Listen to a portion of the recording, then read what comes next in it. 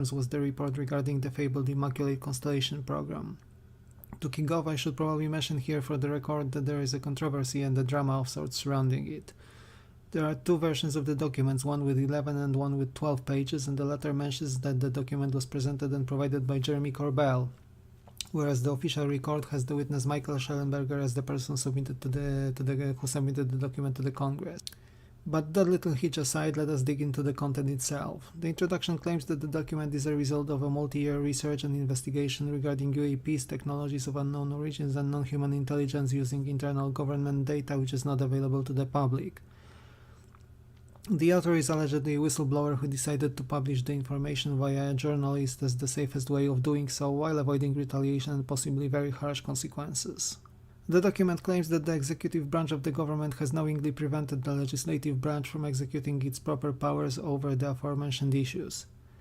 It has also managed the issues without and outside the proper congressional oversight or authorization, and that the process has lasted several decades by now.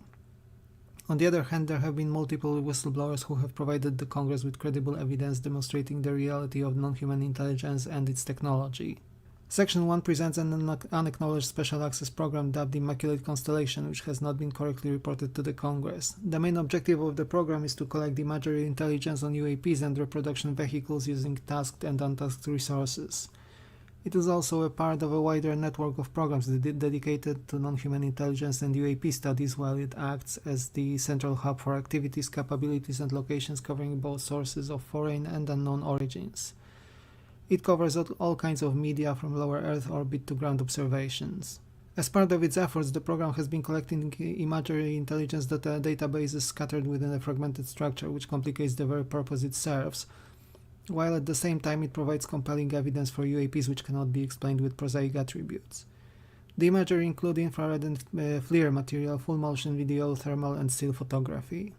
The following objects have been identified this way: a cuboid formation of approximately 12 metallic orbs skimming the ocean surface, exhibiting rapid maneuvers, braking formation, and moving with impressive capabilities. Another observation involved a fast mover object transiting over sensitive facilities, a small to medium oval UAP which rapidly comes into frame over coastal facilities and exhibits a rapid turn.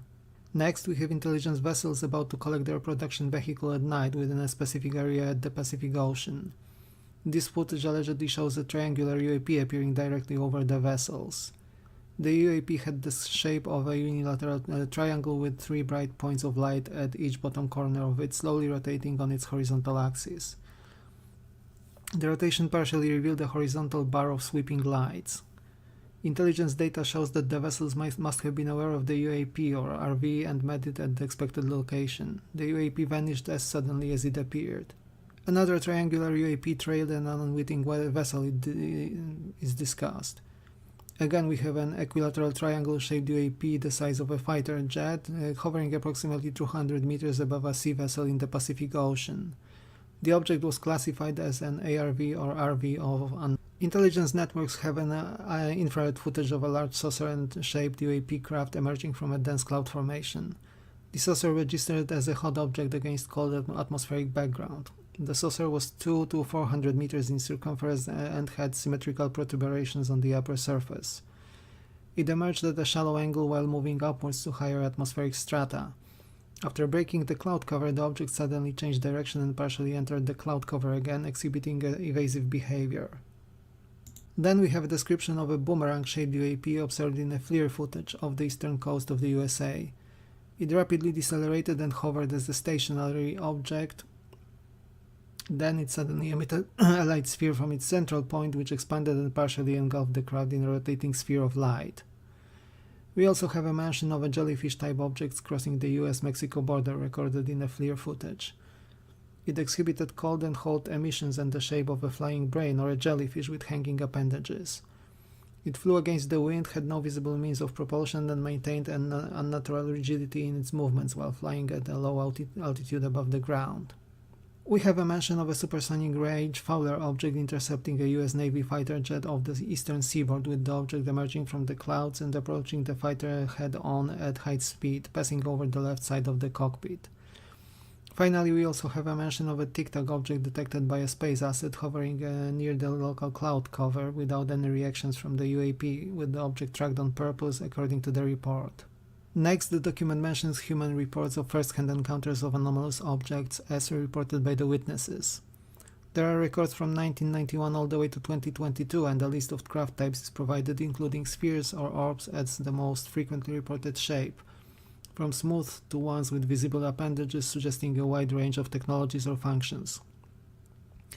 Discs and saucers with and without domes were the second most common reported form, together with the flat saucers objects.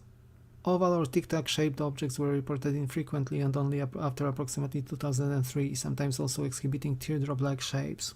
The tic-tac shapes sometimes have visible protuberances at the top or at the bottom of the craft. Triangles were the rarest of all observations in the data, and those were reported as equilateral isosceles triangles, sometimes with vertical stabilizers. The boomerang or arrowhead-shaped objects have a category of its own, followed by irregular or organic shapes, and those include the aforementioned jellyfish-type objects.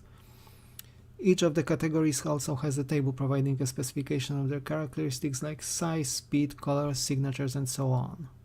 The list of reports then provides specification of personnel type, reporting from flight the crew through an F-22 fighter jet forced to land by a UAP formation to a sensitive facility breached by UAPs, not unlike the Langley Air Force Base report.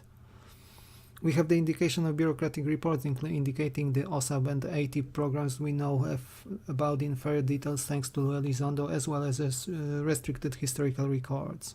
The conclusion is the pinnacle of this document, though. It calls for disclosure and explains that those who are afraid of disclosure, or rather its consequences and impact onto the society, will never be able to predict the actual behavior of the populace in light of such a momentous announcements. It calls for the end to the authoritarian solutions and unnecessary secrecy, putting faith in the good present in human nature. Be not afraid echoes calls for whistleblowers to come forth. And the document ends with a Latin phrase, scientia igne probata veritas perfidem, which can be roughly translated as science tested by fire, truth by faith, as if outlining the way forward regarding the phenomenon. I have included a link to the actual document in the comment section below, and I would like to encourage you to read it. It's quite an interesting read, regardless of its veracity or lack thereof. I believe that most of the content, if not all of it, can be considered as legit, as they coincide with other reports floating around in the UFO community. And what do you think? Let me know in the comment section down below. In the next video, we will explore another topic touched by the last week's hearing, that of USOs or underwater anomalous objects. It would seem that the unknown, possibly guided by the hand of non-human intelligence, roams not only in our airspace. Thank you very much for watching this one. Like and subscribe if you enjoyed the content. Your support means a lot to me and keeps the channel going. Take care, and I will see you soon in another video.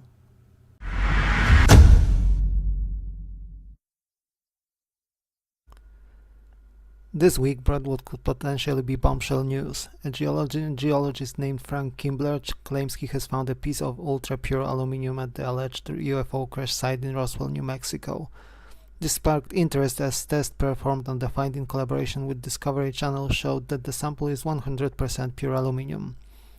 Even our best industrial processes cannot achieve such a perfect purity, but only 99.999% at most. This could potentially indicate that the material found at the site could have come from a non-human source using superior technology. However, comparative tests performed at other laboratories apparently failed to confirm such high purity of the metal in the sample. Which is it then? Has alien material been found or not? The proof is not entirely conclusive, it seems. Perhaps the sample comes from a human-made source after all. The hunt for non-human tech continues.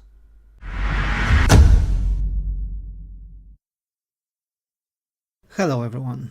Today we are returning to Wales, a place which is quite a busy part of the UK when it comes to UFO activity. A few weeks ago we discussed the Thundrillo UFO case, and today we are going to take a look at a case from 2016. On Friday 26th of February 2016, residents of the outskirts of Cardiff, the capital of Wales, were disturbed by a chain of strange events unfolding. Approximately at 2 a.m, residents of Llantrisant started noticing a quickly increasing presence of military helicopters in the area. At least one of those allegedly landed on the public ground in the local area. These concerns were further amplified by the sightings of ground vehicles owned by the military. Not surprisingly, the local residents took it to the social media and alerted the local police. At least one resident spotted the helicopter to be a Chinook, a military machine flying low enough to have a rumble felt throughout their house. 6 miles away from Flantrisant there lies a normally cozy and quiet village of Penterk. Local residents who found themselves engulfed by the unusual activity quickly figured out that this was not exactly a regular military exercise though, and definitely not a usual one. Miss Cass Clark, together with others, posted their comments to Wales Online, an online newspaper, commenting that what they saw was and indicated that the military was chasing not a training vehicle or a dummy enemy helicopter as could be expected. There were mentions that the military knew they would come to the area, as there was allegedly a spotter plane present in the air for 2 days before the actual event, and what happened that night involved military planes chasing a green object. The aforementioned spotter plane circled around 6 red oval objects, which traversed the air in a pyramidal formation. Said objects were also seen hovering silently above the local fields before the arrival of the military force. Another local resident named Dave also mentioned that there were actually 2 spotter planes, with one replacing the other over the course of the 48 hours preceding the event. Dan and Kaz, already alerted by the spotter plane or planes, decided to camp the night outdoors, and approximately at 2 a.m. they noticed an E-3 Sentry military airplane, equipped with high-end detection and radar systems. At the end of the field close to where they were, they also saw a triangular shape formed by 3 red lights. It was allegedly one of the triangular UAP vehicles observed around the world, about which some claim they are a bona fide non-human technology, while others claim these are ARVs, or alien reproduced vehicles made by human hands. Those lights quickly increased in numbers, with now 6 lights visible along each side of the massive triangle. The lights of the leading edge were brighter than the rest. The vehicle took a turn above the tree line and ejected an object which looked like a green light, which started moving at massive speed, jumping around, with light intensity brighter than the moonlight and being the size of a small car. The object emitted thick lightning tendrils towards the ground. More orb-like ejecta followed, approximately 20 in number, forming a long line, increasing in brightness the closer to the ground they were. The spotters noticed 2 American airplanes joining the fray. Those were big C-130 vessels. That prompted the pyramidal or triangular craft to turn invisible or vanish, with only the orb-like objects remaining visible. The military planes circled around them. The green orb flashed 3 strobe-like light pulses towards the planes, in what seemed to be like a decoy maneuver, eventually moving towards Flantrisant, as if trying to lure the military planes away from what we could possibly call the mothership at this point. As this happened, the location saw the arrival of 2 red barrel-shaped objects with what seemed to be a TV-wide noise-like effect, a 3-dimensional feature visible inside those objects. Moreover, one of those objects then also changed its color from red to green mid-air, and they eventually flew off into the distance. The observers followed into the field and saw more of the barrel-shaped objects. The C-3 planes were trailing the mysterious objects. Soon enough, 3 Apache helicopters flew in at a very low altitude, apparently in the direction of the green orb seen before. As Cass Clark went home from their observation in the field, she heard an enormous explosion sound coming from the direction where the green orb flew just a minute before. The explosion was loud enough to wake up the entire local area and car alarms to go off. It was further supported by a seismic anomaly recorded 45 miles away by a geological station at 4:20 a.m. The same explosion was also heard in Flantrisant, where it shook the Royal Glamorgan Hospital building. On the public land located at the outskirts of the town, there was a heavy military presence on the ground. Locals reported not 1 but 2 explosions, one happening mid-air and another caused by an impact in the local forest called the Smilog Woods. There is a video recording existing and it presents damaged trees in that forest with burn marks on the surrounding trees. The recording was made by none other than Cass Clark, who went to the area and whose hair turned white at the location. She also observed and recorded spongy, unusual snow falling at the crash site. She was able to squeeze the snowy substance with her fingers and it behaved like a sponge before it melted, just as expected of snow, but the whole behavior of the substance was a bit unusual. Meanwhile, the location in Pentirh, where the large triangular craft was observed, left a bold patch on the grounds where plants died. The strange snowfall was also observed there, just above that one specific field. Both those locations were studied almost 2 years later by the local World UFO researchers, as well as in 2019.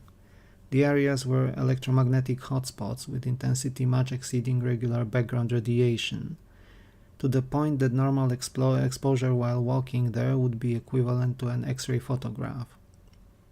Trees at the Smilog Woods were cut and removed, allegedly affected by large disease, and replaced with newly planted ones. Further suspicious activity involved road closures throughout the area, including a section of the M4 motorway, which is a key thoroughfare in South Wales. When inquired about this, the authorities claimed either that the only reason for the closure was the tree removal operations we have just mentioned, while the military again invoked national security and stated that they cannot disclose any specific information. However, they never denied the presence of the strange craft observed that night.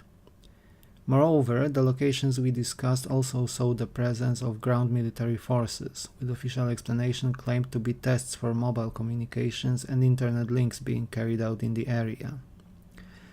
Oddly enough, the ground forces were equipped with military-grade sturdy laptops, and some of the people present there were dressed in full forensic suits. The morning editions of the press saw a mention of the unusual activity in South Wales, and the official explanation provided therein was a military exercise under the name Chameleon, which was allegedly a regular and planned training. This note was supposed to quell the fears of the locals, but what happened was probably providing an explanation for people who lived a bit further afield. Those local to the area had a completely different experience after all. Not surprisingly, people started filing Freedom of Information Act requests, which did not yield anything. Information was withheld on the grounds of security risk. All that was said was that the explosion was simulated and was part of the Chameleon exercise. Despite those assurances, many people living in the area of Pentirh and Llantrisant still do not believe this to be a regular event, one which could be easily explained. Cass Clark was intimidated in the wake of her online comments, adding fuel to the fire of suspicion covering the case. What do you think, dear viewers? Did the UFO really crash in Smilog Woods in Llantrisant, having flown there from Pentirh and being chased by the combined Anglo-American Air Forces? Let me know in the comment section down below. Unless there are breaking news from the UFO community, next week we'll see another video on a UFO case. In the meantime, thank you very much for watching and all the support. Like and subscribe if you enjoyed the content, and I will see you in the next one. Take care.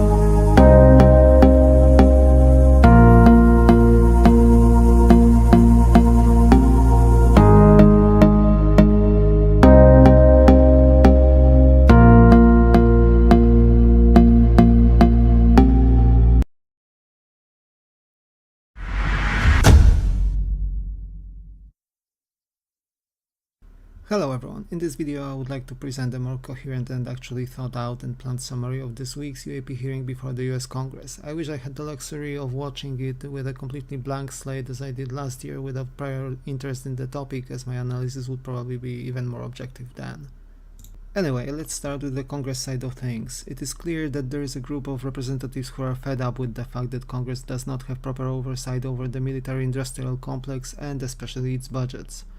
The other very valid point is overclassification of everything related to UAPs. It is widely agreed that while certain capabilities of both the objects and of the military should remain classified, the very fact that something intelligently controlled is out there and is most likely something involving non-human higher intelligence should be out there in the public. We are capable of hunting the truth, and most people are okay with the thought we may not be alone anyway. The summary was very nicely put by Chairwoman Mays, who in her closing statement indicated simply that if UFOs, UAPs are not real, as we are often told by the gatekeepers, why then there are billions upon billions of dollars spent on identifying, tracking and analyzing them. Something clearly does not add up there and seems fishy. And if there are indeed crashed craft and possibly bodies of their pilots out there, we should also know, as this may be one of the most important discoveries in our collective history as a species. Now to talk about witnesses, let's start with Michael Gold. Some people in the UFO community claim that his presentation boiled down to hinting NASA could use more funding. While this is technically the truth, it is also an oversimplification of things. As Mr. Gold pointed out, there are troves of scientifically valuable data out there which nobody really looks at, let alone analyzes it, even because of the sheer weight of stigma associated with the topic. Meanwhile, an honest approach to such data, weeding out prosaic explanations and leaving true anomalies to be subjected to more rigorous and detailed analysis should certainly be the way forward. An interesting remark from Mr. Gold also should have us think about the nature of the phenomenon. What kind of non-human intelligence we are dealing with? Is it biological, mechanical, AI, a hybrid, or a mixture of those? When it comes to Admiral Gallaudet, he clearly emphasized the dedication of the gatekeepers to keeping things under wraps, with his tale of deleted emails, the fact that the topic is not discussed even internally by the military commanders, even from the simple but so important angle of flight, aviation and marine safety. It also highlighted the fact that there are few to no roots soldiers wishing to report any anomalous encounters can rely on to get their stories heard and acted upon. We also heard quite the account of USO activity, with one torpedo-like object and another one exceeding the speed of nuclear-powered submarines by an order of magnitude. Even a brief glance should make us realize that those objects have capacities which are not currently within our reach because of technological and material limitations, most likely, even taking into account the fact that projects currently on the drawing boards are likely a few decades ahead in terms of their advancement.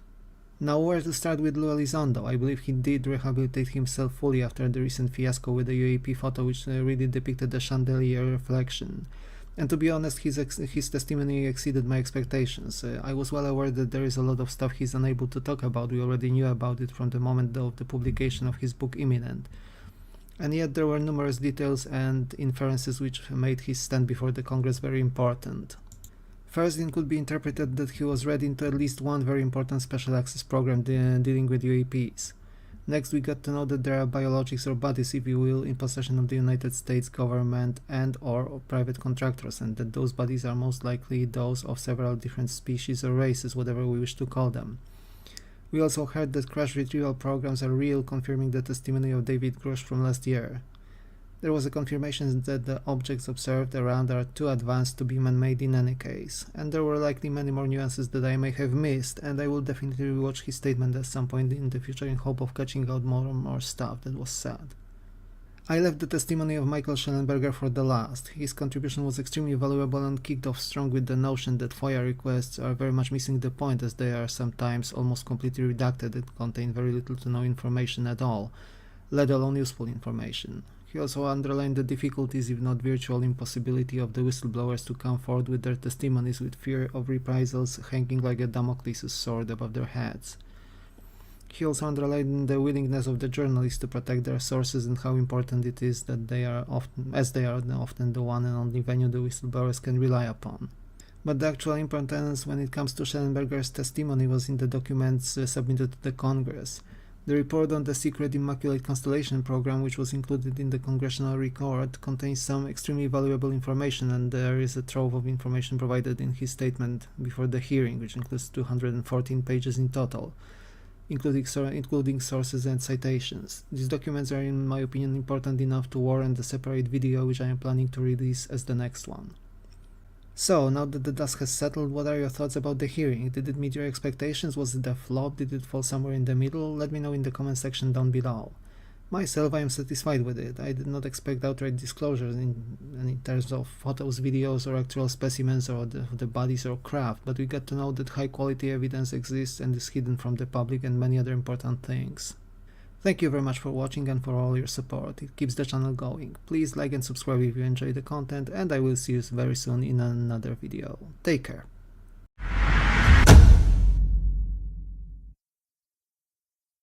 Hello everyone. In this video we are taking a look at a mysterious message some claim was left to us by aliens or non-human intelligence. In this particular case, the message was allegedly encoded in a crop circle. First, let's say a few words on the crop circle phenomenon itself. The term started appearing in early 1980s when people observed strange geometric patterns of relatively large size appearing around in the fields, usually of cereal plants, although grass has also been observed as the circle material. The peak of popularity of those structures was probably around early 1990s when two gentlemen named Doug Bower and Dave Charley, being at a respectable age, took credit for creating over 200 of such structures across England. Some people point out that these structures could not be created by two elderly guys running around at night with cumbersome contraptions they apparently used to flatten the plants. Especially on short summer nights, creation of complex geometric patterns in poor artificial lighting with such precision as we can see in some of the pictures seems very much impossible. Not to mention that the phenomenon was described as early as late 17th century already. In some cases, the circles seem to exhibit traces of radiation, which would be characteristic for UAP activity, thus suggesting an alien origin of the phenomenon. The crop circle we are talking about today appeared on 15th of August 2002 in Hampshire, in the south of the UK, close to a local radio tower. We can see it in the picture on the screen right now. The picture seems to depict what is a typical grey alien holding a disc, with what is claimed to be a binary message encoded in it. To the left of the figure there is a depiction of three dots, which align to the Orion's belt visible in the night sky during the winter, or the colder part of the year. The message was allegedly decoded by a gentleman named Paul Vigay, and it seems to read as follows: "Much pain but still time. Believe. There is good out there. We oppose deception. Conduit closing." Let's try to unpack the message. The general consensus seems to be that the grey alien depicted here would be a representative of the alleged Orion Empire, reported by some experiencers, usually associated with the stereotypical grey aliens and possibly evil according to human morality.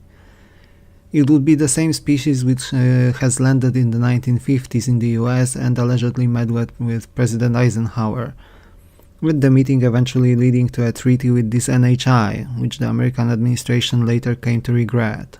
The good part of the message is often referred to the more benevolent alien races of NHIs, varying from visitors from the Pleiades cluster, also known as tall white or Nordic aliens, or from Sirius and other various star systems. Though as NHI are also reported to have created the so-called Galactic Federation, mentioned by the former Canadian Minister of Defense late Paul Hellyer or Haim Eshed, the Israeli Space Force commander. Much pain but still time. This is open to interpretation. Some people claim this refers to abductions carried out by grey aliens, others mention the alleged unfavorable treaty with the same species. The Galactic Federation we have mentioned would be the ones opposing the pain and the deception, having the good of humanity in their interest. Now we also come to the gift parts from the deceivers. The theory concerning the treaty entered into as a result of the meeting at the Holloman Air Force Base suggests often that the grey aliens were allowed to carry out abductions of humans in exchange for technology, which was given in quantities lower than expected and was never really reverse engineered at levels as useful as the human side of the treaty had expected. There is another side to the gift part. We have heard some people, just to name Professor Diana Pasulka, mentioning crashed UFOs as gifts or donations made to humanity so we can progress technologically rather than actual crashes. On a related note, there exists another theory which says that in 2027, which is the 80th anniversary of the famous Roswell crash, the same species which has lost a craft and comrades in New Mexico back then is going to return and reclaim what was taken and which is held by the secret UFO program, the bodies and the remains of the crashed saucer. The conduit closing part is usually understood twofold. The first interpretation is simple, the end of transmission. The conduit was closed, the crop circle completed. The other interpretation hints that the time window for communication and possibly for help from the good aligned aliens may be running out and soon will be closed, and it is up to us to ask them for their help. Even more fringe theory says it has something to do with a possible rapture-like event, during which those believing in good aliens will be saved, while the rest of the humanity will fall prey to the false messiahs and their darker plans. Is this story true? Believers point out to the mysterious death of Paul Vigay, the guy who has deciphered the crop circle message. He was a sort of an early computer prodigy in the 1980s as a teenager and continued to work as a computer technician into the late 2000s. His private interests included the UFOs, poltergeist activity and other occult phenomena. Vigay was reported missing on the 19th of February 2009 and was found dead the day later.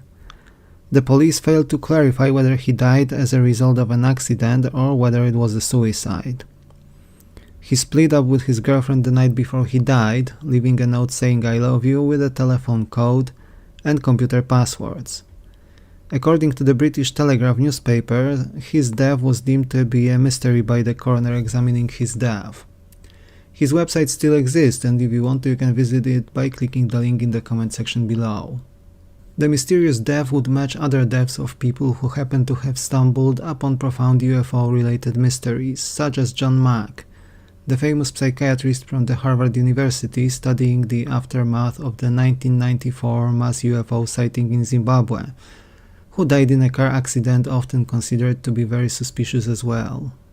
People claiming there to be truth point out that several technologies we use today may come from past UFO crashes, and these claims include inventions such as transistors, memory materials, carbon fibers, lasers, Kevlar, stealth technology used in aircraft, and so on. People who do not believe this entire story point out that the decoding could simply be conjured out of thin air, and the death of Paul Vigay being a suicide, which is quite frankly an actual possibility too, and the entire interpretation are just an attempt to add a meaning to the entire story, which has no base in reality whatsoever. What is your opinion on the case, dear viewers? Let me know in the comment section down below. I myself remain slightly skeptical here, but then again, stranger stories surrounding non-human intelligences and UAPs circle around, some of which have been reported before the US Congress in publications such as the French Cometa report or by the Brazilian Air Force. I am keeping an open mind and hope that we get a more convincing clarification of the case in the future, one way or another. I continue to keep my eyes on UFO news, but the traction seems to slow down now, other than David Grush being now officially employed by Representative Eric Burleson as his advisor, and Apple adding one more disclosure-themed movie to the list of titles expected in the foreseeable future. Unless something changes, I am planning a slightly longer video next week, dedicated to the infamous Colares UFO event in Brazil. Until then, thank you for watching, stay safe and warm, like and subscribe if you enjoyed the video, and I will see you soon in the next one. Take care.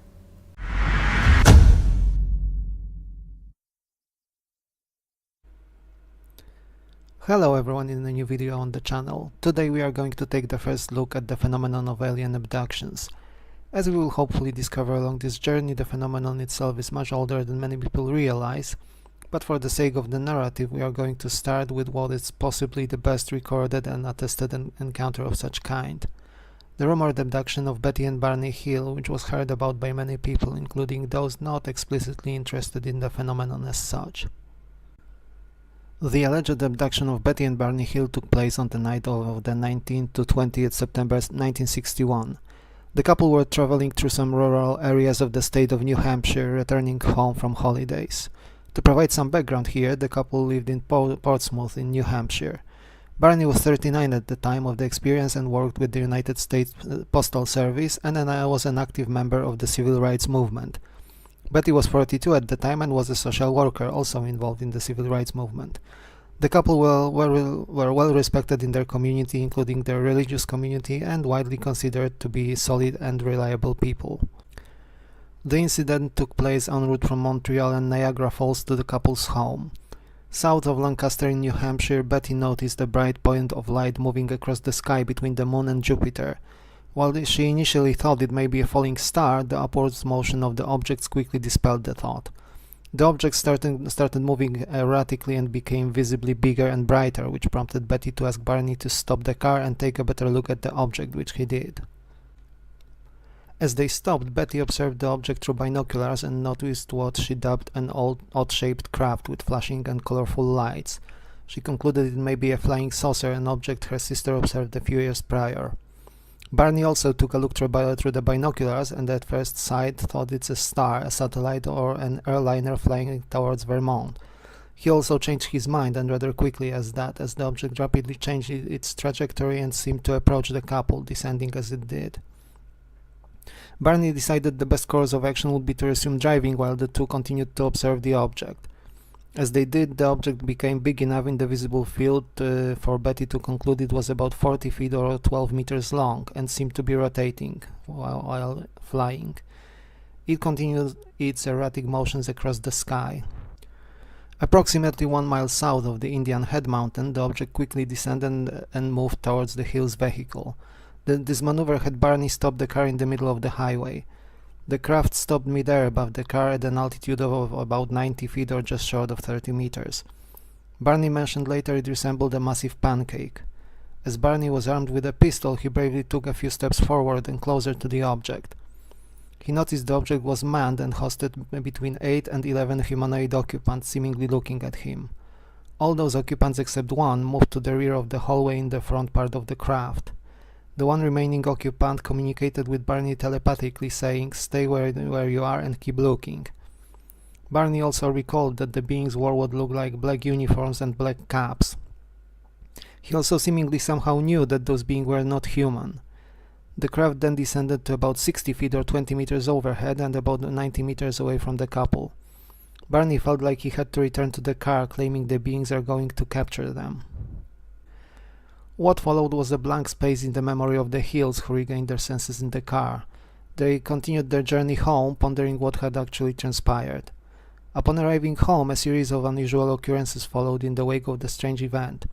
Betty wanted to keep their holiday luggage near the rear door of the property and wanted to dispose of extra food left over from the trip, while Barney discovered the strap of the binoculars became torn without him ever recalling this happening.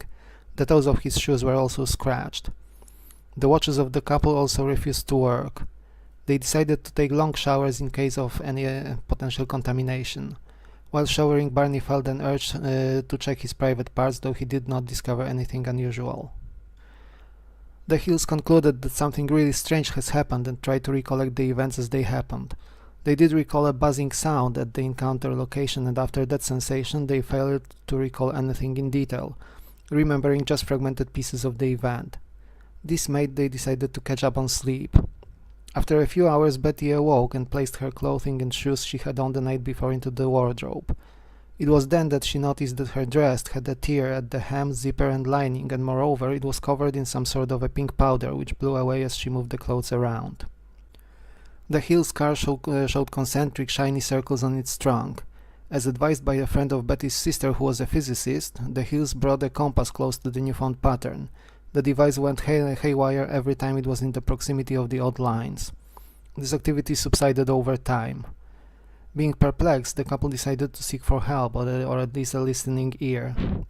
They conducted a long interview with Walter Webb, a local astronomer who confirmed the testimony to be most likely truthful and reliable, except for minor details, and as such discrepancies which could be easily ascribed to stress.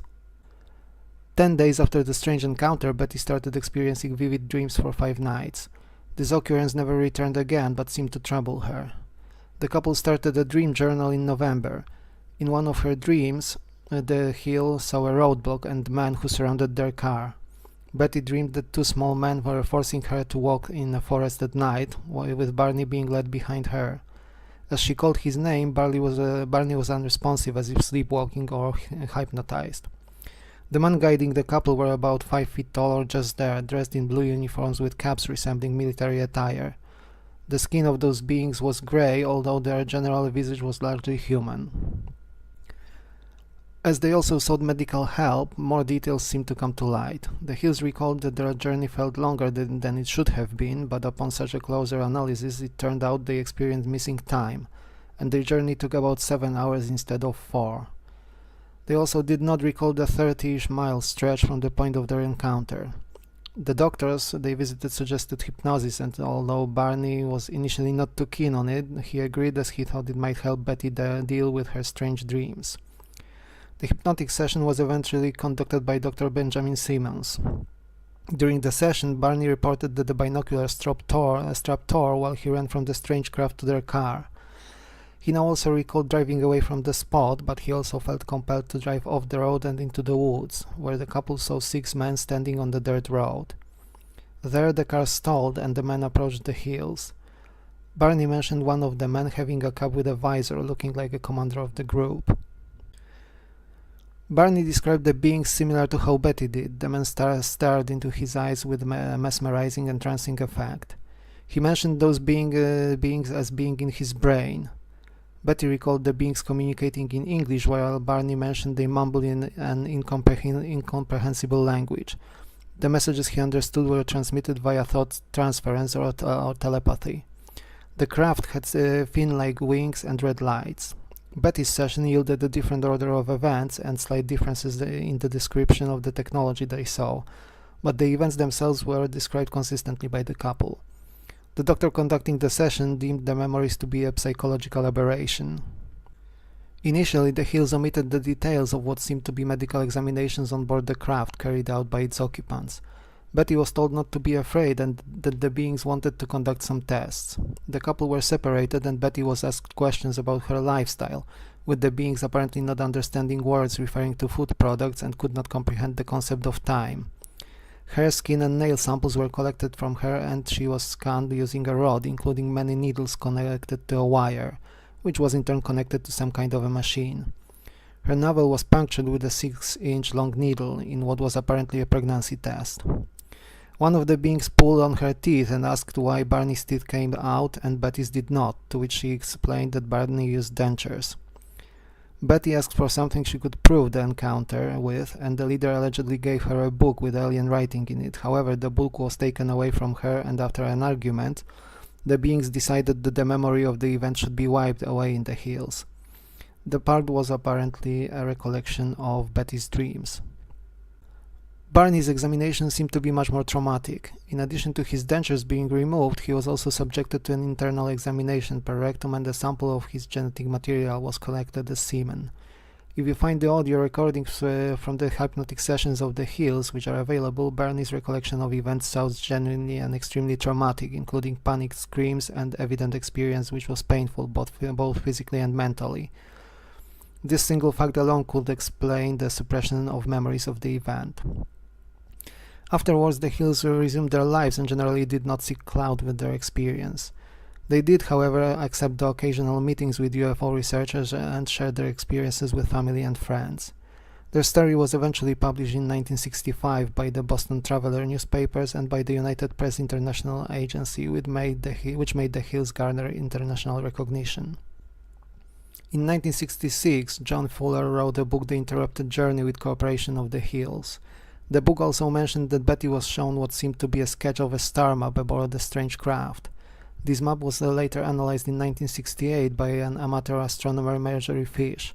She concluded that the map overlaps onto a section of the night sky, indicating the double star system of Zeta Reticuli as its key element, leading to an implied conclusion that this was the home location of the visitors. This map, eventually sent to the Astronomy magazine, was deemed to be incorrect by scientists. However, it opened a debate regarding UFOs in the magazine. The map itself was also later dismissed by Carl Sagan in 1980 and deemed inaccurate according to more precise star observations in 1990s.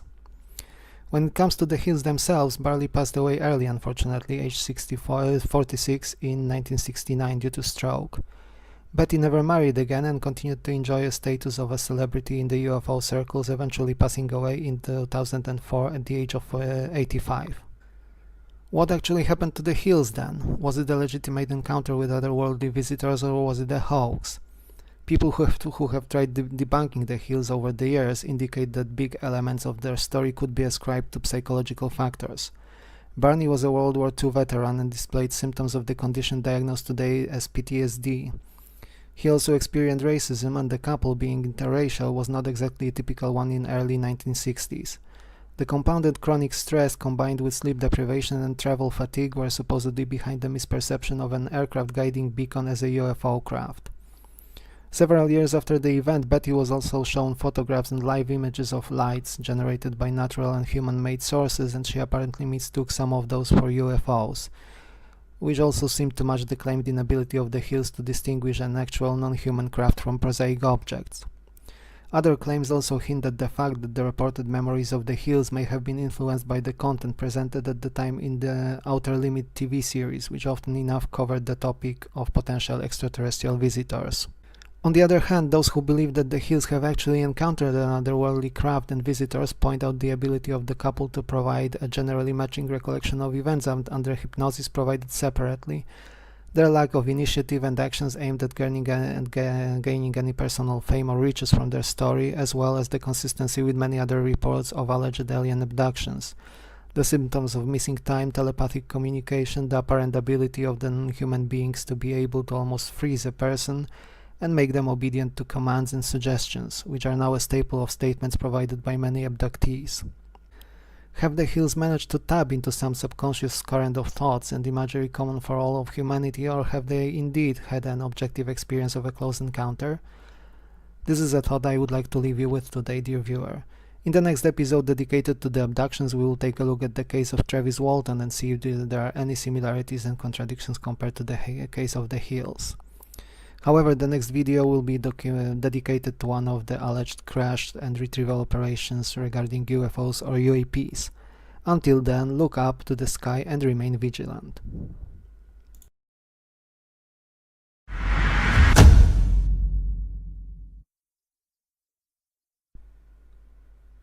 Hello everyone, first and foremost a few words regarding the future of the channel. Going forward I will be posting videos in English only. I reached the decision with a bit of a heavy heart, as I would like to continue being a bilingual channel, but at least for the time being it is an unsustainable solution and an unsustainable form for me.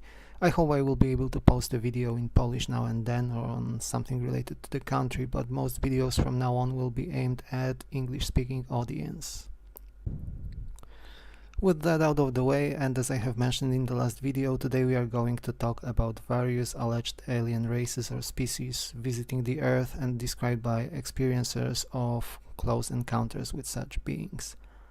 Let us start with what is likely the ultimate classic, the image which is most commonly invoked when mentioning aliens these days. One of the, if not the actual first mention of the beings known as small greys was a part of the alleged abduction story of Betty and Barney Hill, which took place in 1961. The couple returning from holidays was reportedly abducted by beings which the abductees described later under hypnosis. According to their description, the beings were not human in nature. They were diminutive and stood at perhaps 5 feet tall at most, and wore what was either a uniform or they had a peculiar-looking bluish-grey skin. They reportedly had eyes which could look directly into one's soul. Betty Hill was also shown an image of shining points, which was later identified as a possible star map. When overlaid on the physical star map of the sky, the map indicated the key location as the binary star system of Zeta Reticuli, located almost 40 light-years away from the Earth. While the story presented by the Hills propelled the image of the small grey aliens into the prominent light in ufology, there were reports of similar beings earlier chronologically. Bodies of similar beings were reportedly found in the Aztec UFO crash of 1948, and this report was also likely conflated with the Roswell incident of 1947, which is now commonly reported as involving dead grey aliens who were present on board the craft which had crashed near Roswell. The imagery of the grey aliens was further popularized by the book Communion, written by an experiencer Whitley Strieber and published in 1987 as a non-fiction piece. The same beings were also reported in 1998 in France and rooted themselves in the French-speaking UFO community. The 1990s saw the rise of the alleged links between the small grey aliens and the New World Order conspiracy theory. In 1995, a video presenting an autopsy of a possible grey alien was leaked, but was proven to be a fake video. However, the creators of the video mentioned that they based it on an original video which showed an actual autopsy of a dead alien being found in one of the crashed UFO. Small grey aliens are probably the species or a race most frequently reported by the experiencers. They also seem to be behind the majority of alleged abduction cases. A prominent feature of these reports are the eyes of those beings, which they seem to use to exert mental influence on the abductees, while they perform various procedures on the abductees. And while there are psychological explanations behind the sightings of those beings in traumatic situations, they are explained as memories from the earliest childhood of a newborn perception of mother's face. People who came face to face with the beings are more than likely to confirm, however, that these beings are real and exist in flesh. Others think that the small greys are not exactly extraterrestrial, but possibly interdimensional in their origin, that they may be time travelers from the future and our evolutionary descendants. This theory was popularized thanks to the alleged interview with a captive grey alien held by the American military, a link to which I will post alongside with this video. There are at least two interesting curiosities related to the small greys. The famous English occultist Aleister Crowley reportedly contacted an extra-dimensional being. It called itself Lamb and was drawn by Crowley in a report from one of his occult rituals, which we can see on the screen right now. The drawing seems to present a being roughly similar to the grey alien image which is widely known. Some people claim it is just a hallucinatory impression recorded by Crowley. The being seemed to be cold and computer-like in its intelligence. Another curiosity involves the Nazca mummies found in 2016-17 in Peru and widely presented to the world last year, which seem to bear some semblance to the stereotypical image of a grey alien. Short stature, humanoid build, fewer digits than humans have, and so on. Speaking of morphology, the grey aliens are usually reported to have 3 or 4 fingers on their hands and between 3 and 5 toes. They are often reported to smell horrendously, emitting a smell similar to that of ammonia. The reasoning some propose says that as the beings seem to lack the typical sexual and excretory organs, they expel waste through their skin instead. The height of those beings in reports varies from anywhere between just over 3 feet or 1 meter to almost 5 feet or 150 centimeters. Another feature related to the small greys is that they seem to be more frequently described as being malevolent, although possibly unintentionally, than benevolent, and that they seem to be drone-like, possibly linked into what may be a hive mind linking those beings.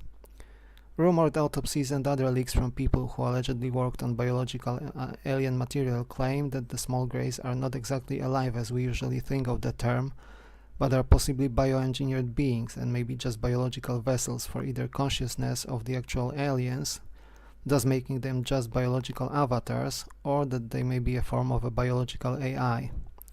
And while outlandish, these claims could possibly explain why UFO crashes involving those beings, according to the reports, are very rarely followed by any kind of a search and rescue operation carried out by similar craft. In addition to the claims already presented, experiencers have reported over the years that there seem to be at least 2 and possibly 3 different types or species of the grey aliens. In addition to the small greys standing at 3 to 4 feet, we also encounter tall greys, as said, standing at about 5 feet. And while the smaller greys seem to be more robotic or drone-like, the larger ones seem to be more independent and self-reliant, possibly in charge of the smaller ones. The alleged third type of the greys may come from a different location. It is also not too unusual to hear about the grey aliens having a slightly different greenish or even reddish hue to their skin, with the latter variety being reportedly observed in Brazil and in South America in general. including the famous Virginia case and possibly the Maggie case. It is also worth noting that beings similar to the Greys, dubbed little people or ant people, are a part of the folklore of the Americas, from as far north as the modern southwestern US to the southern Brazil. The second most popular and best known type of alleged alien beings is the so-called Nordic alien. They bear the name as they resemble the stereotypical image of the Scandinavian people. The Nordics are tall, taller than humans on average, and by approximately 6 inches or 15 centimeters. Most of them have pale complexion, blonde, golden, or even white hair. There are instances of Nordics with darker hair and darker complexion as well, although these are relatively rare. People who have experienced and met the Nordics often say that the race seems to be at least neutral and often benevolent towards humanity. Malevolence is likely rare and seems to be as rare as the counterpart of explicit benevolence observed in the Greys. They seem to be extremely spiritual, to the point some people see them as magical beings. Personally, I would not be too surprised if some potential visitations in the past could be mistaken for angels because of the visual descriptions of this particular alien race. While the Nordics seem to be capable of speech, they prefer telepathic contact, and while they do so, they communicate in a language understandable to the human they talk to. The rumored writing of the tall whites seem to resemble Egyptian hieroglyphs. They also seem to be a long-lived race, and once they reach adulthood, they seem to be visually locked at what a human person would look like between 27 and 35 years of age. Some experiencers claim to have been aboard the crafts piloted by the Nordic aliens and being taken for a tour of the solar system. There has been at least one example of a military meteorologist in which a human being made friends with a Nordic family after helping a child of this species out of a thorny bush and befriending the grateful parents. The messages conveyed by those beings indicate some form of care for humanity and or perhaps for the Earth as the whole ecosystem. Some people claim they guide our spiritual development and help us become better people, less focused on violence, greed, and generally materialistic attitudes. Other alleged involvement of the Nordics, sometimes pointed out by the experiencers, includes genetic manipulation of our own species, perhaps assistance with lifting us on the evolutionary pathways. Since we look quite similar, some people also posit we may come from a shared evolutionary lineage. As we know, Homo sapiens DNA carries genes from at least one unknown ancestor yet to be discovered, so it is easy to see why claims of the Nordic involvement with us are even a thing. When it comes to their origin, the most frequently place indicated in space is the Pleiades star cluster. Personally, I find it a little odd, as Pleiades are a very young star system in general, and life developing to that level in such a cosmically short period of time is not too likely, but then again, who knows? Other locations I have heard indicated by the American Admiral Byrd, who toured Antarctica in the 1940s, claimed that these beings, matching the description of the Nordic aliens, were residents of a secret city located under the ice sheets of the Antarctica. Other rumors also claim that these beings have cooperated with the Nazi regime, which could contradict their generally described peaceful and rather non-intrusive nature. In part 2 of the video, we will take a closer look at a few other alien races.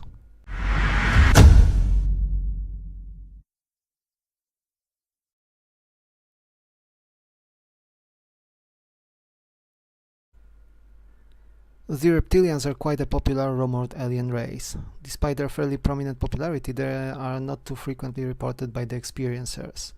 They are usually considered to be a malevolent race, with its main intentions being gradual corruption of the human society and takeover of control over the human elites.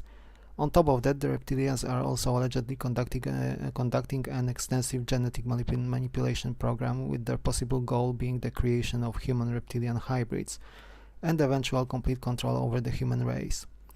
The more extreme views portray reptilians as a race which is planning to eventually execute a full-scale culling of the humans, perhaps leaving a token population compared to the levels of today in total enslavement and subservience to the reptilians.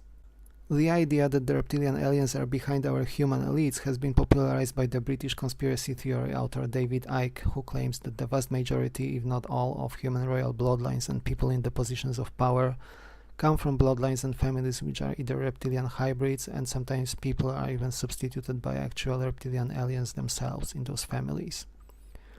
This leads us to the rumored characteristics of the reptilians.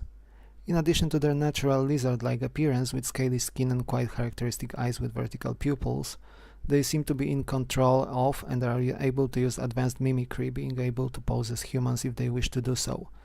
Following the same logic, they would be more susceptible to cold than humans are, and are generally more cold-blooded than we are. As we have mentioned, they are usually, if not almost universally, considered to be malevolent.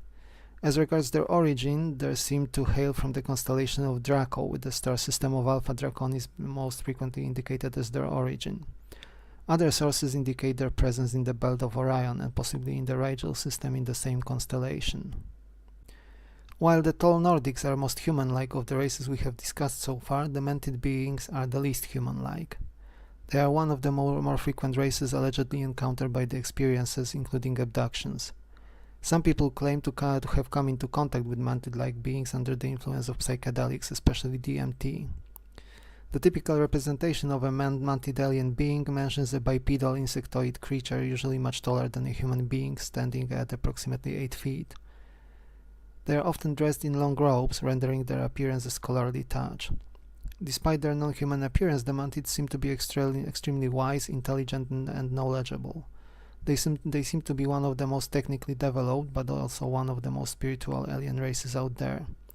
They are also allegedly an extremely old race, and the combination of all these traits is said to make other alien races often take a stance of deference towards the mantid people. The mantid aliens are often experienced surrounded by small greys, who seem to be their assistants, possibly android beings created to fulfill various tasks of their insectoid masters. The mantids are patient and relatively benign, and they seem to be content with imparting people with knowledge of various things, especially the abductees who are invited aboard their craft.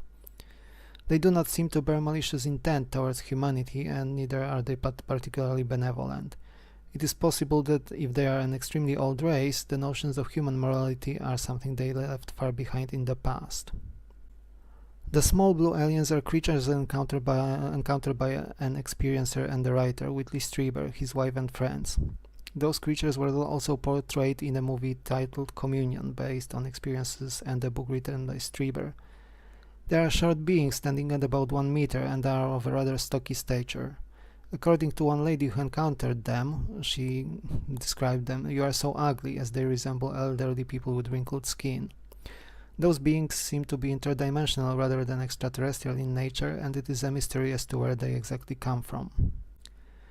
The visitors, as Strieber called them, are not particularly interested in the physical side of life and in the body of human beings.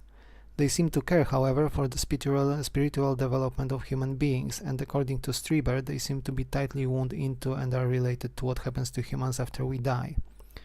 Perhaps they act as a kind of hypnopomps or even psychopomps, namely guides who lead human souls into the afterlife. All of these are only conjectures, of course, and there is no guarantee whatsoever as to their intention and role. Those beings seem to appear wearing robe-like attires, often with hoods, and have invariably dark blue skin. They are reported to show some telekinetic abilities and can communicate telepathically. Their attitude towards humanity seems to be neutral to mildly benevolent. The year 2024 saw the publication of a scientific paper titled Extraterrestrial Life in the Thermosphere, Plasma's UAP Pre-Life Fourth State of Matter by R. Joseph et collaborators. You can find the link below. In this scientific paper, the authors consider the possibility of plasmas, namely structures formed in the upper atmosphere and above it. Those structures behave like quasi-life forms, resembling multicellular organisms. There are bits of natural speculations that go one step further, claiming that if this is the case, there is nothing that would technically prevent even sentient plasmoid and non-corporeal life forms to exist in the universe. Following this logic, some people in the UFO community started to claim that perhaps many of the so-called spirits the practitioners of the occult supposedly have come into contact with may as well have been some kind of such beings. The most outlandish of such theories involve even more complex mechanisms like quantum entanglement, which would potentially enable non-corporeal beings to come into contact with humanity and other life forms across practically unlimited distances across the universe. The few selected more popular alleged alien races presented above are just a fraction of all the reported beings people have come into contact with. Depending on the source, there are claims of any number of between 4 and over 100 different species or races of otherworldly visitors spotted on Earth thus far. And just as there are many reports, there are as many supposed allegiances, places of origin of the beings, hierarchies, and characteristics. Perhaps the notion proposed by the veteran of UFO research Jacques Vallée holds the most merit. He does not claim to know what kind of an intelligent design is behind the phenomenon. He does, however, claim that the phenomenon seems to have a trickster quality to it and that it hides behind the many faces we can and do observe. From craft which varies in terms of its shape, size, and apparent function, through the visual appearance of the visitors, down to their displayed abilities and qualities. The only certain thing that we can say is that, to paraphrase a saying, the phenomenon is not only weirder than we supposed, it's actually much weirder than we can even suppose. In regards to the next video, I originally intended to cover the alleged alien abductions, especially the perhaps best known and documented case of Betty and Barney Hills. However, recent weeks have brought in some very interesting developments which I will be quite eager to present the next time we meet. Until then, take care and do not forget to like, subscribe and share the video if you enjoyed it.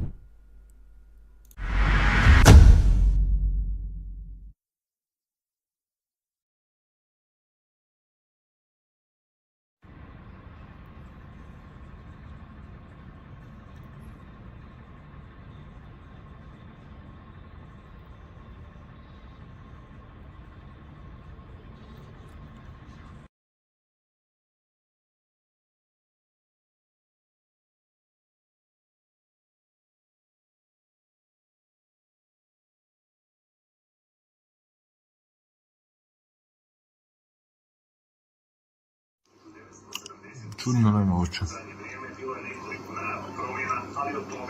Šta je to, Bog te?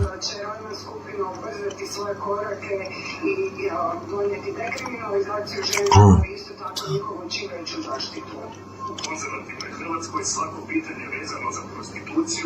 Jebote, šta je to? Evo, nije zeba.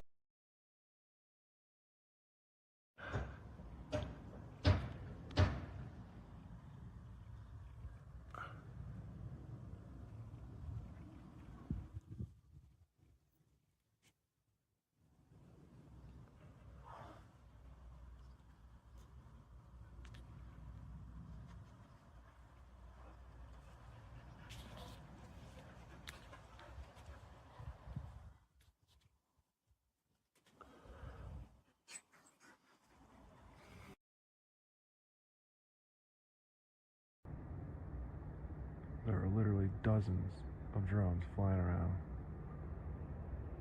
You can see the lights flashing. It's hard to see them. iPhone camera.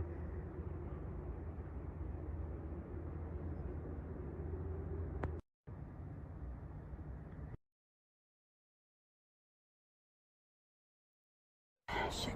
Oh, yeah, you can see that little... Damn it!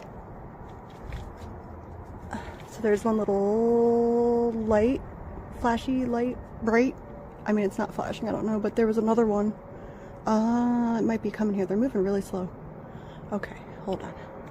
Yeah, you see it? That one started where the other one was, and then that second one, the bottom right, just popped up. Like, what the fuck is that?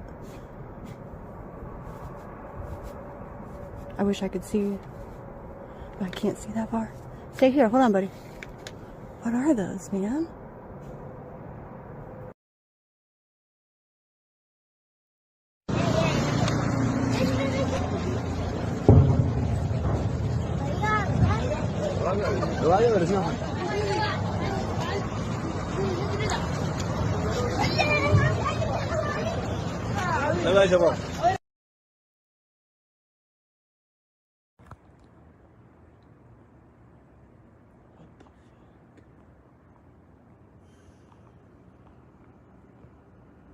It's not on flight radar.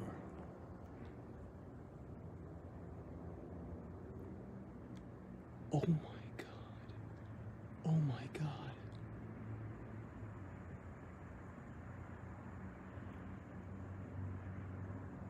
Oh my god.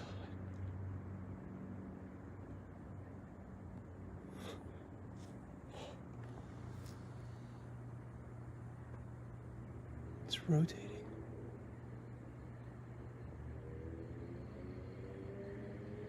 It's rotating. Holy shit. Look at that.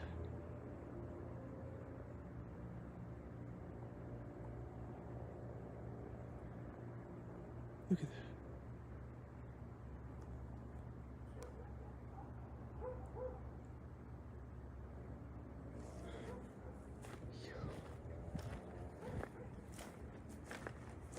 Look at that.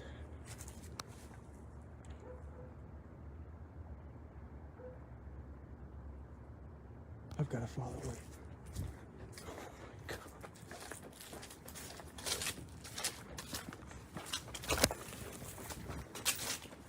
It turned my flashlight on.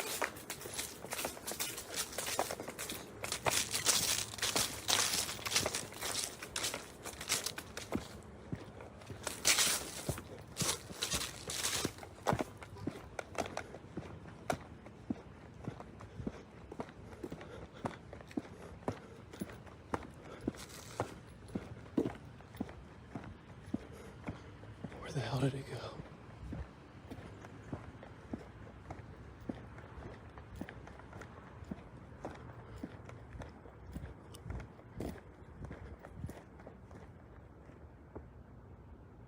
There's another one. Fuck. It's turning my flashlight on.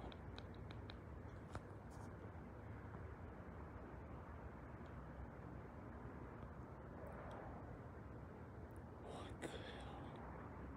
What the hell? What the hell?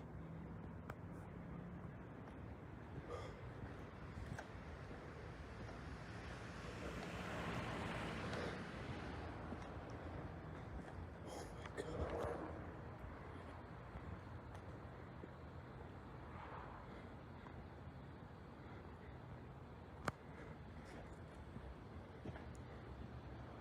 What the hell? Oh.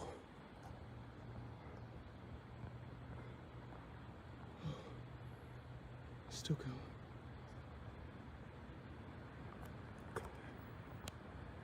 Come back.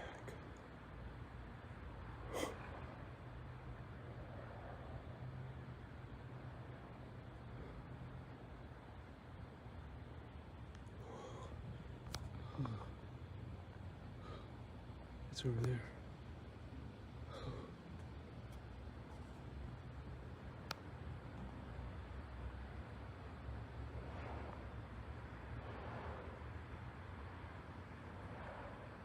Oh. Oh. There's gonna be another one.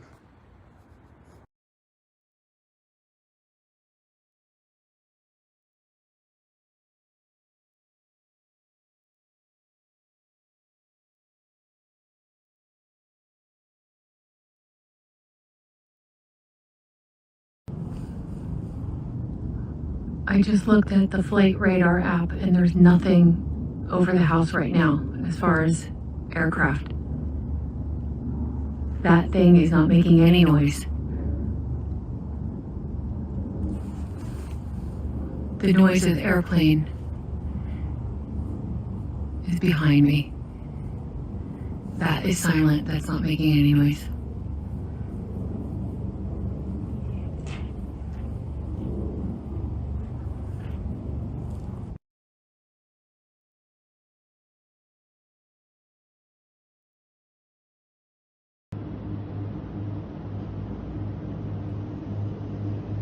What the fuck?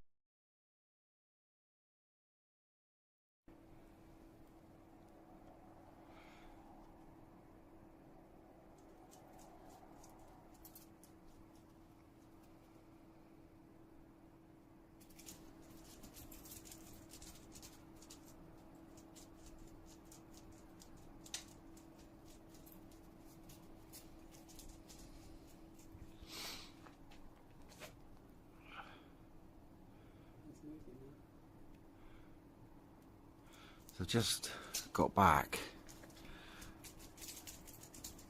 If you can hear Jack's running up and down, he's going crazy again. But this was stationary, and the blinking's not consistent as an aeroplane. I can't hear any aeroplane noise whatsoever.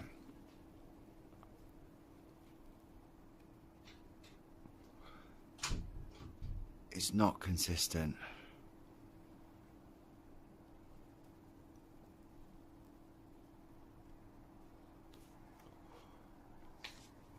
So if I can get a perspective of how high it is.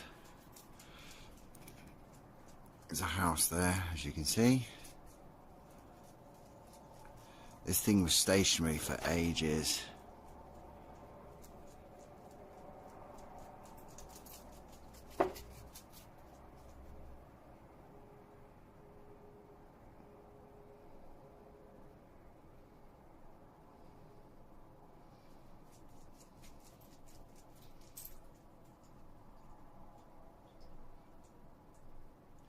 To me, that flashing looks like Morse code.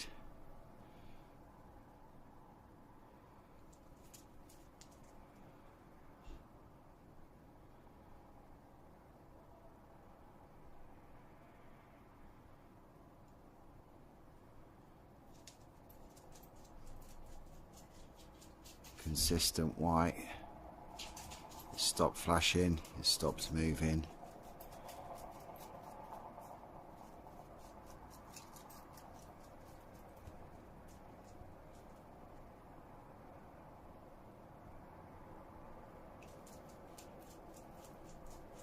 Tell me that ain't something strange. Go on, tell me. Tell me it's just an aeroplane. Because that was flashing. Now it's stationary and not flashing.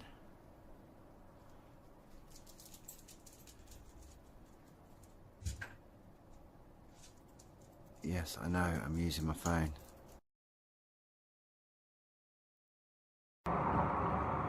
Yo, what the fuck, babe? There's so many of them. What the fuck?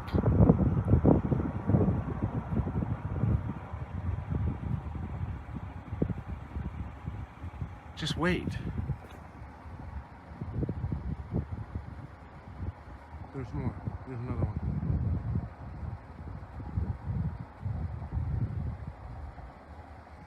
There's one over here. Right there.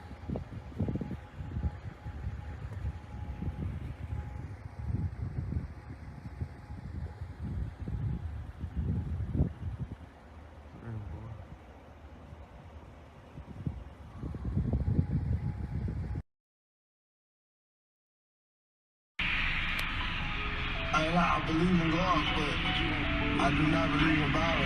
I don't think you're going to do it. Take all this stuff.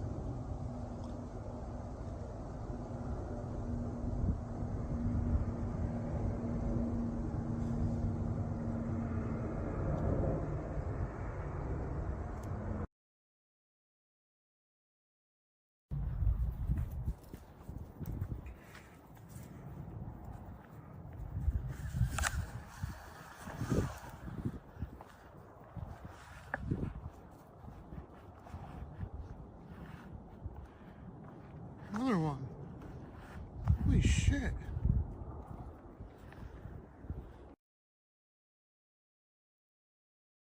Went outside to prove my point, and this is over my house right now. What is that?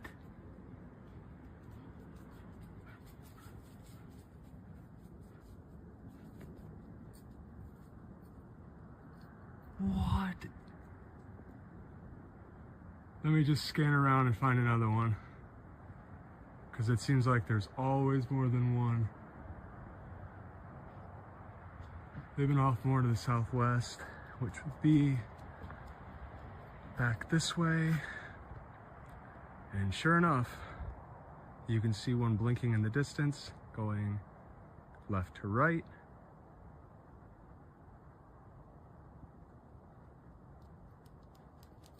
And I told you I'd find 3. Let's see if my camera can pick it up. It's just to the left of this thick tree. Yep, right there in the distance. There's another one.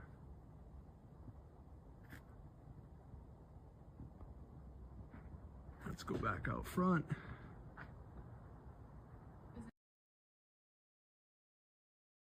Instagram, what's that?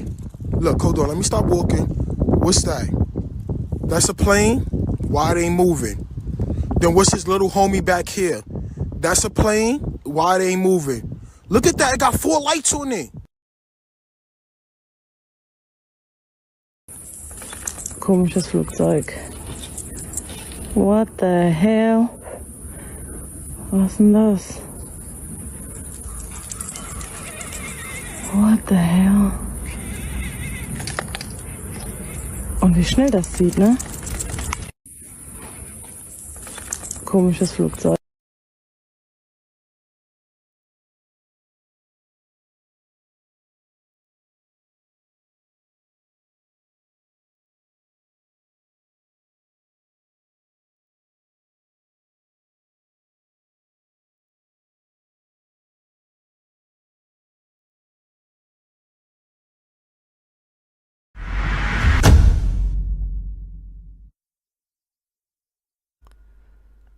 This week brought what could potentially be bombshell news. A geologist named Frank Kimbler claims he has found a piece of ultra-pure aluminium at the alleged UFO crash site in Roswell, New Mexico.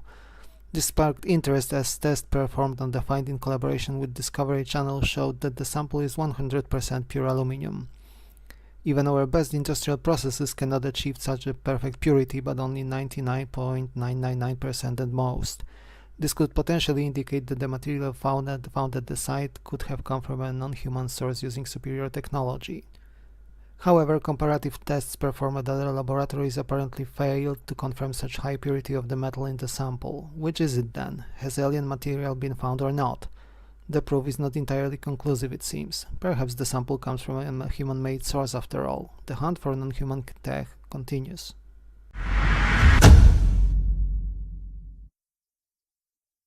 Hello everyone, I decided to title today's video "Are we ready for the wool?" The title was dictated by the recent series of interviews with people who claim to have been participants to the UFO crash retrieval program aired on the News Nation TV station, with Ross Coldhart interviewing them. The group, currently assembled as the Skywatcher team, ready to observe and record UAPs using various sensors and techniques, came forward with their testimonies, which quite frankly rattled the UFO community quite a bit. You may ask why. The alleged whistleblowers did describe the nuts and bolts part of the phenomenon, at least 2 types of retrieved craft and an alleged triangular mothership as well. But their strongest claims came from what is usually considered the other side of the UFO coin, the metaphysical realm. The chief person which came forward in that group, named Jake Barber, made his statements first. As a quick recap, during one of the alleged crash and retrieval operations, he came close to the recovered craft, close enough to be within 50 feet according to his recollections. He was overwhelmed by intense emotions, which included a mixture of perfect unconditional love, sadness and awe. His descriptions aligned quite close to the description of experiencers presented by perhaps the best known modern UFO experiencer, Chris Bledsoe, who claims to have met a non-human intelligence he calls the Lady, who evoked the same feelings in him. At least one of the current wave of whistleblowers also reported similar feelings during one of his encounters. What is curious about these experiences is that in all those cases the experiencers came into contact with what was perceived as feminine energy of being. Quite frankly, especially with the case of Chris Bledsoe, the experience was fairly, if not quite, similar enough to what is often reported as Marian apparitions, especially in the Catholic faith. The exception here is that the lady Bledsoe met had the symbolism associated rather with the Egyptian goddess Hathor. She was accompanied by a semi-translucent bull, rather than Virgin Mary. This also made me think of a proposal brought forth by the veteran ufologist Jacques Vallée in his books, according to whom the experiences of the 3 Portuguese children in 1917 who have claimed to have met the Virgin Mary, followed by the Miracle of the Sun event the same year, may have been a series of events potentially initiated by the phenomenon we tend to describe as UFOs.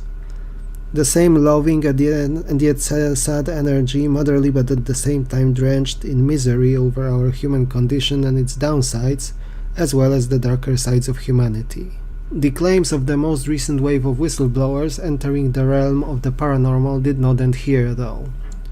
They claim that special forces of the US, including those involved in secret programs and 3-letter agencies, use teams of people with psionic, or psychic if you will, capabilities. Those people are allegedly performing what sounds essentially like the High C or C5 protocol, that is, human-initiated contact with non-human intelligences. Cutting a long story short, these people enter a deep meditative state, very much a trance, and in this state they are able to act as guiding beacons to UFOs, which manifest at the physical location of the team. This has been known before, and while in the past these claims were firmly believed in by a part of the UFO community, shunned by some, and yet accepted as a possibility by others, the story presented by Jake Barber and company goes much further than that. They claim that in addition to being able to summon the craft, the psionic assets, as they say, are able to invite the UFOs to land at the location. Allegedly, this was how some recoveries happened in the past. But the craziest part to this particular story happens next.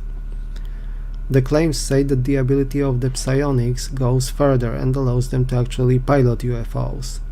So you can see where this is going. While the UFO community is generally fairly open-minded, to say the least, by the virtue of the topic it engages with, when it got exposed to a wild claim like that, a storm erupted in discussions. Some people, especially those with experiencer status and experiences of their own under their proverbial belts, tend to lend some credence to the recently presented claims, especially that the Skywatchers group now promised us to show an actual and full coverage of an event during which they allegedly summoned a UAP and a dogfight in the skies followed. If proven, their veracity would receive an enormous boost.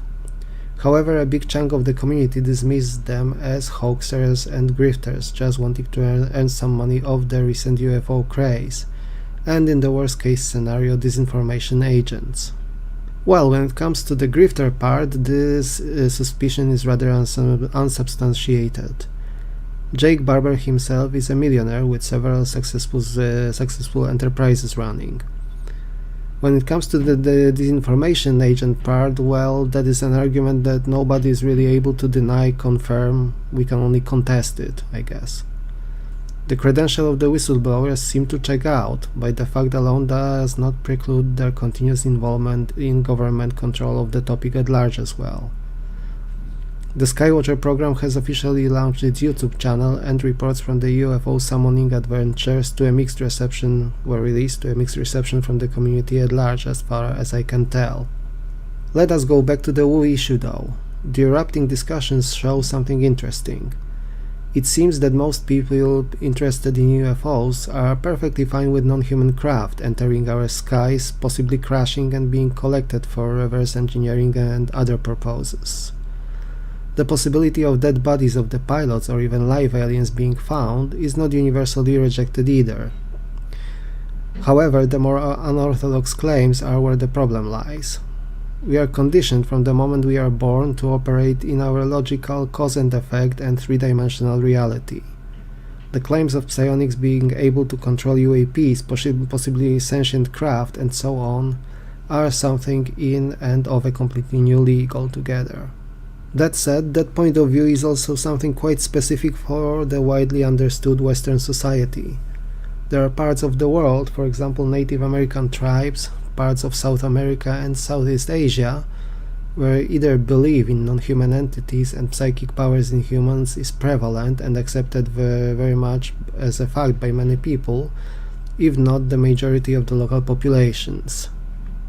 We have still only scratched the surface here.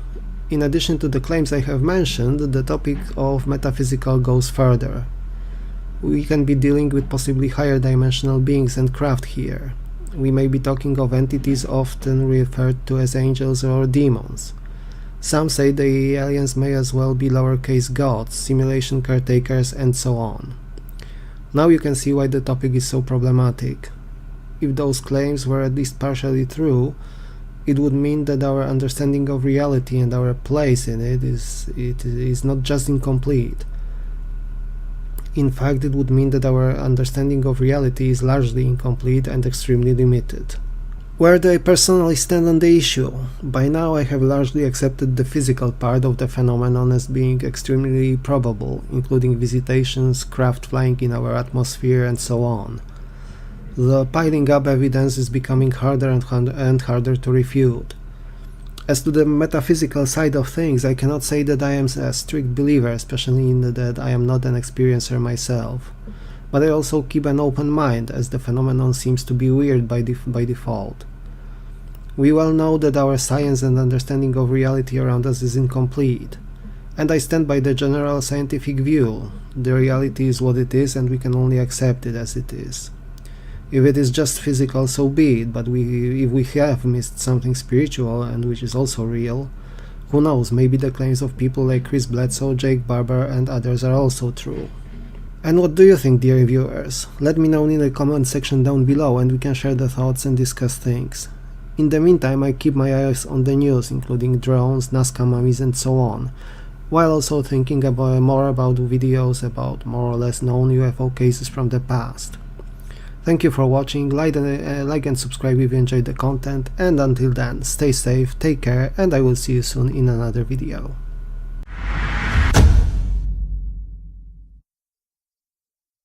Hello everyone! After a flurry of news rolling through the month of January, I thought it would be a nice change of pace to take a look at one of the historical events rooted in ufology as a staple. As we know from history lessons, on the 7th of December 1941, the Empire of Japan attacked the American Pearl Harbor, which led to direct involvement of the USA in the Second World War. Today we are taking a look at a home defense event which remains unexplained to this day. During the conflict, America braced itself for possible attacks, of course. The West Coast in particular was deemed vulnerable to strikes due to the operations of the Japanese fleets on the Pacific Ocean. It was the night of 24th February 1942 when the air raid sirens went off in the city of Los Angeles. The Office of Naval Intelligence issued a warning of an impending attack within the next 10 hours, and the alerted defense facilities reported flares and blinking lights in their field of vision. That evening alert lasted from about 7 to 10-ish p.m. that night. After a few hours of peace and quiet, the alert was issued once again, and this time the sirens were heard throughout the entire county at 2:25 hours on the early morning of February 25. The military authorities imposed a total blackout in the area, and full-scale military readiness followed suit. At 3:16 a.m., the 37th Coast Artillery Brigade stationed in the city opened fire at an aircraft reported in their area of operation. 12.7mm air defense machine guns and 12.8-pound anti-aircraft shells filled in the night skies, their explosions lighting up the air. A total of over 1,400 shells were fired that night, with the cannonade lasting a full hour. The fire caused damage on the ground, with 5 civilian deaths, 3 caused by car accidents in the blackout and 2 by heart attacks due to stress. Buildings were damaged by the falling debris from the anti-aircraft shells. The entire event was reported in the news across the entire country later that same day. What caused such an alarm in one of the biggest American cities, though? The Secretary of the Navy, Frank Knox, provided an explanation a few hours after the event, during a press conference. According to him, the entire event was a false alarm triggered by anxiety and war nerves. The Army put forward an explanation that the accident was caused by a false flag intelligence operation and the use of commercial airplanes as an act of psychological warfare. However, many people did not believe this to be the actual cause of the events. This notion was further bolstered by the admission of Japan after the war, who stated that there was no action from their side over Los Angeles that night. The uncertainty and speculation around the event led to an official investigation in 1983. This investigation claimed that the massive artillery fire was initially caused by a balloon firing a red flare just after 3 a.m., which in turn triggered panic. As the anti-aircraft batteries opened fire, the exploding ordnance lit up by searchlights from the ground were simply taken for enemy aircraft, causing a domino effect. That said though, people in the UFO circles focused on a photo published in Los Angeles Times on 26 of February 1942, in the aftermath of the night shelling. It shows searchlights focused on a group of objects which some ufologists claim to be exactly that, UFOs operating with or from a mothership, which then would be the actual target of the entire affair. Let us pause here and think for a moment. Would that be possible? While there is no evidence other than said photo pointing out at the possibility of extraterrestrial involvement, some of the usual hallmarks of UFO sightings do check out in this case. Firstly, UAPs or UFOs are often drawn to military activity and human conflict in general. Such instances have been described as far back in time as BC reports coming from ancient Rome, for example. Secondly, the west coast of the United States is universally considered to be one of the hot spots on the UFO map of the planet. Some of people with alleged insider knowledge, most notably and recently the veteran lawyer Dennis Sheehan involved with the UFO whistleblowers, put forth claims that there is a possible underwater UAP base located near the US-Mexico border in relative proximity to Los Angeles. The entire area is also not that far away from one of the best known UAP encounters in recent history, the 2004 Nimitz incident. Obviously, the evidence in this case is not as direct and not as strong as in many other encounters. However, the Battle of Los Angeles found its place and some very strong supporters in the UFO community, and thanks to them it has become a part of the wider UFO lore. What do you think about it, dear viewers?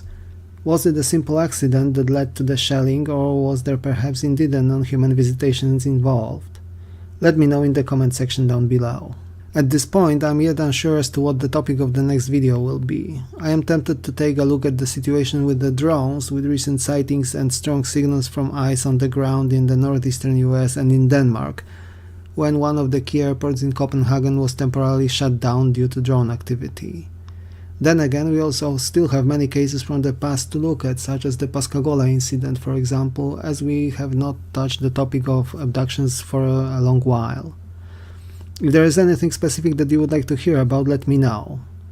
Until then, stay warm, stay safe, thank you so much for all your support, like and subscribe if you enjoyed the content, and I will see you soon in the next one.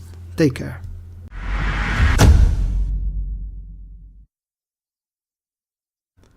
Hello everyone, instead of a new video about the UFO crash, a piece of news that dropped out of nowhere today is covered in this video. I am sure that many people remember February 2023 when 4 objects were shot down in a relatively short period of time over the North American airspace. One of those was confirmed to be a balloon, but the nature and identity of the remaining 3 objects was never confirmed. One of those objects was shot down over the province of Yukon in the north of Canada on February 11th. It was shot down by the combined NORAD forces. It was already interesting that the object was not shot down by the Canadian F-18 Hornet fighter jets, which were closer to the trajectory of the objects, but by American F-22s instead, using an IR-guided missile.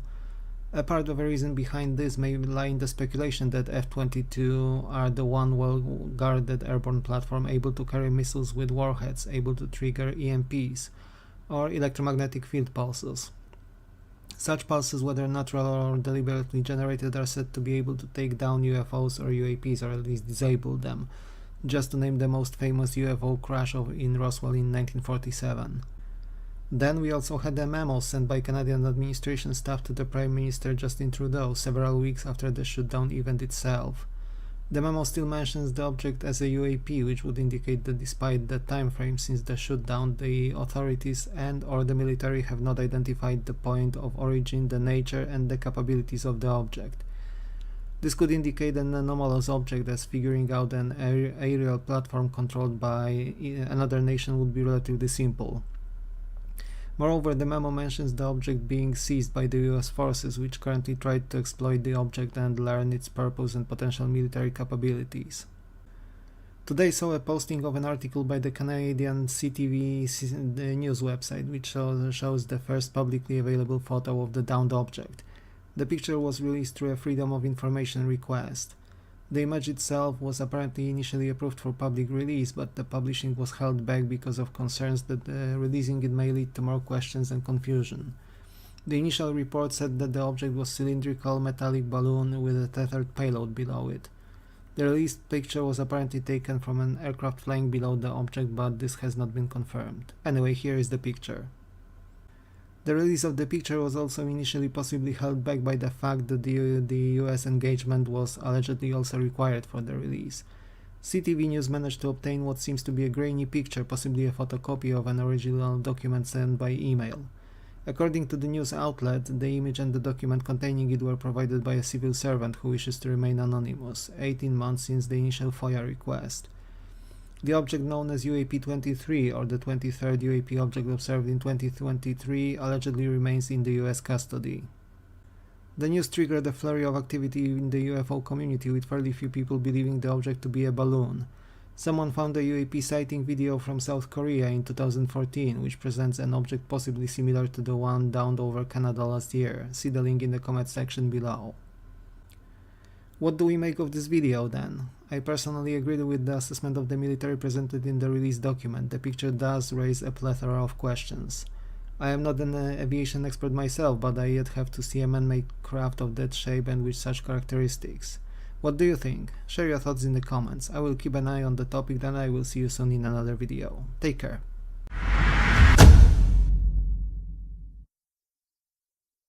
Hello everyone, in this video we are taking a look at another classic of ufology, a close encounter with an unidentified flying object mid-air. It was the night of the 18th of September 1976 and the location was Tehran, the capital city of Iran. Residents of the northeastern part of the city observed a multicolored aircraft hovering at an altitude of a few thousand feet in the air around 10:30 p.m.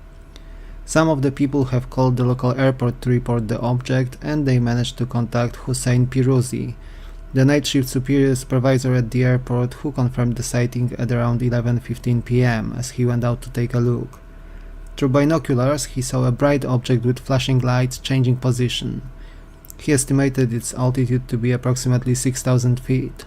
Having observed the object until 12:30 a.m., Piruzi alerted the Iranian Air Force. The commander at the post, Deputy General Nader Yousefi, also confirmed the sighting, and in response ordered an F-4 Phantom II interceptor aircraft airborne to investigate the object better at 1:30 a.m. This aircraft, piloted by Captain Aziz Khani with First Lieutenant Hossein Shokri, flew from the Cherokee Air Base westwards. The two military men managed to approach and then get close to the object, only to experience the radio system in their jet, as well as the onboard instruments, giving up completely. When Khani pulled the aircraft away, the functionalities returned. 10 minutes later, at 1:40 a.m., another interceptor aircraft piloted by the squadron commander Major Parviz Jafari with First Lieutenant Jalal Damirian was ordered to start pursuit of the object. Jafari managed to acquire the object on the radar at a distance of 27 miles. The radar response indicated an object the size of Boeing 707 or KC-135 stratotanker. A visual sighting was reported as an object with intense red, green, orange and blue lights was seen with the lights forming a diamond shape. The object itself was too bright to have the man discern its actual shape though. As Jafari started his approach to the strange craft, the target suddenly took a turn to the right, followed by another turn at an approximately twice the angle compared to the first turn. Jafari then observed the smaller object detaching itself from the larger one and heading straight towards his interceptor at high speed. Convinced that this is some kind of a weapon which was fired, Jafari pulled the trigger intending to fire off his short-range air-to-air AIM-9 Sidewinder missile. The missile was never fired though. The weapon's control panel malfunctioned and prevented the armament from being used. The radio and other instruments on board the Phantom also stopped functioning. Jafari turned the plate to the left to avoid collision with the smaller object, which made an approach to approximately 4 miles, but then stopped. The smaller object then returned to the larger one, which in turn released another small light object, which descended to and eventually landed on the ground. At this point the pilot was ordered to head back to the base, but was escorted there by one of the lights on his way home. During the final approach to the airbase, Jafari spotted another light flying at low altitude in front of his plane.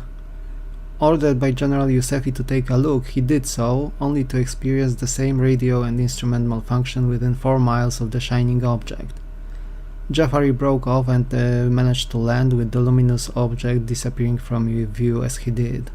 The following day, the same 2 men who had the close encounter with the object in the second run, so Jafari and Demirian, flew to the area where they observed one of the small objects landing on the ground using a helicopter, but their inspection yielded no results.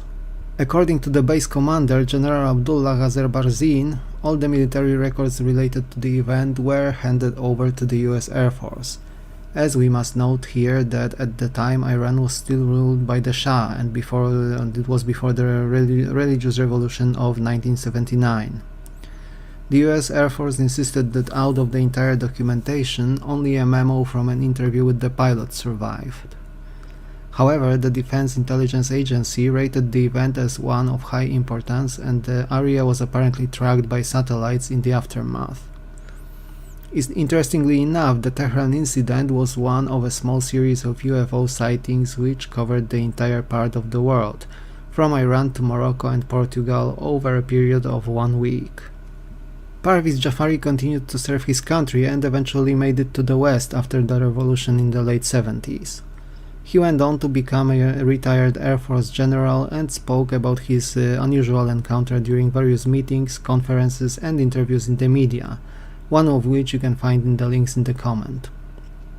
He strikes most viewers as a genuinely nice and honest person. His character is also reflected in one of his mentions of the Tehran incident, during which he had said that the biggest regret of his career was to pull the trigger on the UFO, attempting to hit it with a missile. He mentioned that had he had the opportunity to relive the encounter, he would try to engage the strange object peacefully instead. Many people consider this to be one of the well-documented or at least well-witnessed UFO events involving radar and visual sightings and who are usually considered high-trust witnesses as well. And what do you think, dear viewers? Was it a genuine UFO encounter and non-human intelligence which showed its force without actually causing harm to its opponent in the air? Let me know in the comment section down below. In the meantime, stay warm, stay curious, look up to the skies, and I will see you soon in another video. Take care.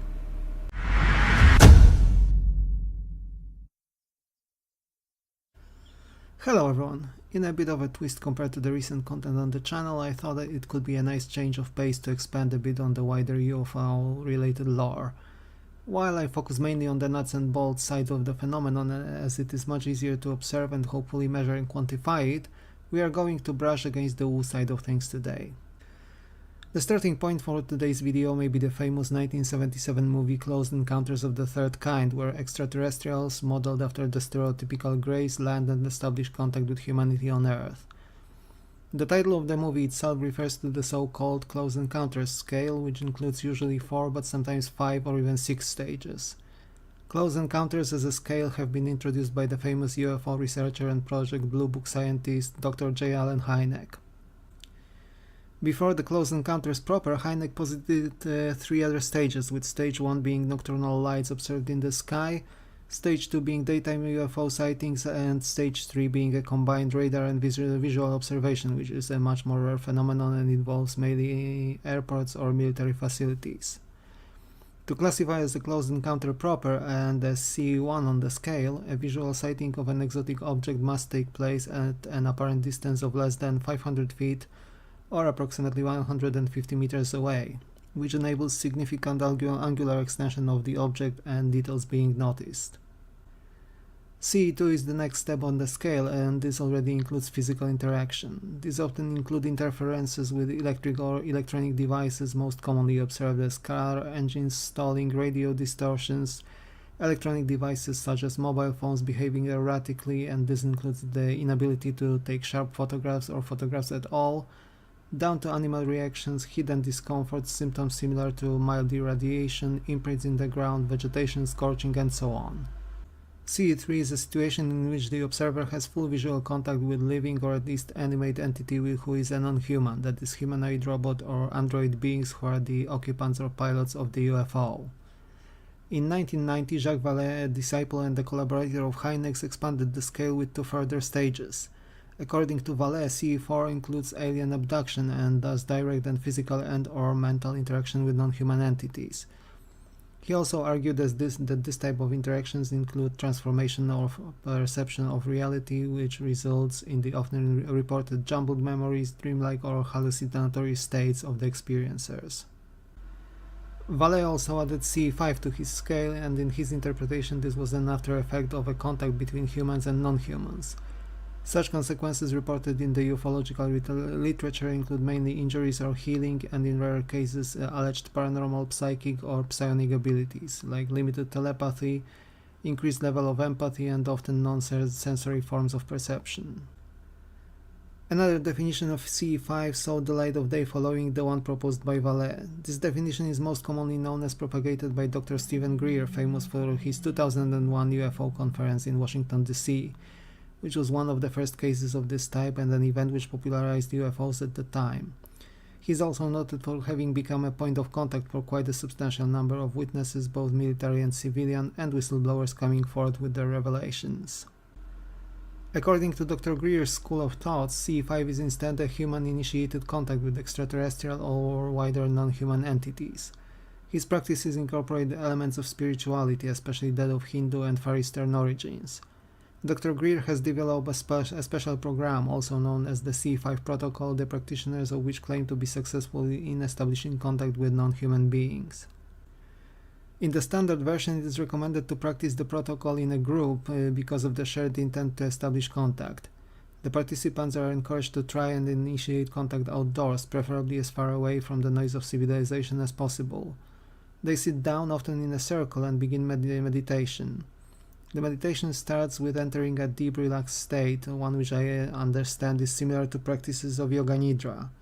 Once this is achieved, the person wishing to contact the other reaches outwards with their consciousness, expanding it higher to the Earth's orbit and eventually beyond. According to the non-local theories of consciousness, it should be both possible to reach out indefinitely far away in this way, and to combine it with practices of vectoring or creating a guiding beam similar to the hemisync techniques of the Monroe Institute, and this is followed by the transmission of the intent to contact benevolent non-human entities, especially ones that can and will then manifest to the participants, including thanks for their time and shared love for the reality around us. People vouching for this C5 protocol mention success. You can find many reports of people seeing weird lights in the skies, possibly flying objects matching the standard 5 observable criteria, as well as strange orbs similar to plasma or ball lightning and poltergeist-like activity.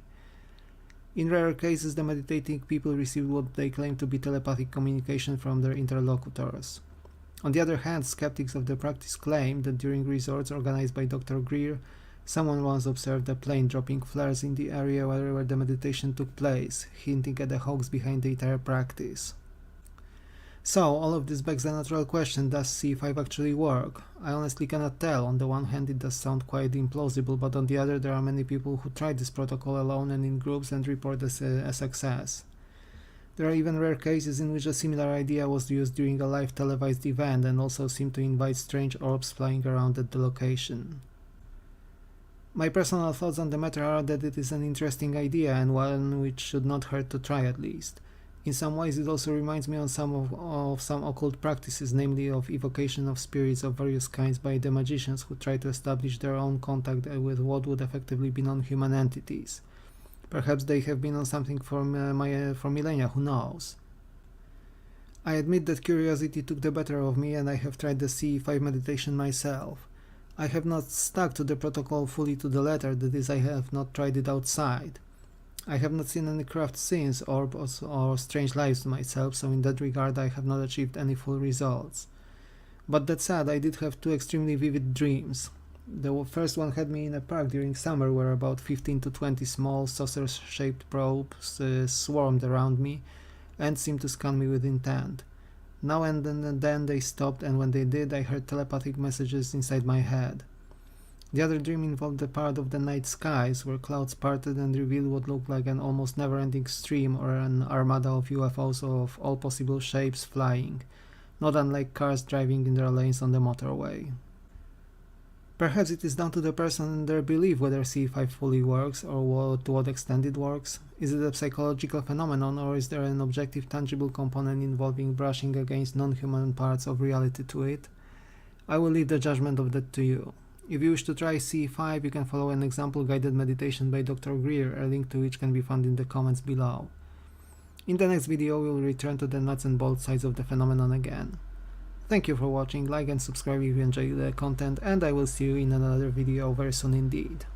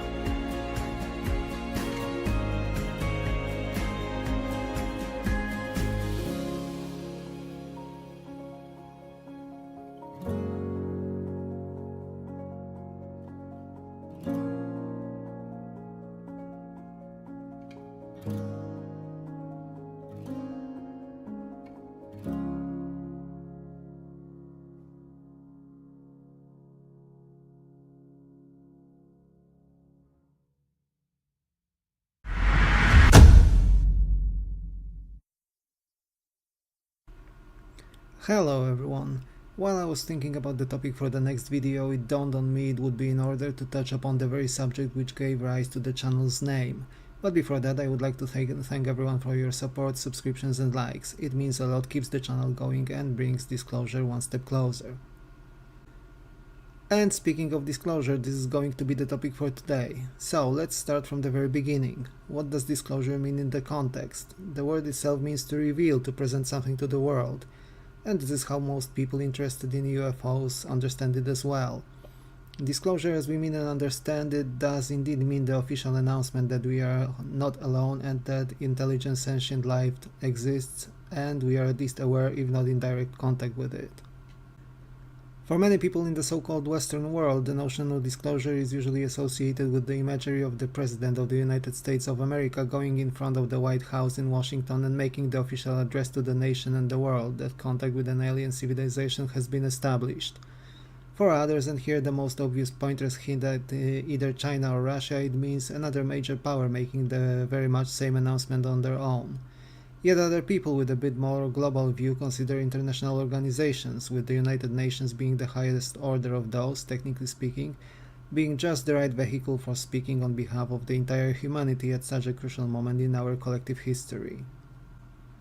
Now, having said that, why has the topic become so popular very lately? The notion of disclosure of alien life has been on the proverbial menu for decades now, at least since the famous Roswell UFO crash which allegedly took place in 1947. And the accompanying wave of UFO sightings across the world. There were several times in our history where the notion of disclosure was seemingly within reach. Some claim that both Kennedy and Khrushchev planned to make the disclosure in early 1960s. Others believe that Apollo missions have encountered UFOs and were the perfect trigger for disclosure. Yet others consider the address made by Ronald Reagan in 1987, in which he hinted that nothing could unite humanity as much as an extraterrestrial threat. Several US presidents and candidates were pointed as potential disclosure presidents, with Hillary Clinton virtually revealed as such as a candidate in the avalanche that were the WikiLeaks and her emails with government advisor John Podesta. I would say that there are two reasons why disclosure may be closer than ever before. For the first time in history, American military has publicly acknowledged they have UFO, UAP videos recorded and that there is no explanation behind them. Those videos were published by New York Times in 2017. This was further fueled by UFO and USO sightings by the military in 2019, and even more so by the shoot-down of the 4 UAPs over North America in 2023. Then again, we also had the UAP hearing before the American Congress in July 2023, almost a year ago to date, and the Schumer-Rand amendments of 2023 and 2024 to the National Defense Authorization Act.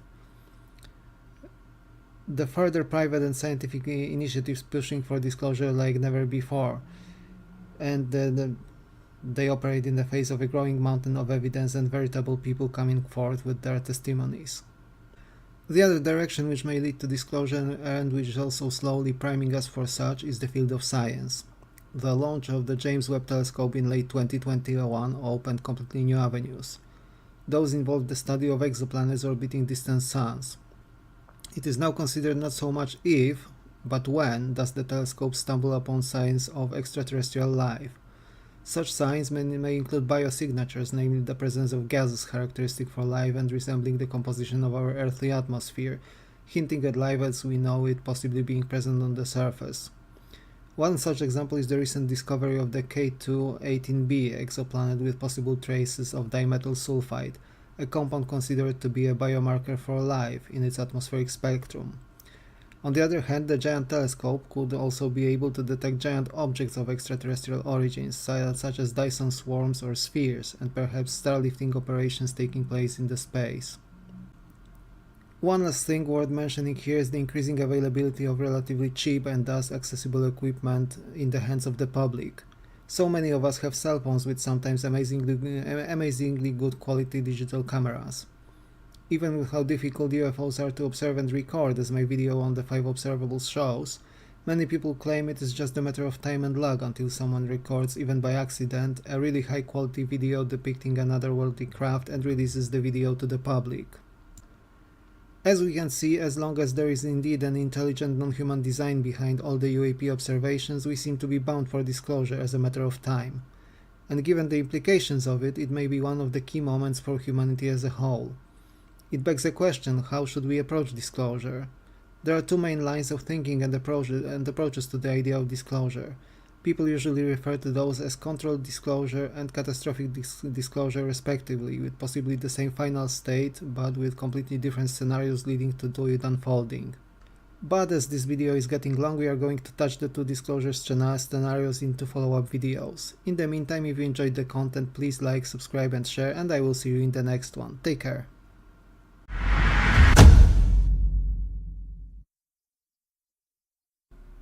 Hello everyone, in this video, part 2 out of 3, we are going to talk about the so-called controlled disclosure in more detail. Why controlled, what is its purpose and objective, and what can we expect from it. But before that, I would like to thank everyone for your support, views, likes and subscribes. In part 1 of this trilogy, we talked about disclosure of non-human intelligent life as such, and we have mentioned two types of potential disclosure scenarios, controlled and catastrophic one. As things stand, the observed course of events and the potential road leading into the future towards the disclosure efforts seem to hint at the controlled disclosure scenario as the one currently developing. Where to begin then? I personally believe that a slide from a presentation provided by Colonel Carl Nell during his 2023 Seoul Foundation speech is a good starting point. We can see it on the screen now.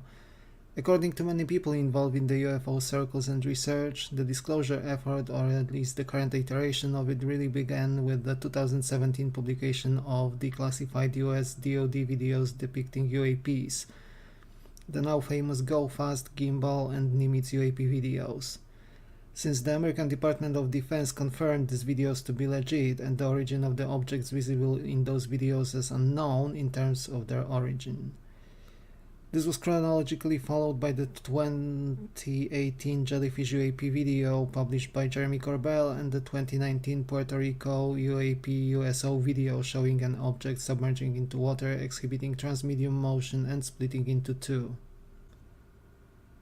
Another key development along this line of controlled disclosure was the 2023 UAP hearing before the US Congress, followed by figures holding senior military ranks and positions, just to name the aforementioned Colonel Carl Nell or Rear Admiral Tim Gallaudet, coming forth and also claiming non-human intelligence to be real, visiting our planet and so on.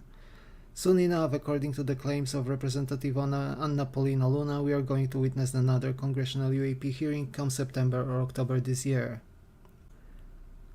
All of this seems to be a part of a concerted effort driven by and spearheaded by some figures very well known in the UFO UAP community, just to name Dr. Gary Nolan, Dr. Jacques Vallée, Dr. Kevin Knuth, Dr. Diana Pasulka, Christopher Mellon, Lou Elizondo and others. Carl Nell presented the general timeline of this likely scenario of disclosure of non-human intelligence to the world. As we could see in that slide, Phase 1 has been very much completed at this point. We have demonstrated the existence of unknown objects exhibiting all the properties of intelligent design behind them, but without a known point of origin thus far. Whatever data sources are available have been analyzed within our capacity. We have generated hypotheses regarding who and what we may be dealing with. The governments across the world, just to name the American DoD, France, Brazil, as well as Mexico and Japan to an extent, have acknowledged or at least accepted the possibility of intelligences interacting with us on a somewhat regular basis. Phase 2 of this scenario, which I believe may be somewhat off schedule as we are already in the second half of this year, involves mainly further studies, analysis and acceptance by the academia. This has been achieved to some extent between the efforts of Professor Avi Loeb studying potentially extraterrestrial materials, studies on the Nazca mummies and the recent discoveries fueled by the JWST telescope. The notion of life existing outside the Earth has been accepted by a substantial part of researchers dealing with such topics, and also expands to other fields of research, from physics and biology to psychology and religious studies.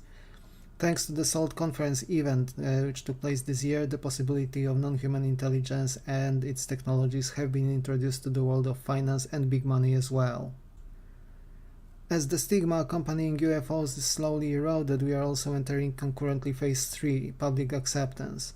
The number of people willing to speak about their experiences, including military and civilian pilots, public figures in the fields of academia and politics, has been steadily rising.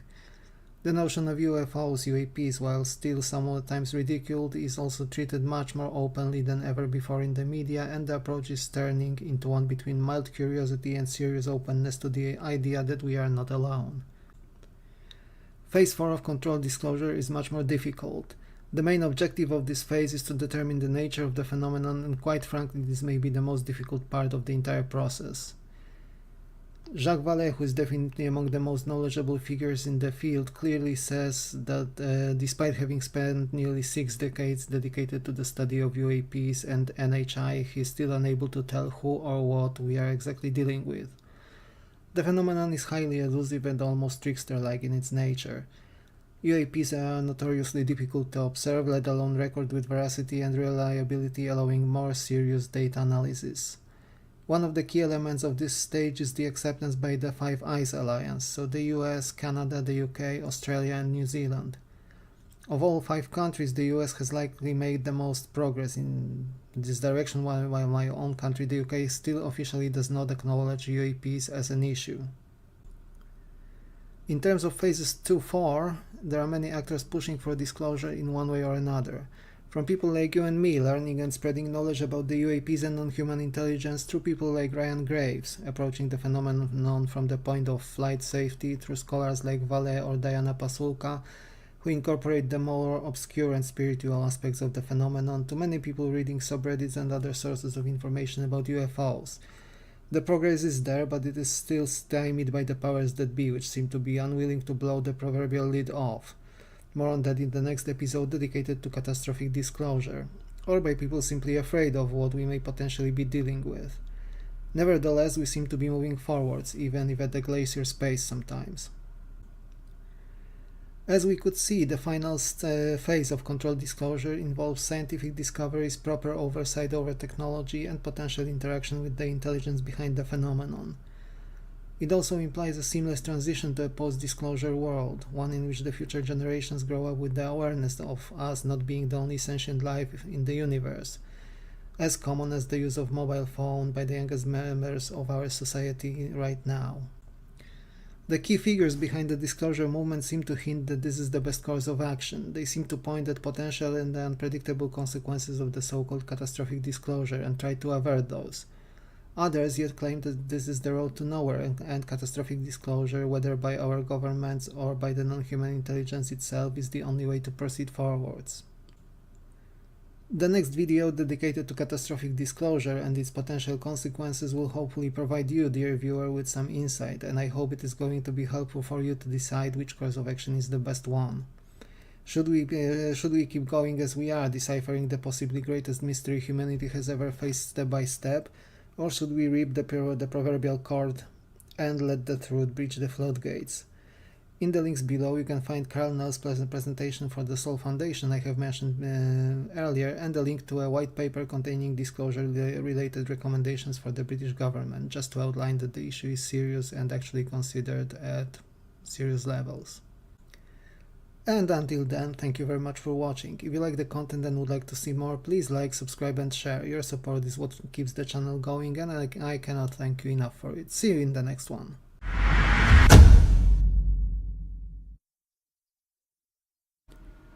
Hello everyone, in this final chapter of this mini-series dedicated to the disclosure of non-human intelligent life, we are going to cover catastrophic disclosure, explaining what it actually is and what would the consequences of it be. But before that, thank you all for your support, it is extremely appreciated.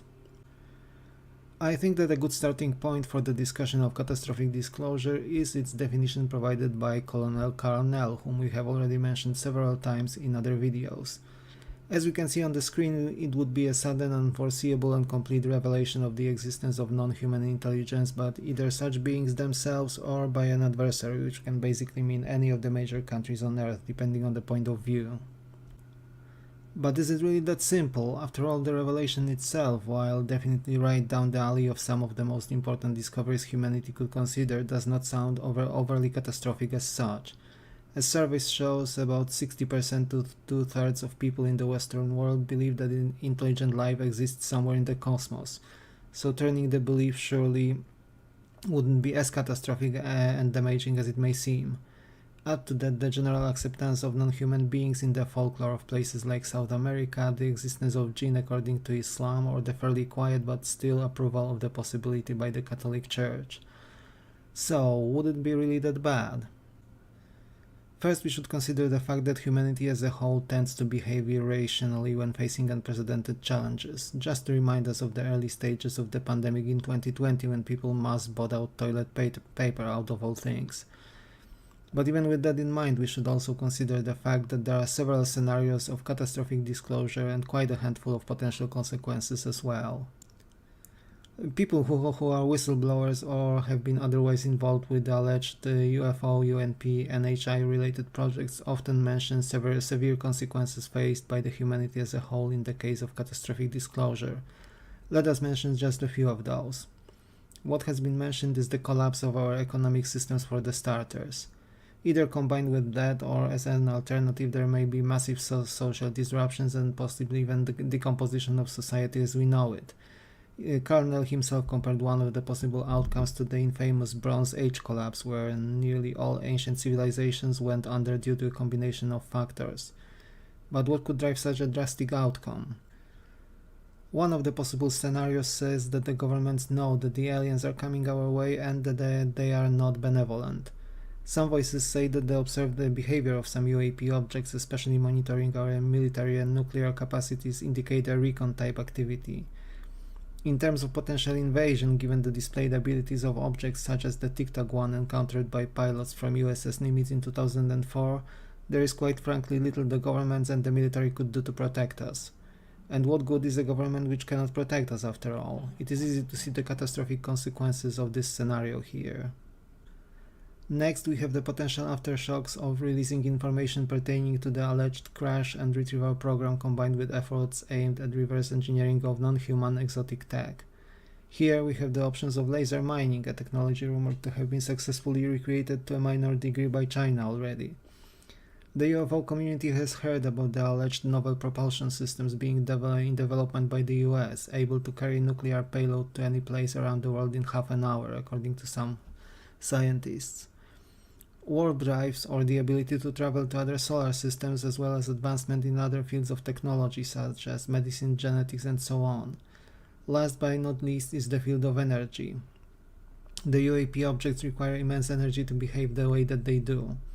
If solutions such as cold fusion and ultimately zero-point energy, or tapping into the energy contained in the vacuum of space itself with nearly endless and free energy were suddenly available, imagine the backlash related to hiding all of such endeavors over the most of the last 80 years. It would seem that the military-industrial complex has hampered the progress of all humanity for its own good. Oil and gas industry would be gone in an instant. Stock markets crashing would send the global economy and eventually society into total collapse.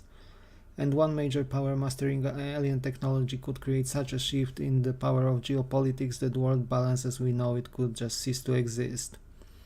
Then there is also the danger of releasing the equivalent of a hydrogen bomb in terms of energy into the hands of the average person. Not everyone will be willing to put such power to good use, sadly. The next important point to consider is religion. All over the planet, many and actually most of humans believe in some form of a supreme being or force guiding us. The existence of non-human intelligence, especially one that possibly tinkered with our own design as a species via genetics, could possibly wipe all of human beliefs overnight. If aliens were our creators, the Abrahamic paradigm would be immediately gone. Perhaps Buddhism would be the one view surviving such a scenario relatively intact, and even atheism would be put into a serious doubt as a philosophy with the physically manifested creators being around us. There are other, even more outlandish theories related to human spirituality. Some people, including experiencers, claim that Earth is a prison planet and the aliens thrive on our emotional energy, especially the negative one, which would mean that they guide us towards ever-present suffering, wars, and other forms of hate and its consequences. Near-death experiencers and abductees also hint at the possibility that the tunnel of light phenomenon and the deceased relatives welcoming us in it is nothing more than a ploy of aliens who collect our souls and recycle them via reincarnation to perpetuate the cycle of suffering, very much in line with the Buddhist philosophy, although with a completely new twist and angle to it. Even more terrifying is the thought that we may be nothing more than a simulation project run by aliens who exist in either more dimensions than we do or come from a completely different parallel reality altogether. Should something like this be revealed, especially combined with the reincarnation hypothesis, this could possibly lead to a mass wave of people ending their lives in hope of quite literally respawning in better circumstances, not unlike characters in a video game. Now that we have taken a look at just a handful of possibilities, from the more realistic and mundane ones to those really far off into the realms of the so-called woo, it is really easy to see that catastrophic disclosure suddenly released onto humanity could lead to all kinds of problems, which would be way beyond the control of any institution humans have created, be it national or international. So, much as many of us would want the disclosure to happen, and still some claiming that going down the catastrophic disclosure route is the only way to actually achieve it, maybe it is either better to let the sleeping dragons lie, at least for now, and gradually prepare humanity for the big day. And what do you think? Should we aim for disclosure at all, and if so, should it be controlled or catastrophic? Have your say in the comments section and we could have an interesting discussion, hopefully. Thank you all for watching the video and the mini-series. Like and subscribe if you enjoyed the content, and I will see you in the next one. Take care.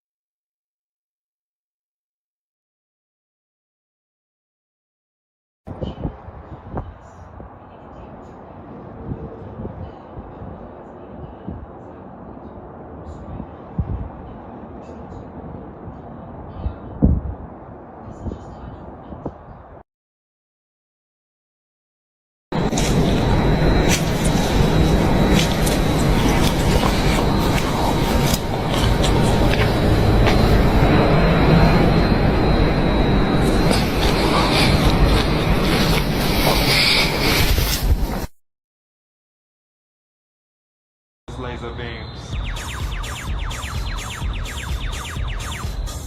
There's people flying fucking drones.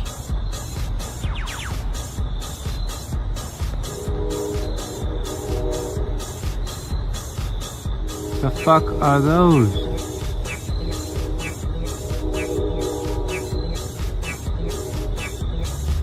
What is going on here? Those just flew out from that building. Those fucking drones?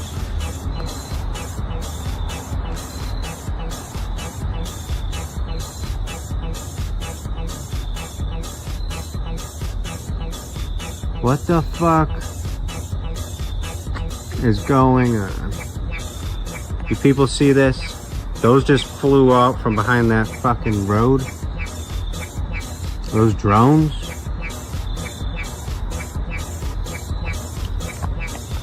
What?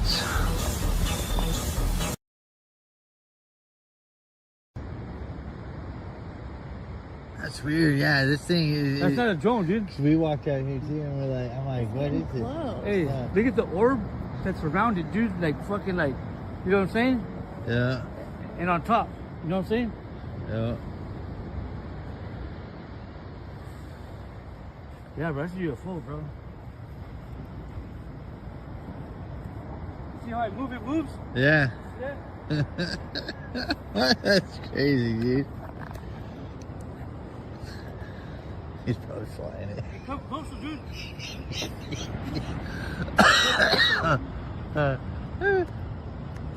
It's coming closer, huh?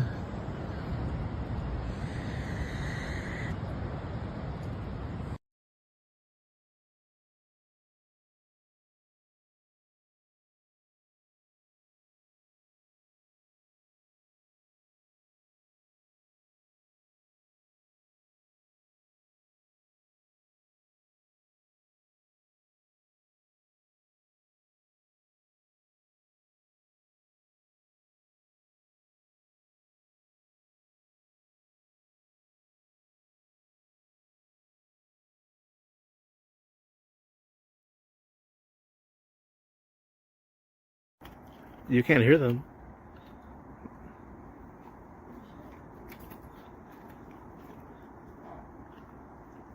Hey, those aren't helicopters. Go call Dad. Go call Dad, yeah?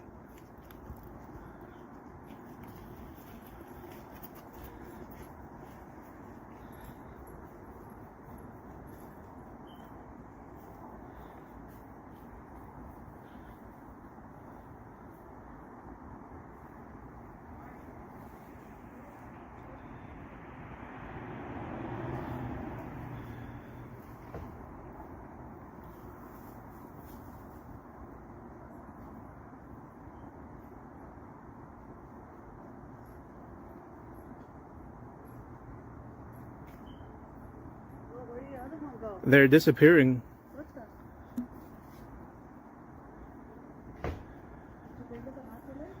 What? Did you get the binoculars? Oh, they disappeared. Yeah.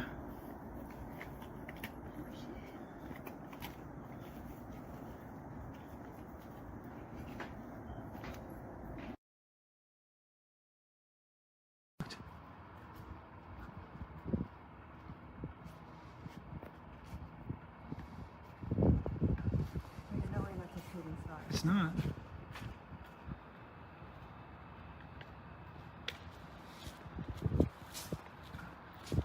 I just checked flight radar, it's not a plane. It's still going.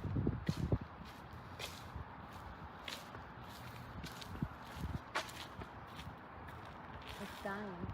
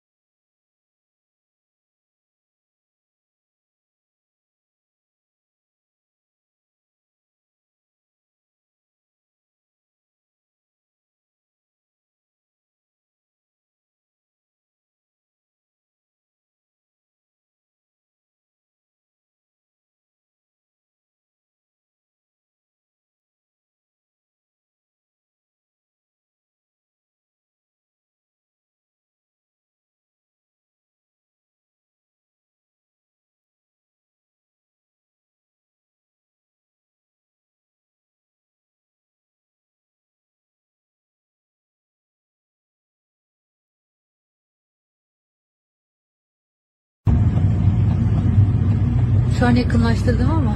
Görüyorsun değil mi? Görünüyor kamerada. Öyle havada kalmış ışıklar. Bir de havada kalmış ya. Aha. Nasıl bir şey? İşte bir bilsem. Hadi uzaklaştırayım. Bebeğim enteresan bir şey ya. Öyle havada asılı kalmış. Baksana ya. Şehir aşağıda, şehrin üstü. Wait, hold on. Guys, this thing's got disconnect. Wait, no! It's over there. I can't see it now. This is a joke, right? Hold on. There it is. Alright, we're gonna watch it.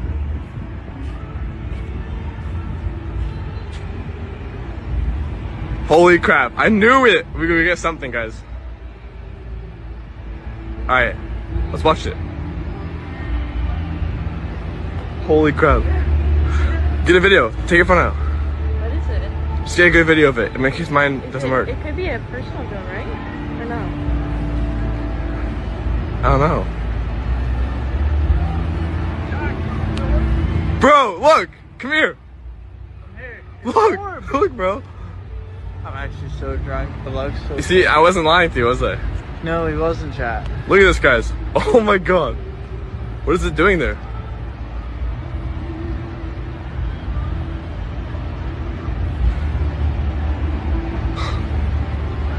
You're recording the whole thing? Very good.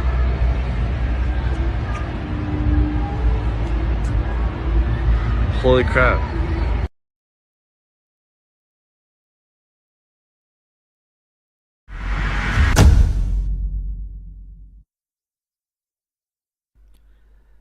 Hello everyone in the new video. Today we are going to talk about one of the best known UFO events from Poland. It is relatively unknown in the West as it took place during the communist times. We are going to go back in time to 1978 to a village called Emilcin in the Lubelskie region in Poland, which was saw an alleged meeting of a human being with extraterrestrial visitors. On the 10th of May 1978 at 7:30 hours in the morning, farmer Jan Wolski, who was a resident of Emilcin, was heading back home from the nearby village of Dąbrowa Puśnieńska riding a horse-drawn carriage. On his way home, Wolski met two strangers who were short in stature and dressed in black overalls with hoods. These beings were reported to stand at approximately 4 feet 8 inches or 140 centimeters. The strangers approached Wolski talking in high-pitched and sharp tones and sounds. They reportedly jumped onto the carriage, apparently wanting a ride. Wolski's first impression was that the strangers were scouts dressed up and wearing strange costumes. However, as he looked at them more closely, he noticed that they had unusual facial features, a bit too sharp for a regular person. As they rode on, after about 300 yards or so, Wolski noticed a silver craft hovering several meters above the ground. As they approached the craft, a hatch opened and a staircase descended to the ground.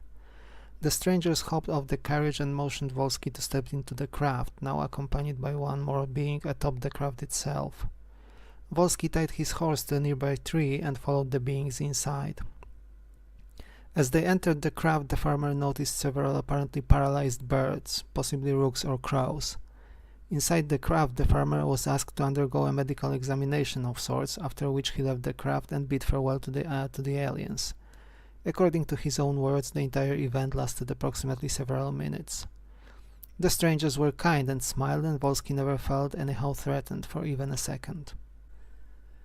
After returning home, Jan Wolski told his sons about his strange encounter. The younger man in turn told the locals about the event, and soon enough a group followed to the meeting spot described by Wolski. However, the location itself was now empty, and all that was left were several foot imprints in the meadow. The residents of Emilcin, however, did not doubt the story presented by Wolski, who was generally considered to be a very reliable person by the neighbors, and someone who would never resort to pranks or otherwise telling false stories to the people he knew. The report provided by Wolski was soon corroborated by a local boy, a 6 years old Adam Popiołek, who also allegedly saw the craft described by Wolski.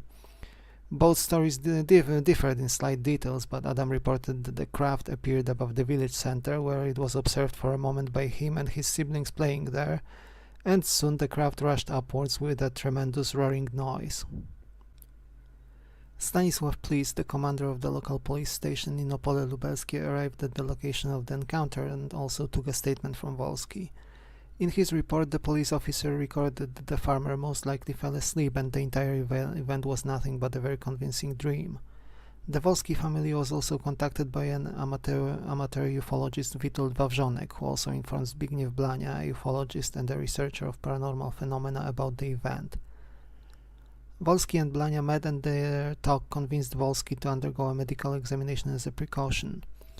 During the talk, the farmer also mentioned that the encountered strangers were of short stature, resembled the Chinese people, and looked more like little gremlins rather than visitors from another world who looked vastly different than humans.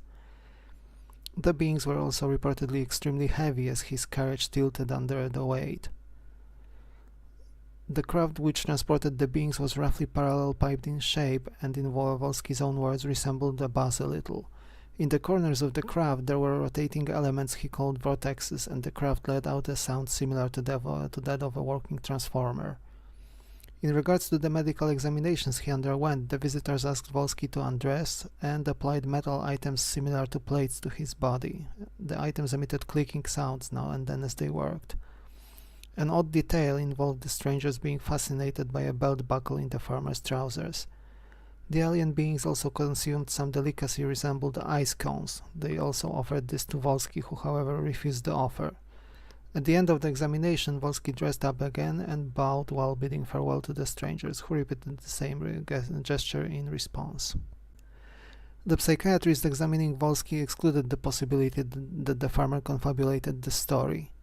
Zbigniew Blania also presented the story to the media, and once it hit the media and became widely known, people came forward and reported their own meetings with the extraterrestrial visitors, one of which took place in Przyrownica in Łódzkie region and another in Golina in Greater Poland.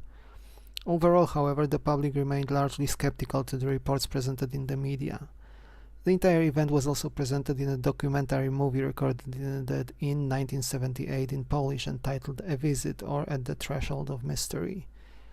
Jan Wolski himself passed away 12 years after the event. He was 71 at the time of the event and remained convinced that he met the representatives of an extraterrestrial civilization until his dying breath. The Emilcin event was also the subject of a study conducted much later in 2012. The study was carried out by one Bartosz Rdutowski, a journalist. He concluded that the entire event was a hoax prepared by the aforementioned Witold Wawrzonek and was intended to discredit Zbigniew Blania as a ufologist. The gentlemen previously clashed during a TV show. According to this study, Wawrzonek was supposed to hypnotize Wolski and implant false memories in the farmer's psyche. Wawrzonek initially planned to admit the fraud, but once the event was announced in the media, he decided to keep the hoax a secret. Rdutowski also pointed out methodological errors by Blania, who approached the case with a conclusion already formed and tailored the studies to obtain a confirmation of his extraterrestrial hypothesis. The version of events presented by Rdutowski was, however, criticized by the Polish UFO community.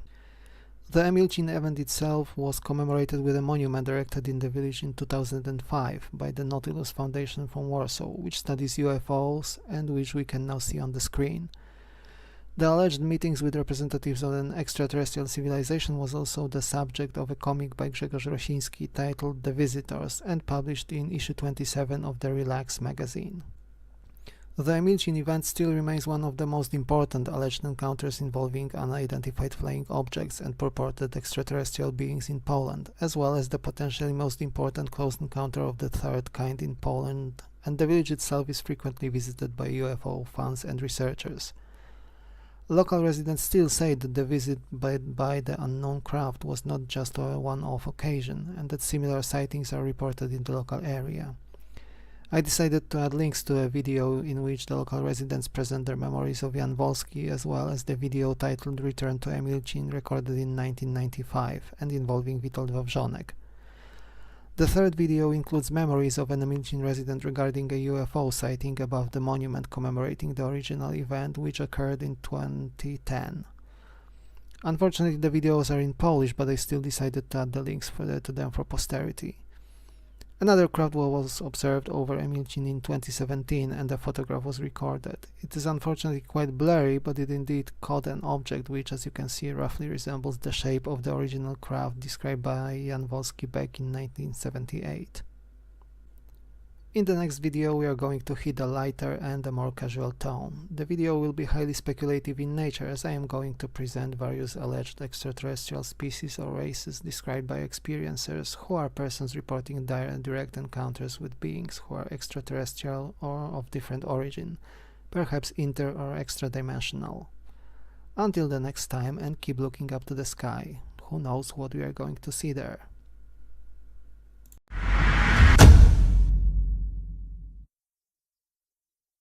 Hello everyone. Yesterday saw the awaited and highly anticipated interview with Jacob Barber, a first-hand witness to UFO retrieval operations and a helicopter pilot who stated that he is coming forth as truth should not and cannot be barred from being known and that consciousness cannot be classified. With such intense statements and knowing Ross Coulthard as the person who had the groundbreaking interview with Dave Grush last year, 2 years ago, the whistleblower who told the world about non-human craft in the possession of the United States, this event could not be more hyped or anticipated. The video presented on NewsNation TV started off with the presentation of the whistleblower himself. As a former military and a military contractor, he worked in and as part of UFO retrieval operations. In October 2024, he provided information to the members of the Congress in Washington, D.C. He used to work in both official and unofficial capacity with programs involved in handling non-human technology and has known that non-human tech is recovered for over 10 years now. He has worked with the military since the tail end of the 1990s and has worked both for the DoD, US Air Force as a mechanic and for the intelligence services. He was recruited into combat control forces where he was trained as a paratrooper, martial artist and a helicopter pilot and was entrusted with top-end NATO security clearances. His story was corroborated by further former military personnel. Jake has participated in the operations covered by the video since after 9/11. As part of his testimony provided on the NewsNation TV station, a video from one of the retrieval operations was presented, filmed using night vision. It presented an egg-shaped object carried by a helicopter on a long sling and using what looked like a protective canvas.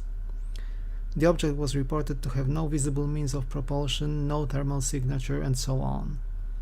The object was approximately 20 feet or 6-ish meters wide, smooth and pearl white in color. It did not look like anything human-made. The object was later confirmed by members of the UAP task force to be of non-human origins behind the scenes. Given that the presented video was recorded using night vision, some of the viewers additionally claimed that the object is luminous, but let us see the actual recording now.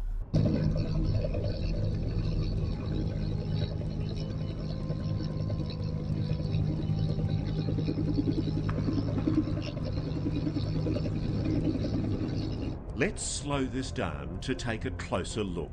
That's an egg-shaped UAP suspended from a 150-foot long line. We're told the craft is about 20 feet long. The egg suspended in a cradle. And look how careful the pilot is as they bring their precious cargo into land. Let's freeze frame here to look at one of the clearest images of a UAP ever taken. This is no blurry light in a distant sky.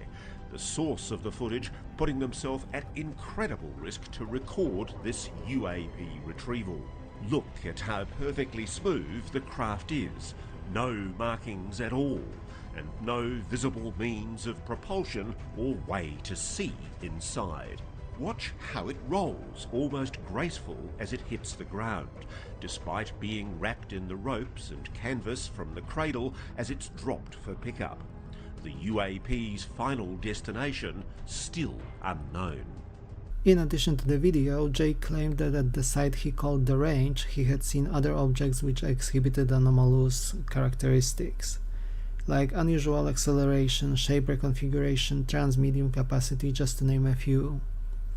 Also, in addition to the already seen egg-shaped object, he was part of another retrieval operation, which was apparently a fairly regular occurrence.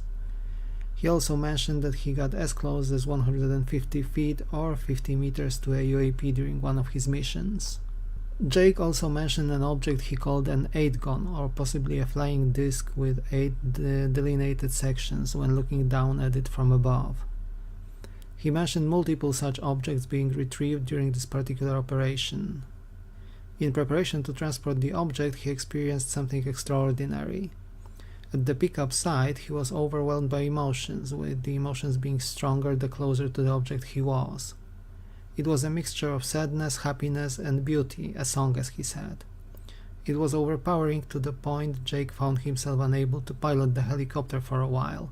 He even almost broke down on the screen telling the experience, as he mentioned, something tuning into his soul and offering some unspoken guidance and indicating to him the immense importance of what he was doing. During the flight, Jake felt almost possessed by a loving spirit mixed with a sense of sadness. His retelling, including the feeling of a feminine energy and the spirit of God, reminded me very strongly of the experiences mentioned by Chris Bledsoe and his meeting with the being he calls the Lady. In other revelations, Jake mentioned that the US military employs teams of personnel with psionic abilities, who connect with the UAPs and are able to summon them, as per the story. The landed object was possibly invited to do so by such a team of psionic personnel. Such persons are used in the program and explore the idea of summoning, communicating with, controlling, and persuading UAPs to land. This could include the control of technology with mind powers. Take it as you will, the recollection touched quite heavily on the metaphysical side of the phenomenon. This was confirmed by another member of the military staff who knows and has worked with Jacob in the past. Another interesting part of the story covered injuries suffered by the staff participating in the retrieval operations while carrying a large container which was extremely valuable and had to be protected with the use of lethal force if required, with what seemed to be similar to burns and skin peeling off, as well as heart murmurs reported as the side effects. Such notions are confirmed by other reports and during the show by Dr. Gary Nolan from the Stanford University, who has carried research involving military personnel with atypical, if not anomalous, injuries. The final element, which sounds like something almost straight from a conspiracy theory, was the mention of the direct threat to life from the former employer of Jacobs. He was deployed as a part of team to recover high-value targets or tough books, special super sturdy computers and data they contained. Said units could include and contain data from ultra-secret UAP missions. The target for their mission was not exactly intact though, the computers were missing their hard drives. It turned out that said hard drives were found in a high-altitude lake, stored in a sealed bag 25 feet or 8 meters underwater. During the next operation, following this one, literal shots were fired at the team involved with the mission. You can see the entire video on the News Nation YouTube channel. A link to the video is provided in the comment section down below. The whole presentation was extremely hyped by both the TV station and the UFO community at large. Many people in said community say that the video has set the disclosure movement back, that there are egg-themed memes flying around and so on. While I personally see where this is coming from, and I wholeheartedly agree that the event was probably overhyped, but if true, the presented footage would indeed be the best publicly available film presenting a genuine UAP. In addition, I also consider the testimonies regarding working as part of secret military operations quite interesting and valuable in its own right. As always, I am here just to present and relay the news, leaving their assessment to you, dear viewers. What do you think of the new whistleblower and of the presented material? Let me know in the comment section down below. As this was not the only important event this weekend, in the next video, hopefully tomorrow, I am going to cover the multiple subreddit Ask Me Anything event with Leslie Keane, Hal Puthoff, Jim Segala and Gary Nolan, which also touched upon several topics important for ufology. Until then, stay warm, thank you for watching, like and subscribe if you enjoyed the content, and I will see you soon in a new video.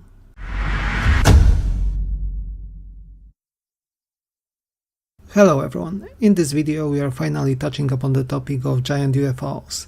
First, a disclaimer: while the reports I wanted to present today have come from as reliable witnesses as it gets, we sadly do not have actual evidence in terms of photos or videos, not in the least because at least some of those are classified, as we will soon learn. First, let's start with a report coming from none other than Lieutenant Ryan Graves, one of the 3 witnesses testifying before the US Congress during the memorable UAP hearing of July 2023. During said hearing, as well as during his interview with Jeffrey Nuzzetelli, who was the actual witness to said event.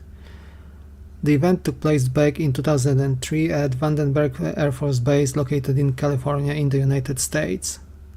During said event, the crew stationed at the base at the control tower received a call from the range control staff. 2 different reports were received of a giant red square floating above one of the sites at the base, as observed by the military contractors working there for Boeing.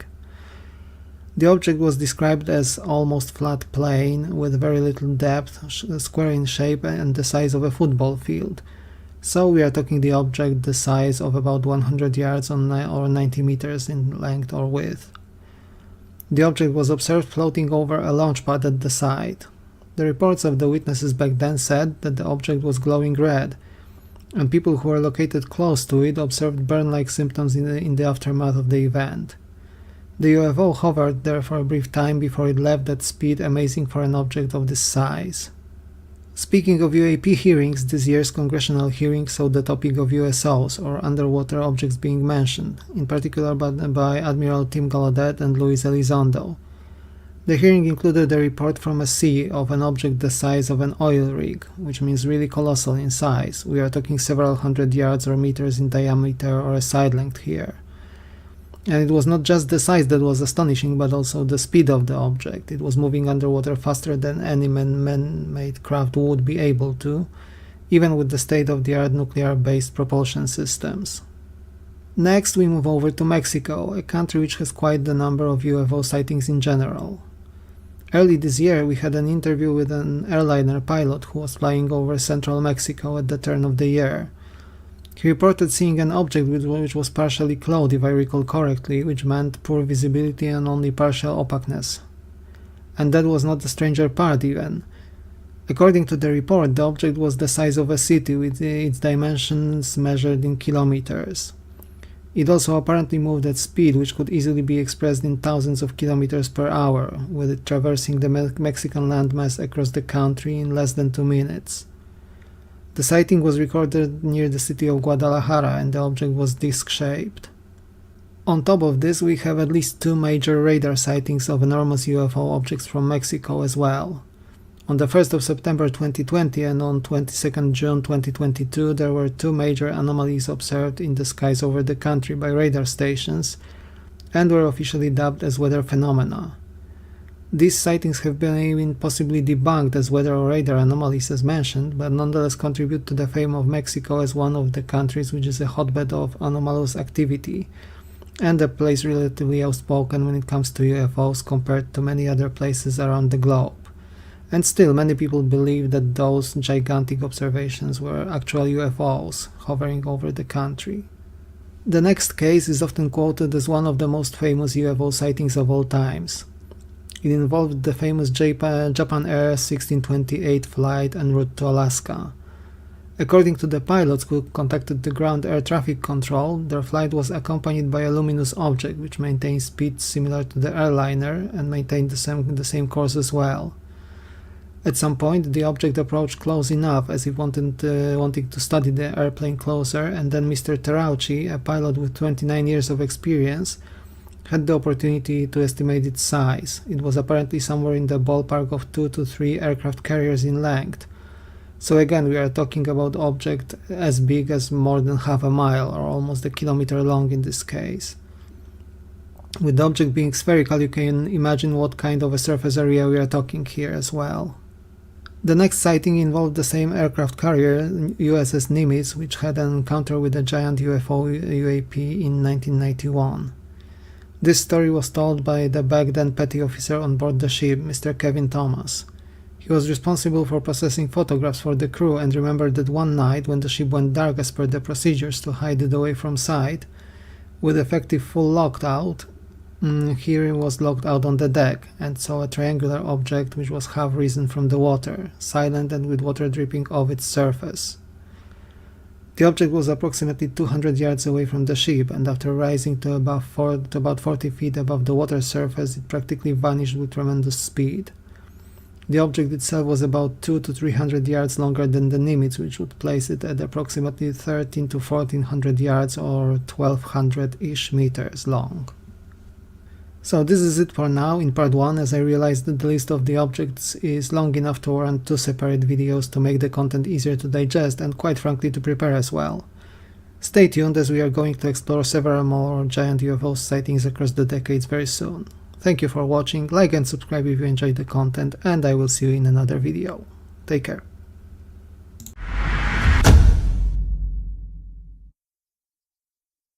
Hello everyone. In this video we are returning to the topic of the biggest UFO UAP objects ever observed. And to kick it off with a banger, let's take a look at one of the mass sightings, definitely in the top few in terms of both the size of the object observed and the number of people seeing it. The famous Phoenix Lights event. The Phoenix Lights event took place on 13th of March 1997 and involved a series of sightings which were observed over the states of Nevada and Arizona in the United States. The event involving various luminous objects lasted approximately 3 hours, from 7:30 to 10:30 p.m. Mountain Time, and covered a line running more or less 300 miles or 500 kilometers from Nevada over the city of Phoenix all the way to the edge of Tucson. The lights were first sighted over Henderson in Nevada close to 8 p.m. and were reported by a witness as a V-shaped object moving towards the southeast. Paulden in Arizona was next, with a sighting from a local police officer. The object, still reported as V-shaped, continued along its path and eventually reached the suburbs of Phoenix around 8:40 p.m. local time. Interestingly enough, one of the first persons to report the sighting of the large object from the air was none other than the actor Kurt Russell, who has a pilot license and was airborne at the time. In addition to the V-shaped object, many people also reported another sighting following the first one, with a series of more or less stationary lights which disappeared after a while. Some of the reports concerning the large object mentioned it being as large as even 1 mile or 1.6 kilometers in length. The authorities, including the then governor of Arizona, 5 Symington, initially dismissed the case as mass hysteria, but in an interview later on he admitted that at the time it was an orchestrated plot not to panic the populace, and he himself saw the object at the time. To date, Phoenix Lights remain one of the best known UFO sightings in history. Next, we are moving to Soviet Union, and the year is 1977. This particular event is known as the Pietrozavodsk phenomenon. It was a series of sightings observed on 20th September of that year, and the line of sighting was extremely long. Starting in Denmark, it ran over Finland and all the way to the city of Vladivostok in the far east of today's Russia. The main chain of sightings took place between 1 a.m. Universal Time in Karelia and Finland, as well as around 3 a.m. in Lithuania. Other locations involved the cities of Leningrad, Helsinki, and eventually the city of Pietrozavodsk. All the sightings reported a glowing object or perhaps different objects moving silently around the area. Observations in the Soviet Union reported bright luminous objects surrounded by an extended shell and emitting light rays or jets of various shapes. In Pietrozavodsk, the phenomenon was observed by many people, including the police, crews stationed in the local port, the military staff of the local airport, and an amateur astronomer. That particular sighting mentioned an object surrounded by a pulsing, glowing cloud and moving along with direction changes. The object or objects were also seen in the air, and sometimes reports of light spots covering them were also heard. As the Pietrozavodsk sighting had many witnesses with solid credentials, their reports were used to estimate the object as moving at an altitude between 6 and 7.5 kilometers, and the linear diameter of the core of the object varied in estimates from 60 to 120 meters, or from 185 to 370 feet. The entire phenomenon lasted between 10 and 15 minutes. On the 26th of January 1999, TV viewers in Chile were met by a sudden surprise. The Santiago station, more precisely the Televisión de la Universidad Católica on Channel 13, broadcasted video images from a satellite recorded in 1992, presenting what looked like a giant disc-shaped UFO. It was apparently an infrared photograph taken by a GOES 8 satellite over the Pacific Ocean, in the area located just west of the Chilean coast. According to a Chilean ufologist Luis Sanchez Perry, there were 3 images taken at 10-minute intervals, and the object was recorded very clearly. There was also an electromagnetic interference recorded preceding the object, and it is assumed that this particular disturbance was caused by the UFO itself. Sanchez and Chilean researchers analyzed this recording and eventually found another one of a very similar object recorded by a satellite in 1996, this time just off the east coast of Brazil over the Atlantic Ocean. The initial evaluation indicated that the disc-shaped UFO moved at the same speed as the geostationary satellite, so almost 6,700 miles or 10,700 kilometers per hour. The same study yielded the diameter of the colossal disk, which was approximately 400 kilometers wide, which would be probably something close to 250 miles. If true, this could be a possible alleged mothership of non-human origin. The town of Stephenville in Texas was the heart of a series of sightings between October 2007 and February 2008. The local residents have observed a large delta-shaped UFO in the area. The number of sightings included a chase of the mysterious object by F-16 jets, which took place on 8 January 2008, while the UFO was moving west from Dublin to Stephenville, with the story making it to the national news. The witnesses were numerous enough that an attempt was made at estimating the size of the giant triangular UFO. According to the reports, the object was somewhere around a mile or 17 football fields long, which hints at a size of approximately 1.6 to 1.7 kilometers. The object was also reported moving at enormous speeds, quite a feat given its size. The last of the giant sightings we are going to discuss in this video happened this year. In early 2024, Ukrainian soldiers fighting against Russia in the east of the country, and more precisely drone operators, recorded a giant object hovering in the distance. Upon zooming the camera image, they saw an enormous object of a slightly irregular shape suspended in the air.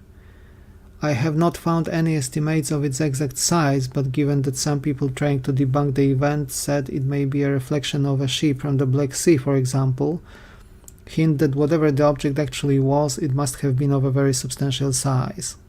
To this day, there is no explanation of what the drone operators actually saw that day in Ukraine. We have the footage, but the opinions are split as to the possible UAP recorded in it. That said, nobody provided a foolproof debunk of the sighting either, so for all intents and purposes it remains a UFO. Which of those sightings have you found the most compelling, dear viewers? Have you heard of other sightings of giant objects of unknown origins? If so, let me know in the comments. We can engage in a discussion, and who knows, maybe we will eventually enjoy part 3 to this mini-series. In the meantime, I am keeping a close eye on the ongoing drone situation developing in several countries as we speak. Hopefully this week brings us some clarification, and in the worst case scenario, more sightings. Thank you for watching, like and subscribe if you enjoyed the content, and I will see you again in another video very soon indeed. Take care. Personally meet a non-human intelligent being, what's the first question you would ask them about Earth or our species? Who says I haven't? This is...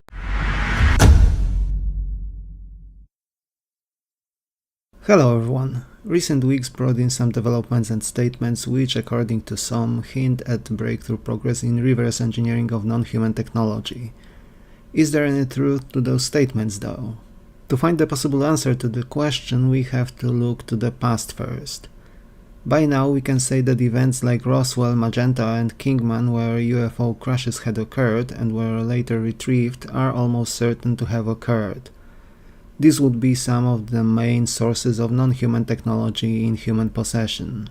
The mother of such suspicions is the rumored statements which came from the lips of Mr. Ben Rich, a Lockheed Martin engineer, who in 1993, during a speech to the alumni of the UCLA University, was supposed to have said, we already have the means to travel among the stars, but these technologies are locked up in black projects and it would take an act of God to ever get them out to benefit humanity. Anything you can imagine we already know how to do. Another version involving the same Ben Rich has him saying we now have the technology to take ET home. Given that Lockheed Martin is one of the prime contractors who are likely to be in possession of off-world technology, this statement alone seems to come from a natural source. But there are also counterclaims coming from people who have known Ben Rich and mentioned he never said anything like that. And in the case of most UFO-related lore, everything seems to be hidden in half-truths and shades of grey. I remember news circulating in the UFO community about 2 years ago, possibly fueled by one of the 4chan leaks, hinting that another success in reverse engineering of non-human technology was achieved in China. According to said rumors, the Chinese have been working on a mining laser of some kind, using recovered UAP materials. From the tidbits of information in circulation, it seemed that they managed to build a functional prototype, which unfortunately exploded during its first attempted use. This attempt was followed by another prototype, which was successfully operated, but failed after 2 seconds because of inefficient and inadequate energy sources used. Those who play space games, for example EVE Online, may have seen the futuristic mining technologies in action. A laser is fired at a rock, terrestrial or an asteroid, and the laser extracts the minerals and ore from the rocky material. The alleged Chinese technology is supposed to operate in exactly the same way from what I understand. This would be another example of successful reverse engineering. On the 9th of April this year, we heard a statement from none other than the President of the United States, Donald Trump. President Trump has indicated that the USA is in possession of a marvelous and terrifying new weapon, far surpassing anything any other nation on the planet has in their arsenal. This would confirm the rumors we have already heard, like Representative Burleson leaving a classified hearing, after which he mentioned some novel propulsion system being worked on, and some other rumors stating that there are works underway on a system capable of delivering a nuclear payload anywhere in the world between 30 and 120 seconds. More bombshell news were offered this month by the White House Office of Science and Technology Policy Director Michael Kratsios, who said that we can manipulate time and space, and by that he seemed to mean more than small-scale quantum experiments carried out in laboratories. He mentioned things like annihilating distance, perhaps hinting at teleportation technology of sorts, and immense progress in the field of improving technology in general. Skeptics say that these statements are quite overblown and could very easily be interpreted in the area of what we could call classical or consensus science. Moreover, the wider context of statements coming from Michael Kratsios seems to indicate that he actually meant advances in the fields of AI, internet and cloud computing. But in the light of all the statements we have heard before in this video, perhaps there is a shadow of chance that there have been some breakthroughs in what the public is basically not told about. After all, it is a common knowledge that by now the cutting-edge military technology is usually anywhere between 3 and 5 decades ahead of what we use at home. What do you think, dear viewers? Let me know in the comment section down below. Do you believe there are exotic technologies already operational, or is it all just hearsay and misinterpretations? Easter is now gone, and so is the period of being overwhelmed with work for me, so I hope the next video to finally be a bit longer one. We also heard from the task force under Representative Anna Paulina Luna that there is apparently another UAP hearing coming in the week of 12th May. Perhaps and hopefully there would be a witness or witnesses indicated by David Grosh himself. In any case, thank you for watching, like and subscribe if you enjoyed the content, and I will see you soon in another video. Take care.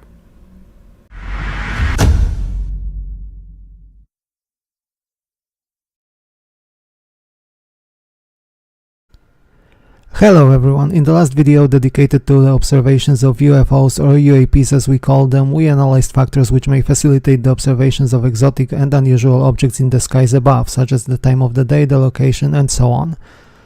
In today's video we will focus on how to distinguish between a bona fide observation of an object which may be exotic in origin from ones which are prosaic. But before that, thank you for your support and please like and subscribe if you enjoyed the content. It helps the channel a lot and spreads the knowledge on YouTube. In some of the past videos we have mentioned an office and organizational unit within the American Department of Defense Pentagon, one named ATIP, Advanced Aerospace Threat Identification Protocol, with Lou Ellison, though the person instrumental behind the 2017 release of declassified UAP videos at its helm. This unit, as well as to the STARS Academy, have devised the so-called 5 observables, sometimes also mentioned as 6 observables, which help us separate actual and unidentified objects from those which have a human technological explanation behind them. In terms of observations, the most important is probably the first of those observables, sudden and instantaneous acceleration. What does this mean for us? First and foremost, it can be translated to a characteristic observed by some in the behavior of the UFOs. Those objects seem to move very erratically across the skies, suddenly changing its direction without any apparent impact on inertia on them, execute sharp turns, often at a 19 degrees angle, with acceleration and g-forces which would be lethal to any human pilot on board. It is also often noticed that those objects can hover still in one location and then take off with enormous speed. In some observed instances, being able to move from just over the surface of water to about 30,000 feet in a fraction of a second. Some of those observations claim that the objects move even faster than light, but it is more likely that they simply move faster than the radar resolution or the recording ability. They definitely can and do exceed the sound barrier, sometimes by a factor of 10, of 100 or even more in extreme cases. We can listen to the testimony of Commander David Fravor during the 2023 UAP hearing before the American Congress here. Did this object come up on radar or interfere with your radar or the USS Princeton? The Princeton tracked it, the Nimitz tracked it, the E-2 tracked it. We never saw it on our radars. Our fire control radars never picked it up. The other airplane that took the video did get it on a radar. As soon as it tried to lock it, it jammed the radar, spit the lock, and he rapidly switched over to the targeting pod, which you can do in the F-18. From what you saw that day and what you've seen on video, did you see any source of propulsion from the flying object, including on any potential thermal scans from your aircraft? No, there's none. There's no IR plume coming out, and Chad, who took the video, went through all the EO, which is black and white TV, and the IR modes, and there's no visible signs of propulsion. It's just sitting in space at 20,000 feet. In your career, have you ever seen a propulsion system that creates no thermal exhaust? No. Can you describe how the aircraft maneuvered? Abruptly, very determinate. It knew exactly what it was doing. It was aware of our presence, and it had acceleration rates. I mean, it went from 0 to matching our speed in no time at all. Now, if the fastest plane on Earth was trying to do these maneuvers that you saw, would it be capable of doing that? No, not even close. And just to confirm, this object had no wings, correct? No wings. Now, was the aircraft that you were flying, was it armed? No, never felt threatened at all. If the aircraft was armed, do you believe that your aircraft or any aircraft in possession of the United States could have shot the Tic Tac down? I'd say no. Just on the performance, it would have just left in a split second. The second observable is one we have already mentioned, hypersonic velocity. Those objects are able to move around faster than the speed of sound, sometimes exceeding it by a lot. Speeds as high as Mach 4 to 6 are observed regularly by pilots reporting meetings with UAPs in the air. The speeds seem to be largely independent of the size of the UAP in question. Even large craft seem to be able to achieve enormous speeds without any particular effort on their side. Examples of those speeds include the Nimitz encounter, not just with the specific Tic Tac objects David Fravor faced in the air. For several days, the crew of the carrier have observed unknown and unidentified craft dropping down close to the surface level of the ocean, only to pick back up and lift with enormous speeds as tracked by their radar equipment. Sometimes the objects also leave no signatures, no sonic boom or electromagnetic traces. The third observable is the one we have already covered in the first video on the subject in much more detail. It's low observability. UFOs are rarely seen and observed. Objects at night are sometimes more visible thanks to the lights emanated from them, while daily observations are more difficult by default. The white or silvery color of many of the UAPs also contributes to the poor observation rates. An extension of this particular observable enters the realm of hypotheses, with some people claiming that those objects are sometimes able to become visible out of thin air and equally vanishing in plain sight. This in turn could potentially suggest the use of some kind of an advanced cloaking mechanism. Even further goes the claim of people who have tried to take a photograph or a video of UAPs. Even in the era of digital equipment, this is an extremely difficult feat, sometimes bordering on the impossible. Some experiencers even claim that the objects are possibly able to shut down electronic equipment and prevent them from being recorded. This would also imply extensive jamming capabilities of the, let's call them, true UAPs. Some people claim that the objects cannot be actually observed and only their surroundings are perceptible in fact. People who operate on the sea and near lakes, whether in professional capacity as soldiers or simply being present at such locations for leisure and who have observed UAPs at such locale, mentioned the fourth observable. This is the transmedium travel. UAPs have been seen to enter water bodies, usually with no to little splash, differentiating them from regular objects impacting water surface. The objects have been seen entering and exiting water at will, with minimal apparent interaction with their surroundings. There are videos presenting purported UAPs not only able to do that, but also able to split as they do their transmedium tricks. Then again, we also have a tangentially related category of USOs, or unidentified submerged objects, which we are going to hopefully cover in one of the future videos. The objects are also seen moving between low altitudes at the edge of space, as we have already mentioned.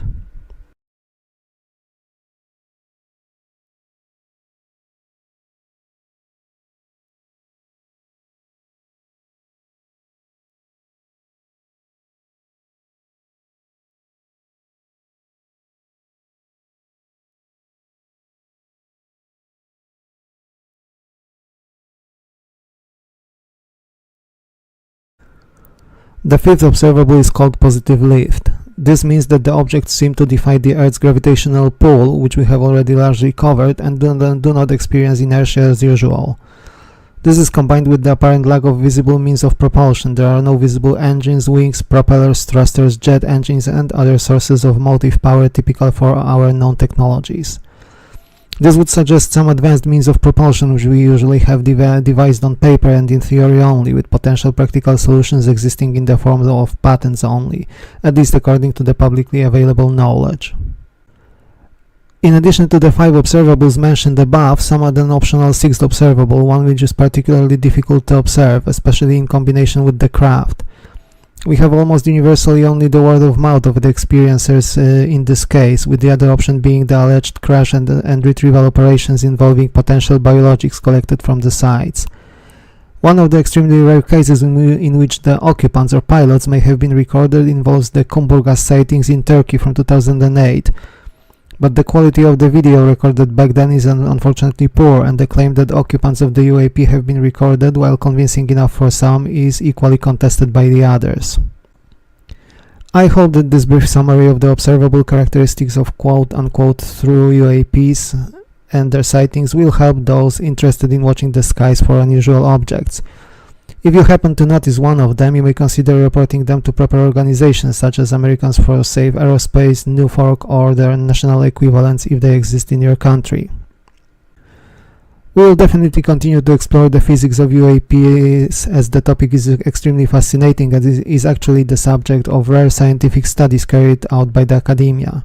Until then, thank you for watching, stay tuned and stay open-minded. The reality around us is much bigger than we usually think it to be.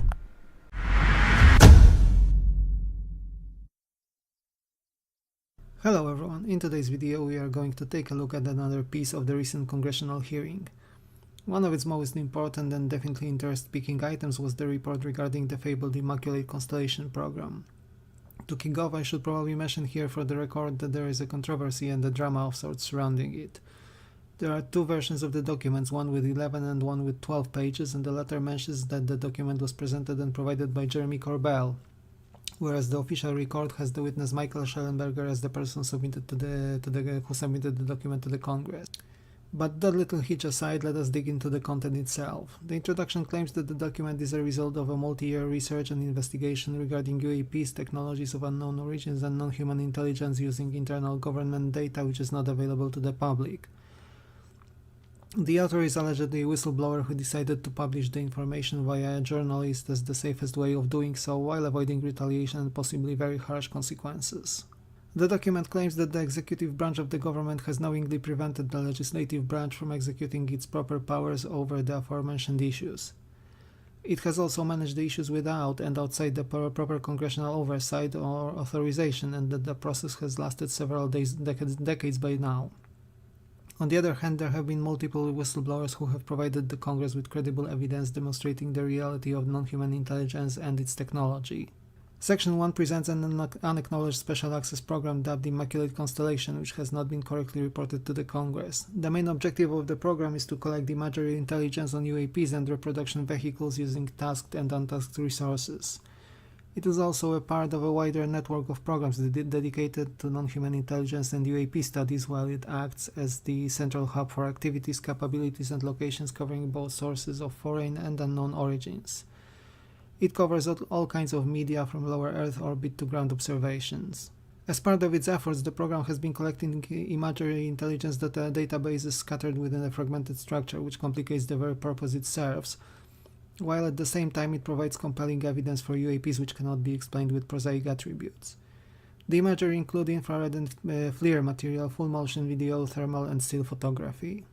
The following objects have been identified this way: a cuboid formation of approximately 12 metallic orbs skimming the ocean surface, exhibiting rapid maneuvers, braking formation and moving with impressive capabilities.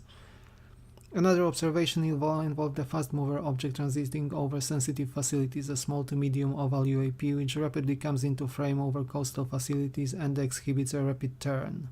Next, we have intelligence vessels about to collect their production vehicle at night within a specific area at the Pacific Ocean. This footage allegedly shows a triangular UAP appearing directly over the vessels. The UAP had the shape of a unilateral triangle with 3 bright points of light at each bottom corner of it, slowly rotating on its horizontal axis. The rotation partially revealed a horizontal bar of sweeping lights. Intelligence data shows that the vessels must have been aware of the UAP or RV and met it at the expected location. The UAP vanished as suddenly as it appeared. Another triangular UAP trailed an unwitting vessel is discussed. Again, we have an equilateral triangle-shaped UAP the size of a fighter jet, hovering approximately 200 meters above a sea vessel in the Pacific Ocean. The object was classified as an ARV or RV of Intelligence networks have an infrared footage of a large saucer-shaped UAP craft emerging from a dense cloud formation. The saucer registered as a hot object against cold atmospheric background. The saucer was 200 to 400 meters in circumference and had symmetrical protuberations on the upper surface. It emerged at a shallow angle while moving upwards to higher atmospheric strata. After breaking the cloud cover, the object suddenly changed direction and partially entered the cloud cover again, exhibiting evasive behavior. Then we have a description of a boomerang-shaped UAP observed in a FLIR footage of the eastern coast of the USA. It rapidly decelerated and hovered as a stationary object. Then it suddenly emitted a light sphere from its central point, which expanded and partially engulfed the craft in a rotating sphere of light. We also have a mention of a jellyfish-type object crossing the US-Mexico border, recorded in a FLIR footage. It exhibited cold and hot emissions and the shape of a flying brain or a jellyfish with hanging appendages. It flew against the wind, had no visible means of propulsion, and maintained an unnatural rigidity in its movements while flying at a low altitude above the ground.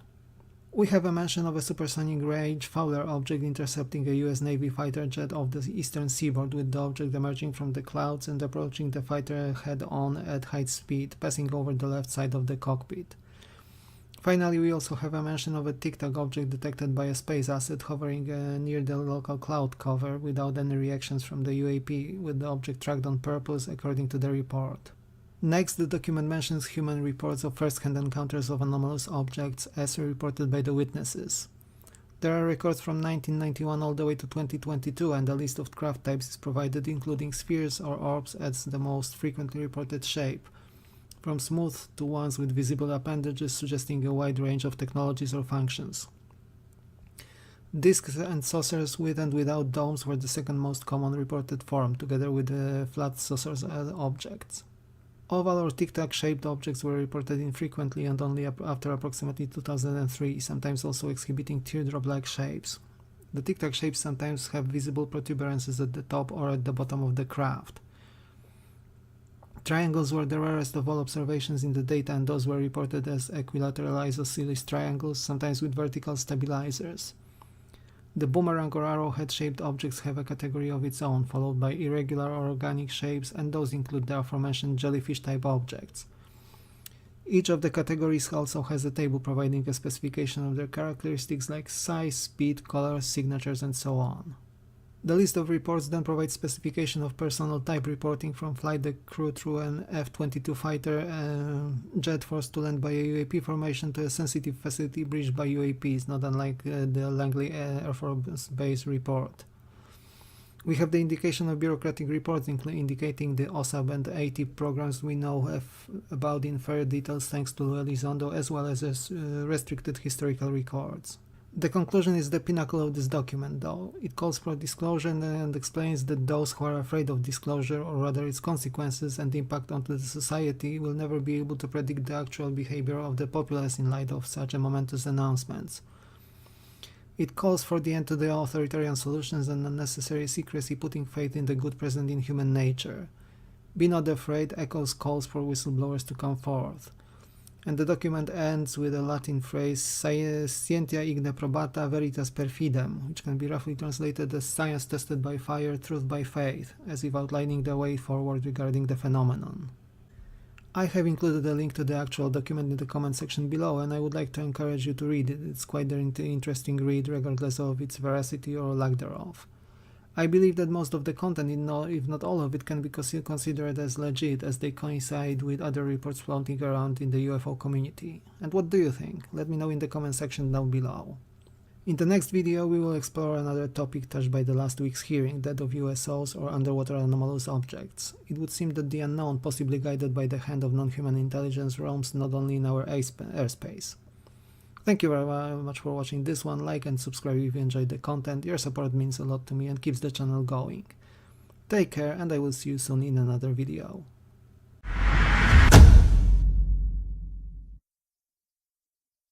Hello everyone. With the recent uptick of sightings of strange objects and conspiracy theories regarding UFOs floating around, upon which we will talk later on, I thought it may be a good idea to take a look at modern ufology and whether it is becoming a new doomsday cult. Firstly, what prompted me to talk about the topic? Perhaps you have heard, especially recently, about a guy named Cliff High. Cliff is the creator of the WebBot project, a software endeavor which started back in 1997. The bot was initially designed to track keywords and search trends on the internet. The collected data would then be used to predict the trends on the stock market and thus earn money. Later on, the software was further developed to predict future events. The creator himself claims to have predicted the Northeast blackout of 2003, the 2004 South Asia tsunami and Hurricane Katrina. However, it failed in predictions of the dollar collapse of 2011, 2008 earthquake near Vancouver, or a giant cataclysm in 2012. Recently, a claim concerning UFOs broke out and spiraled off into fame on TikTok. According to this claim, Cliff High seemed to have predicted back in 2007 that Donald Trump would be the President of the United States, which has happened, that Joe Rogan would have a podcast, which was also correct, and the two would have an interview in 2024. And this also happened. 39 days from that interview, there would be an expected battle or melee in the skies involving UFOs fighting UFOs with possible involvement of military airplanes. Do you see a pattern there, and especially in the light of the recent sightings? This was supposed to be a possible Black Swan event, not that far away in possible consequences from a doomsday event or catastrophic disclosure. Now, doomsday prophecies are usually associated with religions throughout the ages, aren't they? But is there a link between cults and religions and UFOs? Then there indeed is, and has been. Early cults like the I Am activity dating back to 1930s or Aetherius Society from the 1950s are the prototypes of such cults. Cults and religions which are better known to the public and are in one way or another related to UFOs and extraterrestrial or non-human entities include the Church of Scientology, Ashtar Galactic Command, Raelism, or the Urantia movement. Other tangentially related systems of thought, though not necessarily religions as such, include channelings, known as the Law of One, delivered by a rumored non-human extra-dimensional entity called Ra, claiming to be the same as the Egyptian god Ra. Then we also have the infamous cult of Heaven's Gate, the followers of which must extinguish themselves in hopes for an alien rapture and salvation. How come there are religious overtones related to UFOs? This topic has been the subject of study by two respectable researchers, Professor of Religious Studies from the University of North Carolina, Diana Walsh-Pasulka, the author of books like American Cosmic, and Dr. Jacques Vallée, sometimes called the grandfather of the Internet, who has been studying the connections between folklore, animist religions, spiritual and religious experiences, and UFOs. Some of their claims of possible alien interventions include the St. Francis of Assisi and his stigmata and the Miracle of the Sun event in Fatima in 1917. According to them, many of experiences which most people ascribe to various religions can be explained as easily, if not actually easier, through interactions with extraterrestrial or, speaking more broadly, non-human entities. If we combine this notion with the safe assumption that otherworldly visitors would be far more technologically advanced than we are, it is not too difficult to see that people may perceive aliens as godlike beings, nearly omnipotent and wiser than us. It turns out that these notions are actually running quite strongly in humanity. We could hear from whistleblowers coming forth in recent months and years that there are factions within the governments and within the military privy to classified knowledge related to UFOs and non-human entities who believe that these beings are angels, demons, and or anything in between. The same ideas echo within the wider UFO community at times. We can read reports from people who are experiencers as stating that alien beings are often our guides, orchestrating our spiritual development behind the curtains. We also hear that they feed off our emotions and both traumatic and positive experiences. One could also name here the supposed emotional energy called Lush by Robert Monroe. We also see some people who claim that aliens may have interfered with our evolution and are actively crafting hybrid beings for unknown, possibly nefarious purposes. If we take a look at the wider background of humanity in 2024, we live in quite the uncertain times. We have just emerged from a pandemic as a whole. There are many places around the world where there are active wars ongoing, persecutions of specific ethnic or religious groups. The unease triggers economic uncertainty and hardships, further fueling the spiral of fear, anxiety, and often hate towards one another. If we ask people about their feelings, many fear what the future holds for them. With that background in mind, it is easy to see why some look forward to the aliens as our saviors. With their rumored ability to switch off nuclear weapons, they could possibly be able to save us from the total annihilation of World War III. If they arrived and guided us to a better society and more spiritual lives, not to mention extremely advanced technology, it makes sense that there are people expecting their arrival, with far extremes including non-human beings harvesting us into a higher spiritual dimension or density, as we are told by the teachings of Ra mentioned before as one of the possible scenarios. We see humanity failing and wanting saviors coming from outside. The other end of the spectrum is driven by fear, from the rumored conspiracy of reptilians or their hybrids ruling the world in secret, through a possible looming alien invasion, as hinted by some people with military background in regards to the recent surge in sightings over military installations as reconnaissance activity, to aliens treating us like herd and recycling our souls in the cycle of reincarnation so they can feed off our spiritual energy or lush, often with a hint stating that suffering, fear, and trauma are the most valuable of such sustenance. Here is where I reached the conclusion. While ufology in itself is not a doomsday cult, and definitely not yet, such tones in it are definitely on the rise. The uncertainty of current times, the ever-present gloom and fear presented by the media, and the resulting doom-scrolling practiced by so many find their reflection in ufology as well. Many of us feel we are hanging by a thread on a precipice, and it is difficult to imagine an event shaking things up more than the arrival of aliens. We also naturally tend to think that advanced beings should also be more peaceful and wiser than we are. They become the modern incarnation of hope in this scenario. I hope you find this video a bit more of the usual topics I cover on this channel interesting and as a thought provocation perhaps. While I focus and continue to do so on the more physical nuts and bolts aspects of the phenomenon, there is a strong connection to our spirituality, consciousness and possibly religious beliefs, ontology and eschatology if you will when it comes to UFOs. Perhaps one day we will learn the true nature of the phenomenon and that of ourselves. In the meantime, I am also hoping to release another video this weekend, trying to cover the events currently unfolding in the northeastern United States, especially in New Jersey, where there are high numbers of sightings of unusual objects in the skies. Until then, take care, thank you for watching, like and subscribe if you enjoyed the content, and I will see you soon in another video.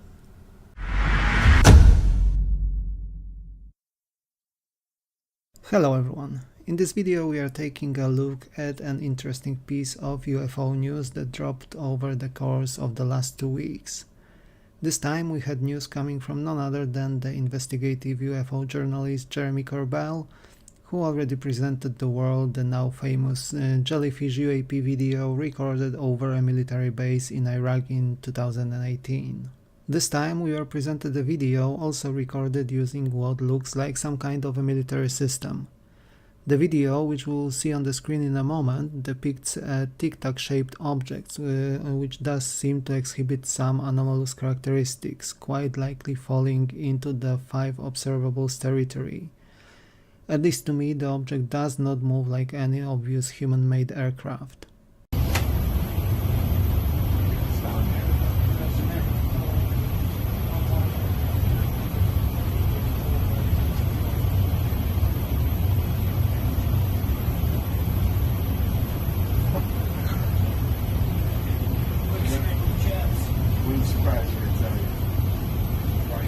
Deploy the VVSS team. Yeah,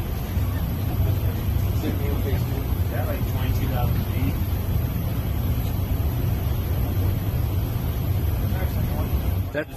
That shit took off earlier.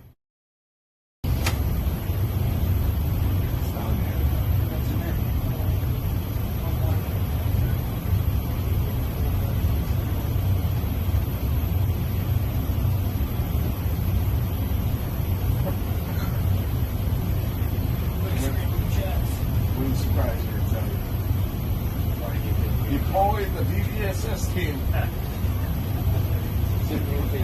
Yeah, like 22,000 feet.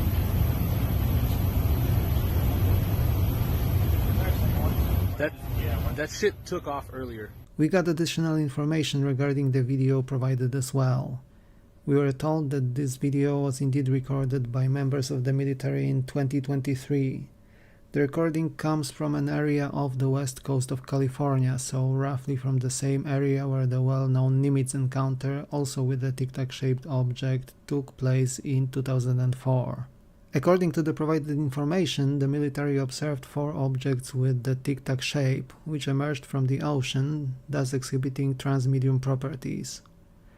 Next, the objects flew in a formation and all of them executed the same maneuvers, which is a strong hint at some kind of coordination and an intelligent control system behind them. After hovering and flying around in the vicinity of the observation, the objects then took off with tremendous speed. Their speed was so high that the observers were almost unable to determine the direction in which the objects departed. Some new information was provided on 15th April by the channel Red Panda Koala, who talked with a Navy veteran named Alex Wiggins. He described the night when the US Navy vessel USS Jackson witnessed the tic-tac UFOs in question. He mentioned that the objects, when leaving the area at such an insane speed, made no noise and no sonic boom was heard, hinting at some anomalous or exotic propulsion system in use. The description related what happened after the video ended. There was a radar observation of the objects as well, first one, then two, and eventually all four of them. Alex Wiggins named the speed of the objects as 2 steps behind instantaneous, no ripple effect on the water, no gust of wind, no effect on the environment. He mentioned that with a conventional object taking off at such a speed, everyone watching the objects would feel the shockwave of the departure. What do you think of the objects in the video, dear viewers? Let me know in the comment section down below. I myself am fascinated by the video, and to me, this is the best sighting coming in from a non-public source using high-grade military equipment to have it recorded in recent times. Combined with the jellyfish video, it makes me wonder about the trove of treasures that Jeremy Corbell is sitting on. That's it for today. I am on the lookout for more exciting news from the UFO world, and things are happening as we speak, so expect another video about that soon. So I will be back with another news video sometime, probably next week. Thank you all for watching, like and subscribe if you enjoyed the content, and I will see you soon in the next video. Take care!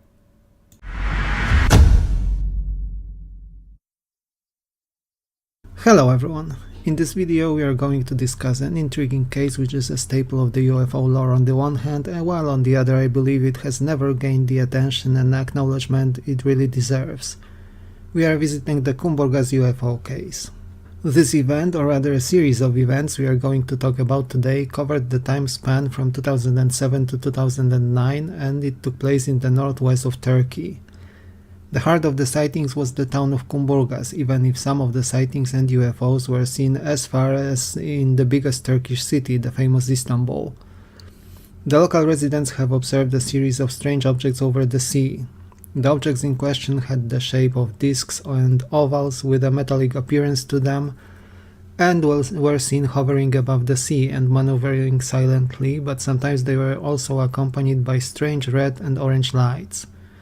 Some of the people who have witnessed the events were local fishers, and some lived in the nearby housing complex overlooking the seashore. The initial sightings, dating back to 2007, were recorded with and filed with Serious UFO and Space Science Research Group, which is the main UFO reporting body in Turkey. And since the activity continued over a long period of time, it gained the attention of the local and national Turkish media and was mentioned even on the CNN in the USA. Thanks to the intensity and frequency of the sightings and the fairly high population density in the local area, people living in and around Kumburgas started filming the objects as early as the first waves in 2007.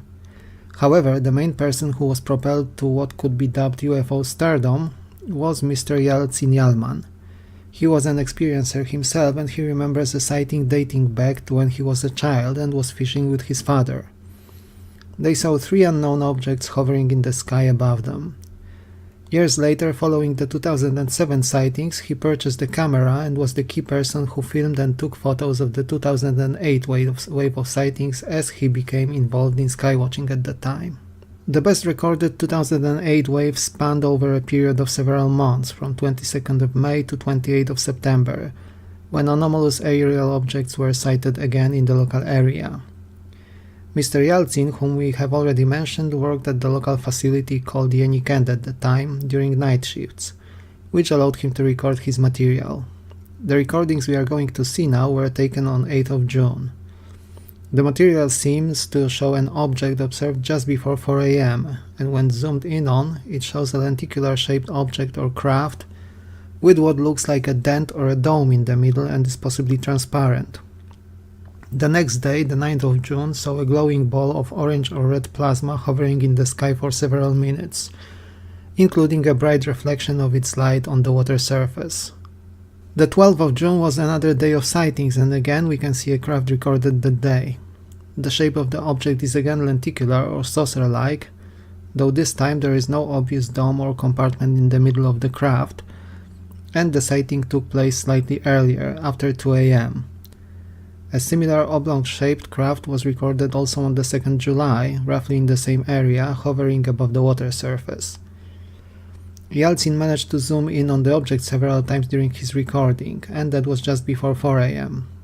After 5 AM, with the dawn already around, there was another sighting of what seemed like the cluster of lights hovering above the water surface. We can again see the reflection of the craft's or object's light on the water. One more similar sighting of a cluster of lights above the sea was filmed on the 16th of June the same year. The collected material, including that filmed by Mr. Yeltsin, was sent to the aforementioned Sirius UFO Center. There, a researcher named Haktan Akdogan, the director of the center himself, analyzed the videos. He also conducted interviews with the local residents in Kumburgas.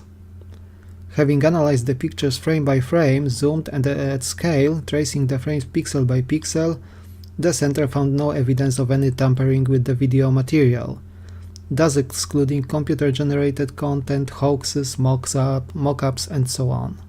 The UFO Center has excluded the objects as being planes, helicopters, meteors, planetary sightings, satellites, Chinese lanterns, weather balloons, and other usual culprits of possible UFO sightings reported everywhere. Another sighting occurred in 2009, this time during the International UFO Congress held that year in Istanbul. The onlookers watched a ball of light maneuvering near the cloud level. More unknown objects were observed that night as the sightings continued all through the night and into the morning of May the 15th. The distance to the objects seen over the Sea of Marmara, as calculated from the vantage point, was estimated to be in the range of 44 to anywhere between 58 and 91 nautical miles. The 2008 sightings were also a subject of an interview by Roger Lear, an American ufologist, and later discussed during the famous Coast to Coast AM radio show with the veteran UFO and investigative journalist George Knapp. One more video, which was analyzed in such detail, was recorded during the first wave in 2007. It included a collage of recordings from the period between 20th June and the 31st of August. The filmed objects involved round, disc-shaped ones and oval-shaped craft flying over the sea surface and changing directions. In this material, we can also see a lenticular craft with a possible dome or a compartment in the middle section of its structure. The Sirius UFO Center again found no evidence of tampering, although this being the first video, it was suspected of being a hoax at the time.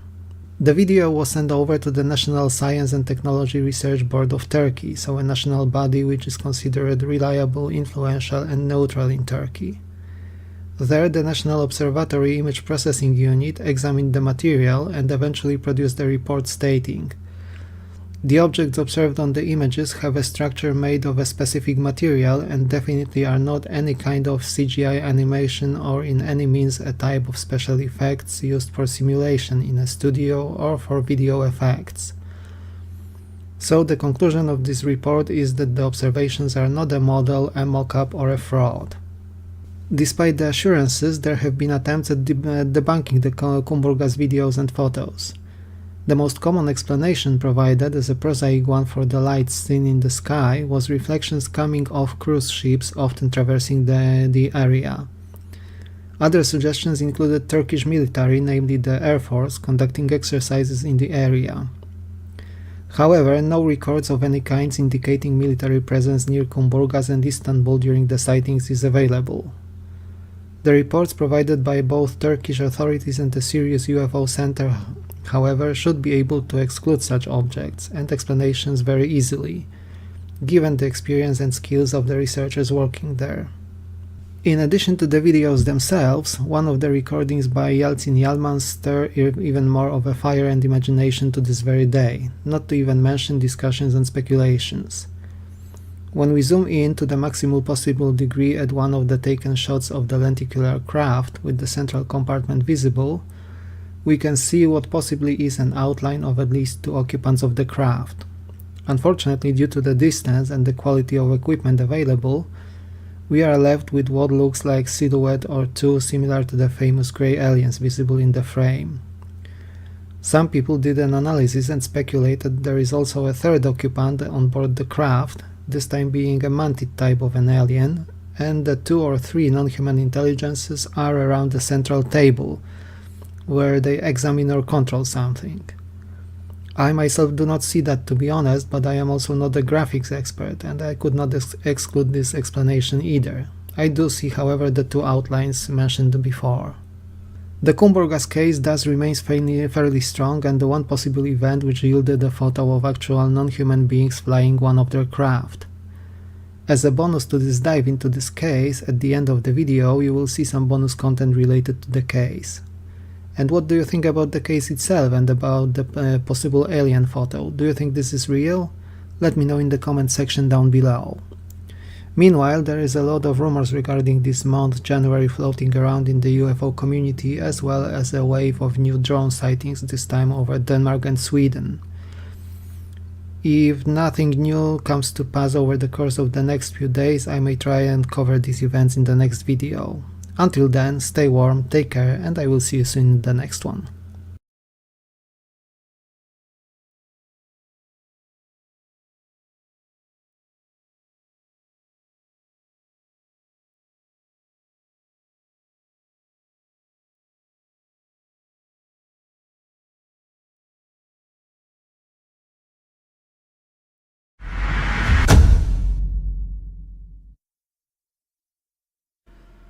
And so here we are. Yesterday on the 20th of August, the long-awaited book titled Imminent: The Pentagon's Hunt for UFOs saw its official release.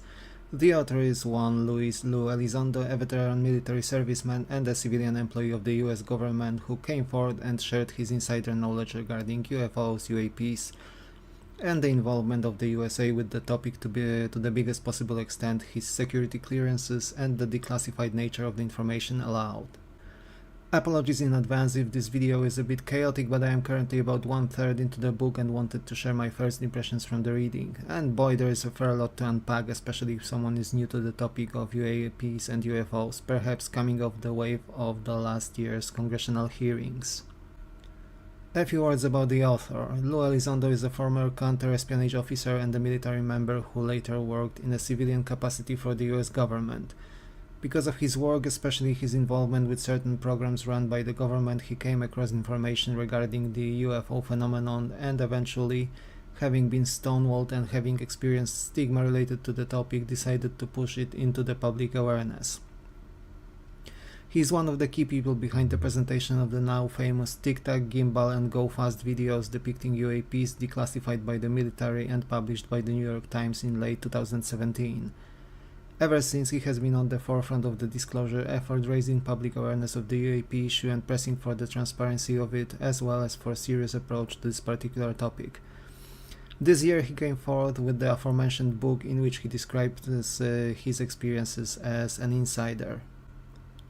The first part of the video will contain no spoilers, so here we go. First and foremost, the book has been cleared for publication by the DOPSER unit within the Pentagon, which means that it has been verified and confirmed to contain no classified information which could impair the national security of the USA. That said, there are small sections of the text which have been redacted, not unlike what we can see in the Freedom of Information Act documents released to the public. In the book, this applies mostly to the locations which are still in use and vital for national security. The book is provided with a foreword penned by Christopher Mellon, former Deputy Assistant Secretary of Defense for Intelligence in the 1990s and 2000s, and presents the author himself, the importance of his work and the importance of the discussed topics as a whole and in general terms, not just from the point of view of American security. Then there is the meat and potatoes of the book itself. The first thing I should mention here, it reads well, especially given that the author himself is not a writer by trade and profession. I caught myself getting drawn in by the narrative quite a few times as I read the book, which in my book is always a hint of an actually good read. What is the book like generally? I would say that it has a nice hybrid form which makes it a part memoir or an autobiography of Lu Elizondo and a part after-action report, if that makes sense. Especially the early chapters contain the personal story and background of the author, from growing up in a family which combined various cultural backgrounds and influences, tough upbringing, and which eventually broke apart, through a turbulent youth and eventual enlisting in the military. The personal touches, in my opinion, explain a lot why Lu is the way he is and why he does what he does. He describes his military career, which led him from a rank-and-file combat role to counter-espionage positions and stations around the globe, to his eventual service for the government in a civilian capacity. And from this point on, beware of spoilers, watch at your own risk, especially if you plan on reading the book. If you don't want to hear any spoilers, you can safely tune out of the video for now. At some point during his career, Lou was recruited into a special program running within the structures of the DoD named OSOP, or Advanced Aerospace Weapons Systems Application Program. It was headed by Dr. James Lakatsky, a physicist with extensive knowledge of rocketry and propulsion systems. During their initial meeting, Lakatsky asked Elizondo what he thinks about UFOs, with the question being serious. This is how Lou's adventures with the weird and bizarre started. At the early stages, he was also introduced to Robert Bigelow, a billionaire hotelier who operated as a private contractor working with the government, a person passionate when it comes to UFOs and other high strangeness phenomena, just to mention his involvement with the infamous Skinwalker Ranch in Utah. During an introductory dinner, Lou met the Brazilian general, and the topic of discussion was the series of events known as the Colares incident. It was a wave of UFO sightings and related injuries, traumas and alleged abductions sweeping through rural Brazil in 1978. Craft with harmful influence on humans and abductions by alien craft with short great beings and tall white humanoids on board were reported at the time. As Lou delved deeper into the topic, he got to work with people like Hal Puthoff, a veteran physicist studying high strangeness phenomena from the borderline between science and the paranormal. He told Lou, for example, that the Roswell crash of 1947 was real and involved a UAP which was knocked down from the sky, possibly by accident, by electromagnetic interference. The object split into two, which crashed and were retrieved together with 4 dead non-human bodies of the pilots. After a while, Lou also gained access to and actively looked for other reports related to UAPs. And he got more than what he asked for. Even with the stigma surrounding the topic and few people willing to report such encounters in fear of having their careers destroyed, there was still enough information to dig into. The Washington DC sighting of 1952, for example. A crashed and allegedly retrieved UFO from 1950 in Mexico, and the list goes on. The OSAP group was looking for patterns in the UAP activity, and it found some. First, the objects are seemingly drawn to and operate in the vicinity of the bodies of water rather than vast swathes of dry land. Next, they also operate close to military facilities. On a related note, Lou also described that while being stationed in the Middle East in Iraq, he was once summoned in his official capacity to study a strange coincidence. 2 M1 Abrams tanks disabled with their armor punctured by an unknown weapon. Whatever it was, it could not have been the standard sabot round or other forms of kinetic weaponry, as they would have caused much more extensive damage inside the hull and could not have left perfect holes with regular edges. It seems that the vehicles were targeted by some form of a beam weapon, in echo of the Colares incident, where some local residents suffered burns and injuries characteristic for high-energy electromagnetic radiation. Lou also brings up the fact that the UAPs are vividly interested in our nuclear facilities. From the disaster sites like Chernobyl or Fukushima, they were observed there in high numbers, to ICBM missile silos. The UFOs have been seen there. He describes incidents from the Cold War era in which UAPs have completely disabled the nuclear ballistic missiles stored by the US in Montana and triggered a full launch sequence at the Soviet nuclear missile facility in modern-day Ukraine in 1982. The technological capability of those objects could seemingly stop or trigger an all-out nuclear war on Earth. It would explain why the Cold War superpowers had a secret treaty diminishing the chance and mutually assured destruction, involving verification of potential missile strikes for fake events. Speaking of the military still, Lou quite extensively describes the 2004 USS Nimitz encounter with UAPs, and I have already talked elsewhere about, and which was well presented by Commander David Fravor during the last year's hearing before the Congress. Lou himself suggests that the overall UAP interest in military capacity can possibly hint at some form of probing of Earth's military and defense capacities. To briefly go over other topics, he does confirm that the USA is in possession of non-human tech in the form of materials and crash remains, as well as runs reverse engineering programs intended to recreate alien technologies. But even if he knows more than he lets on, those topics would not be presented in the book for obvious security reasons. He also mentions his personal experiences as well as the experiences of other people working in the same program. They seem to experience visits of fuzzy light orbs at homes, mostly green in color, observing them at random and vanishing, as well as passing through walls. Orbs of light have been described in various UAP reports with different light colors and possibly different functionalities and purposes, with blue-colored ones having some forms of offensive capability and able to paralyze and injure humans. All in all, the first part of the book at least carries out a strong hint, perhaps driven by the author's military background, that we may be under military surveillance of an unknown force of off-world origins. The last thing I will mention for now is remote viewing, the ability to perceive events in distant locations and possibly across time as well, in a specific state of mind, which I personally understand to be similar to the Focus 10, 12 and 15 states offered by the Gateway project of the Monroe Institute, enabling the viewer to gain fleeting images and sensory perceptions of the target location, person or object. Lou was apparently trained in that technique and had success with it, and he also mentions that it has been fairly extensively used by the military to gain useful info about potential adversaries, terrorists and illicit activities. And so that is for now. I am still in the process of reading, and there will be definitely more to come in about 2 or 3 days, I believe, where I will share my further impressions and final insights about the book. So far it has definitely been a good read, especially worth it if you are new to the topic. And what about you viewers? Have you bothered read the book yourself? Do you believe the author and his claims? Feel free to share it all in the comments below. Like and subscribe if you enjoyed the content, and I will see you in the next video.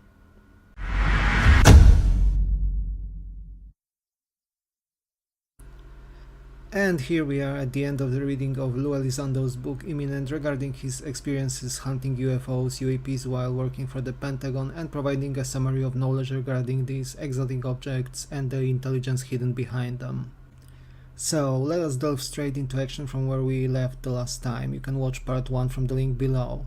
The next thing discussed by the author in the book is the issue of implants of exotic, presumably non-human origins.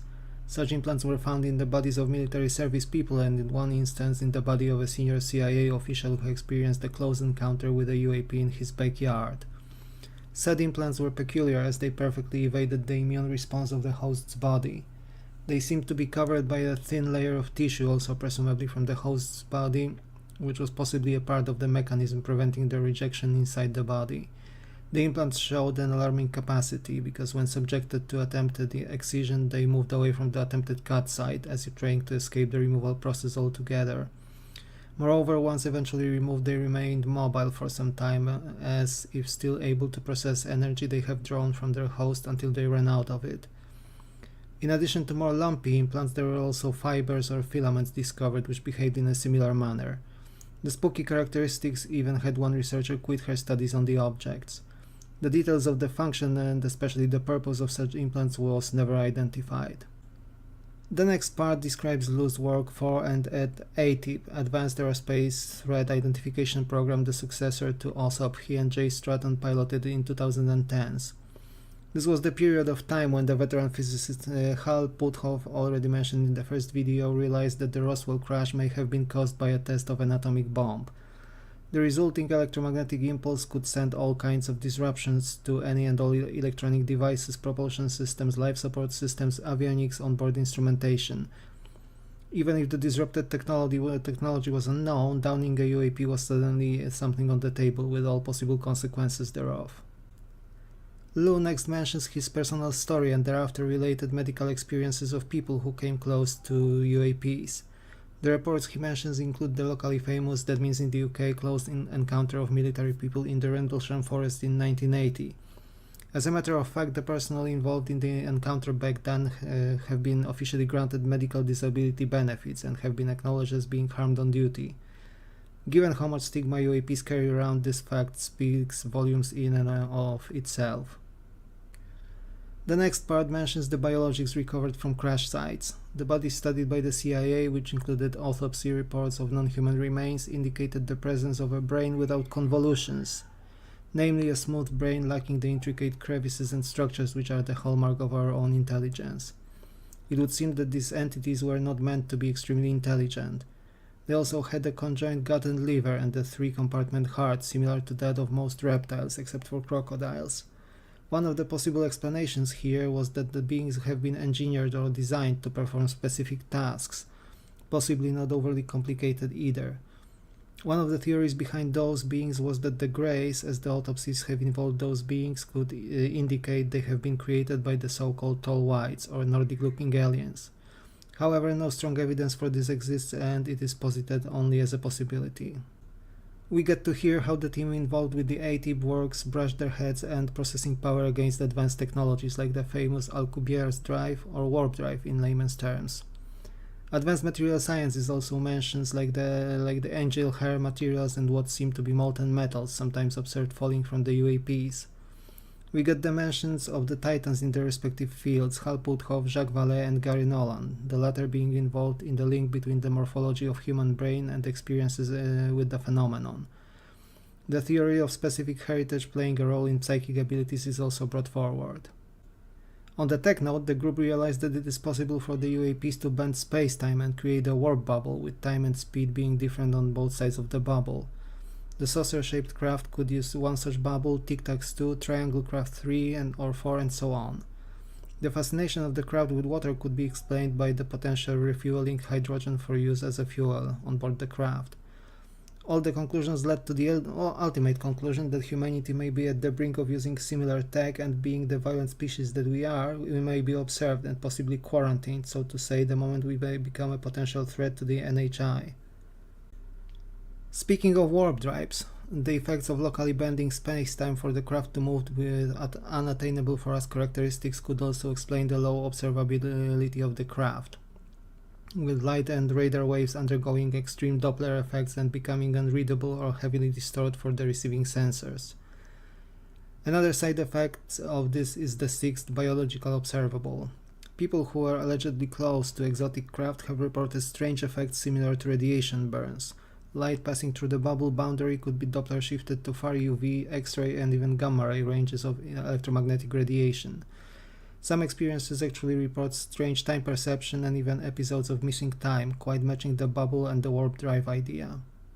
Then we also have the idea of baiting the UAP using a navy group, including vessels with nuclear power, including submarines.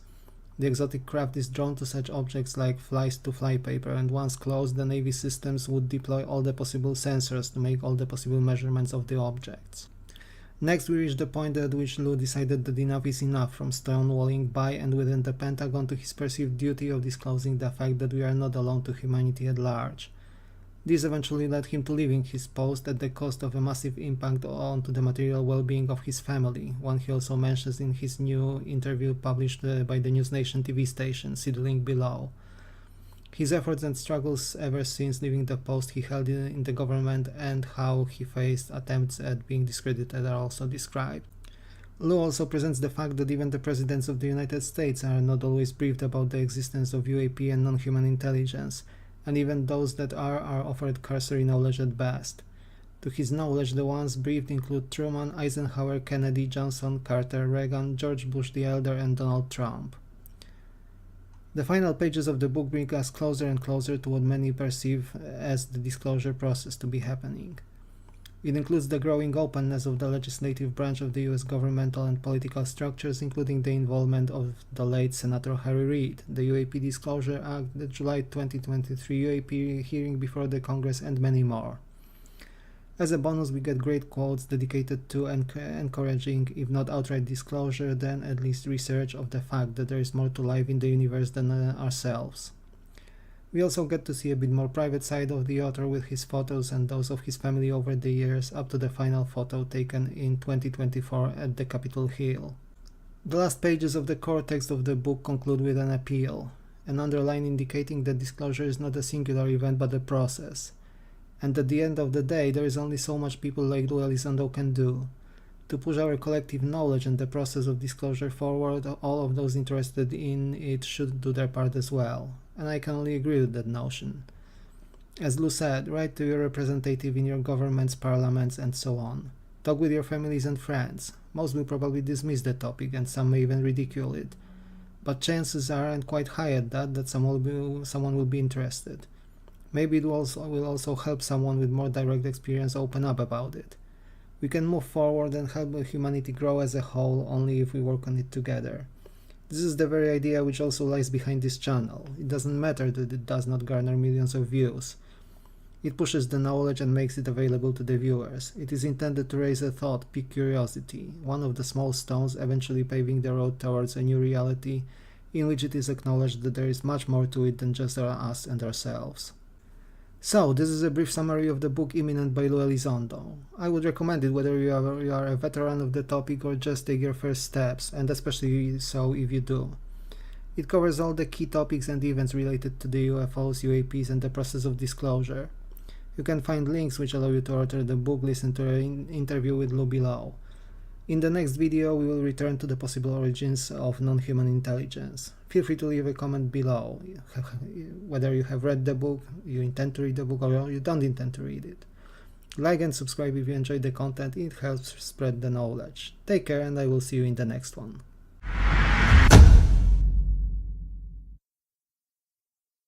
So, today we saw the release of the last part of the interview with the whistleblower Matthew Brown as an episode of the weaponized podcast run by George Knapp and Jeremy Corbell, UFO and investigative journalists, and boy, there are quite some things to unpack and I wanted to share my quick thoughts here.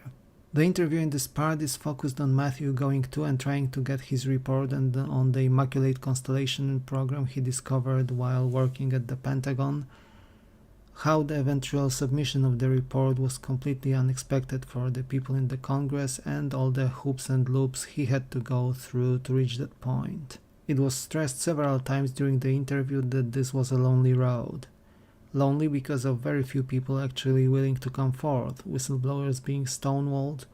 Matthew mentioned David Fravor himself having to beg to be a part of the UAP hearing 2 years ago, to the fact that whistleblowers are effectively left in the dark and on their own, and even the nominal protection that they have is barely anything more than a farce in fact. But the real bombshells came through towards the end of the video, and George Knapp asked Matthew why he believes there is no disclosure from the non-human intelligence visiting us, who and what they really are. The reply was that we are the reason they are here, and that they are interested in life and sentient life in particular. We may be a resource, a commodity, a subject of scientific studies, and perhaps entertainment to those beings. Matthew stated that they live here, at least for the most part of the human recorded history, in some form. When asked if they let us see them, he said he cannot see what kind of a game it would be, but he believes that they are as powerful as we think, but also not really, whatever that could mean. He added that there may be several factions or species present, which coincides with my opinion about some experiencer reports of Greys and Nordics or Greys and Mantids being present together in the same place at the same time. Perhaps it is a single civilization or a federation of sorts. He mentioned that there may be factions involved and perhaps they do not share goals and agendas, which is also a positive note for us, as they do not pose a unified front. Matthew did not see materials related to the biology, culture, philosophy of the aliens, and these are probably the most secret documents there are. He said we live in a carefully orchestrated reality in which our powers that be are curating science and the official narrative related to it. It seems that the people ultimately behind those secrets are hiding everything from us, essentially becoming a breakaway civilization, keeping us in the dark, without us being able to get to know anything of substance, kind of like the Matrix, just more boring. The concluding remark was that we are not free and that this reality has much more to it than we are allowed to believe. And finally, that God is real. It would seem that not only a lot of conspiracy-oriented views concerning UAPs or other people in control of the narrative may be true, but also that some aspects of the woo are real, as well as that our experience and vision of reality is being stifled and we are prevented from achieving our true potential. So, what do you think, dear viewers? Is this all real, or is it a distraction from what is actually going on? Let me know in the comment sections down below. Having watched all 3 videos and judging by Matthew's demeanor and behavior to how nervous he is, and how the information he provided matches what we got to know from various sources, makes me want to believe him. On a completely different note, the UAP hearing planned for this week has been cancelled for unknown reasons. So, that is all on the news front for now. Thank you for watching, like and subscribe if you enjoyed the content, and I will see you soon in another video. Take care.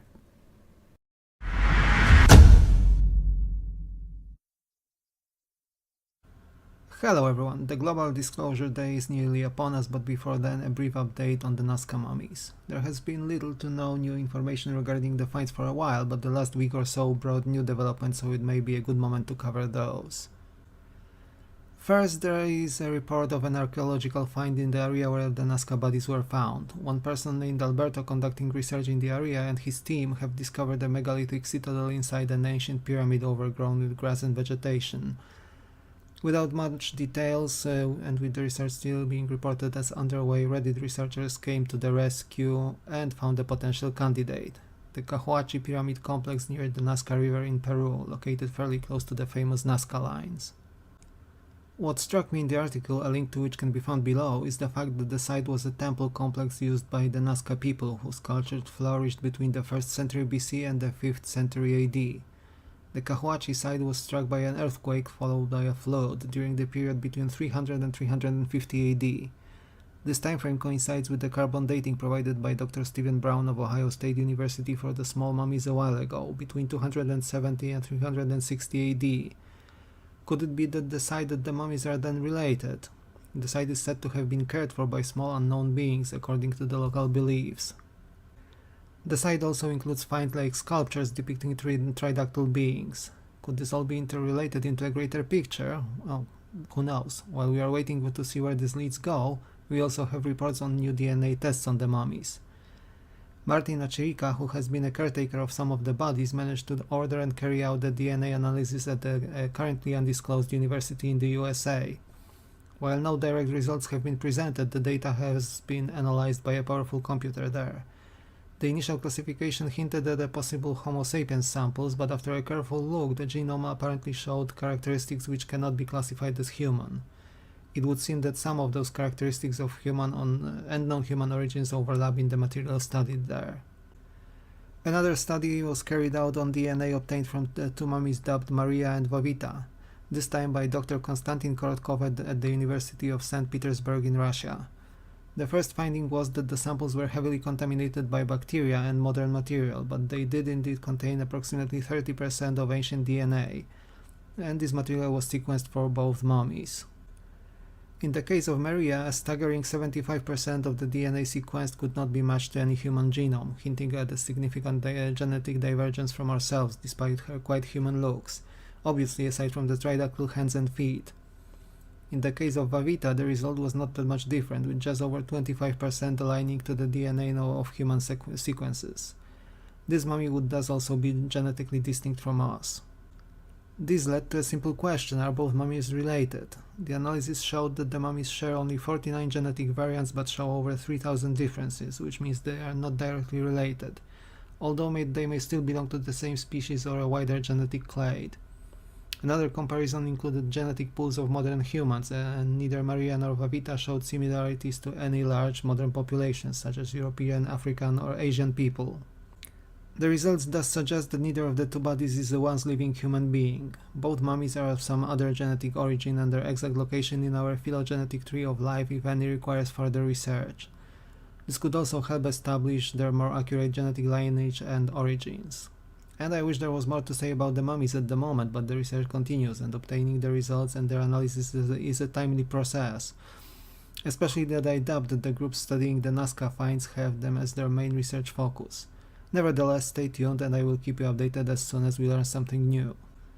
What do you think about these new discoveries? Do they indeed bring us one step closer to the mummies being bona fide non-human entities confirmed by science? Let me know in the comment section down below, especially if you have a scientific background aligning closer with the mummies and the studies on them than mine. Thank you for watching, like and subscribe if you enjoyed the content, and I will see you again soon in another video.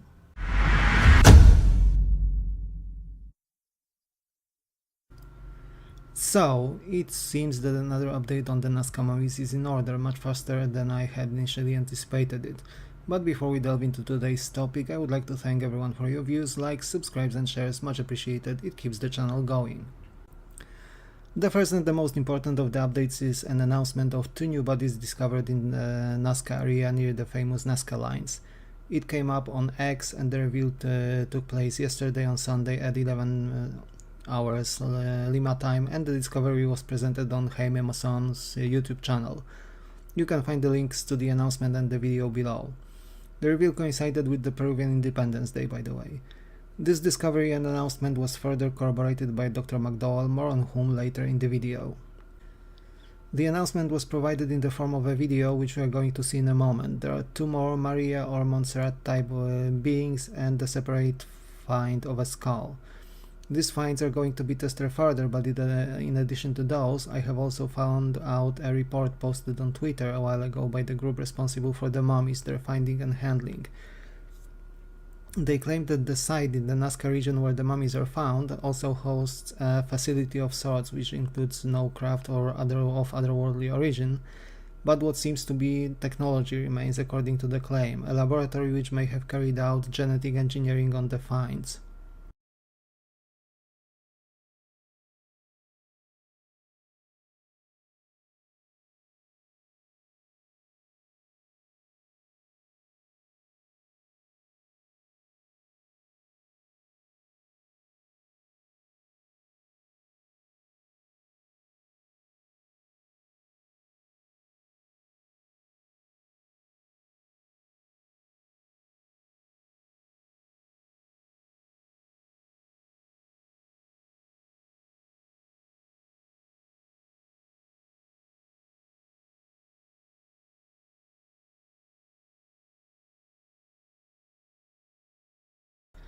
Next, there was also an update regarding DNA. A research group in Canada is apparently conducting an extensive DNA analysis on material from the Nazca mummies, and the results should be published over the course of the next 2 weeks or so.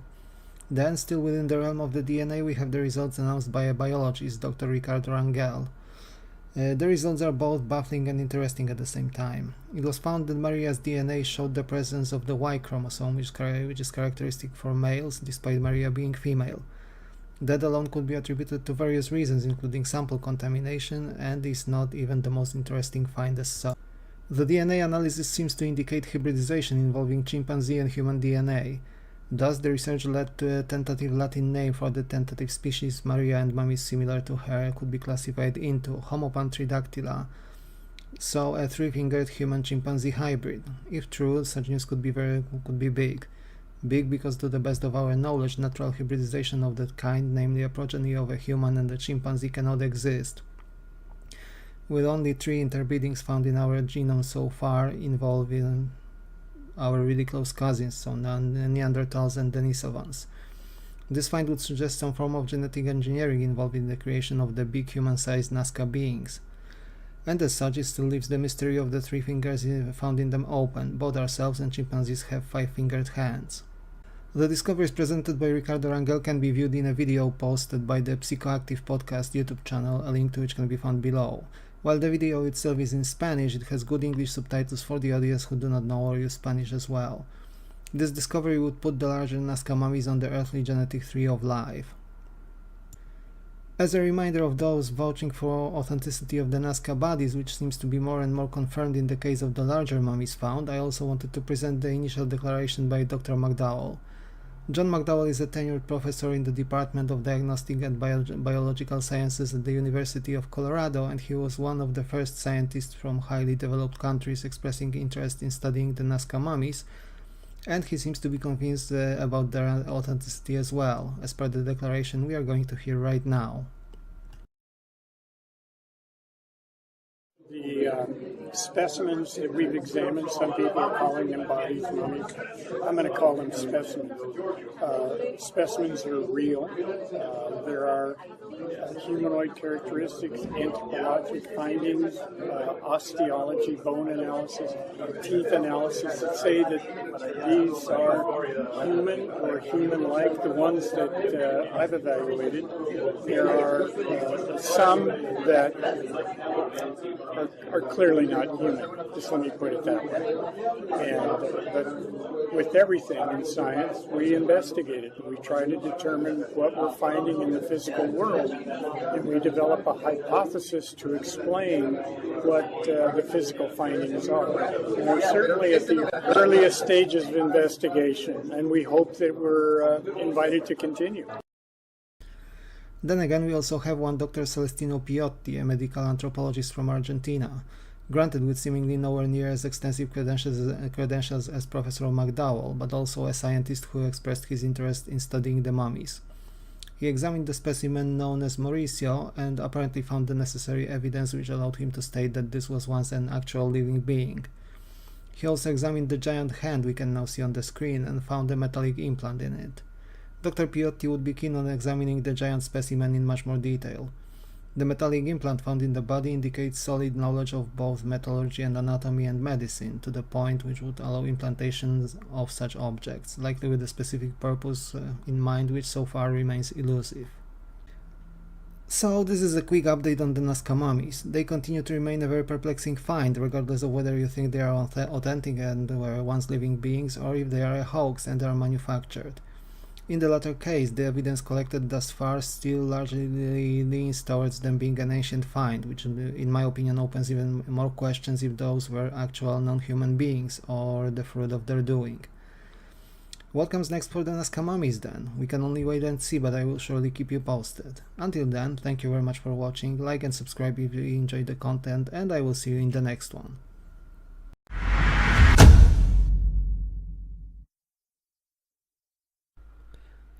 If the potential alien material news were not enough, we got something more on our plates to digest, so to say. The Good Trouble Show channel podcast had a live talk with Dr. Richard O'Connor presenting the preliminary results obtained as a part of the first peer-reviewed study on the Nazca mummies some of the viewers may be aware of. I have provided the link to the podcast and to the channel below so you can enjoy the full version of it. In 2015 and 16, a huaquero or a treasure hunter allegedly stumbled upon tridactyl or three-fingered mummies covered in diatomaceous earth powder in a cave somewhere in the Nazca region of Peru. Long story short, these mummies are now a subject of expanding scientific studies currently involving groups ranging from the USA to Japan and have been described in the first peer review article. According to the presented paper, the found specimens are genuine biological materials and were once living beings. The one called Maria was found to be a mummified pregnant female and resembled human beings for the most part, with the most noticeable differences being hands and feet with 3 fingers and toes and an extra phalanx in the bone structure of those. On top of that find, 2 other potential species of non-human beings were found. One, including the probably most famous small mummies resembling the stereotypical grey alien visage, have been temporarily designated as reptoid humanoids, as they display features characteristic for reptilian or avian origin in their morphology. One more mummy, deemed to be an insectoid humanoid with proto-wings, has also been found. The studies are currently underway and we are awaiting more information about the subject. Whether these are indeed true still remains to be confirmed. For now it seems a fair game to give the finds the benefit of the doubt, as more and more evidence seems to be pointing to the possibility that at least some of them are genuine and were once living being is emerging. So, have we already found non-human and quite likely technologically advanced beings? Time will ultimately tell.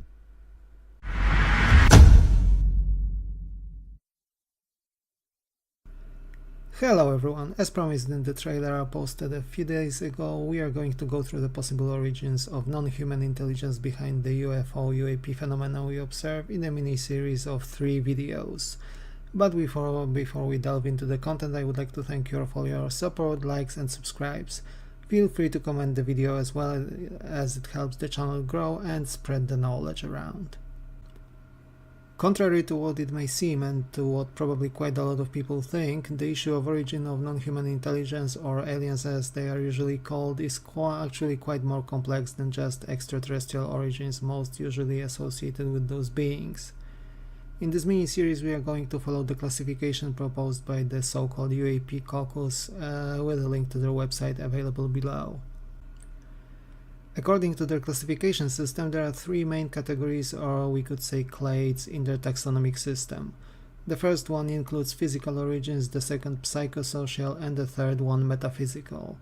As the name suggests, we are going to start with the more nuts and bolts side of things and gradually move over to the woo-heavy theories. The entire system is based on a presentation provided by Colonel Carnell, presented during the Soul Foundation Symposium in November 2023. So, let's start with physical explanations. The first one includes intradimensional objects, namely objects which operate within our physical 3+1 dimensional reality. Aside from actual UAPs, this category also includes purely prosaic objects, which are often mistaken for UFOs, and which means natural objects and phenomena, such as weather effects or geological processes. Then we have optical artifacts and illusions. There are known examples of people mistaking Fata Morgana-like imagery appearing above the surface of larger water bodies for UAPs. And one of the most obvious objects are celestial bodies, which under certain conditions can pass by for a UFO. This category includes man-made objects, starting from weather balloons, which hold quite the position in the UFO circles, through aircraft piloted by humans, other technologies and innovations of our own civilization. A subset of those includes technologies and prototypes introduced by the military. If we take a look at such an achievement as the F-117A stealth fighter, for example, it is easy to see how people could mistake it for a UFO several decades ago during its test flights. More modern examples include the rumored TR-3B aircraft, which actually looks quite like the sometimes observed triangular UAPs.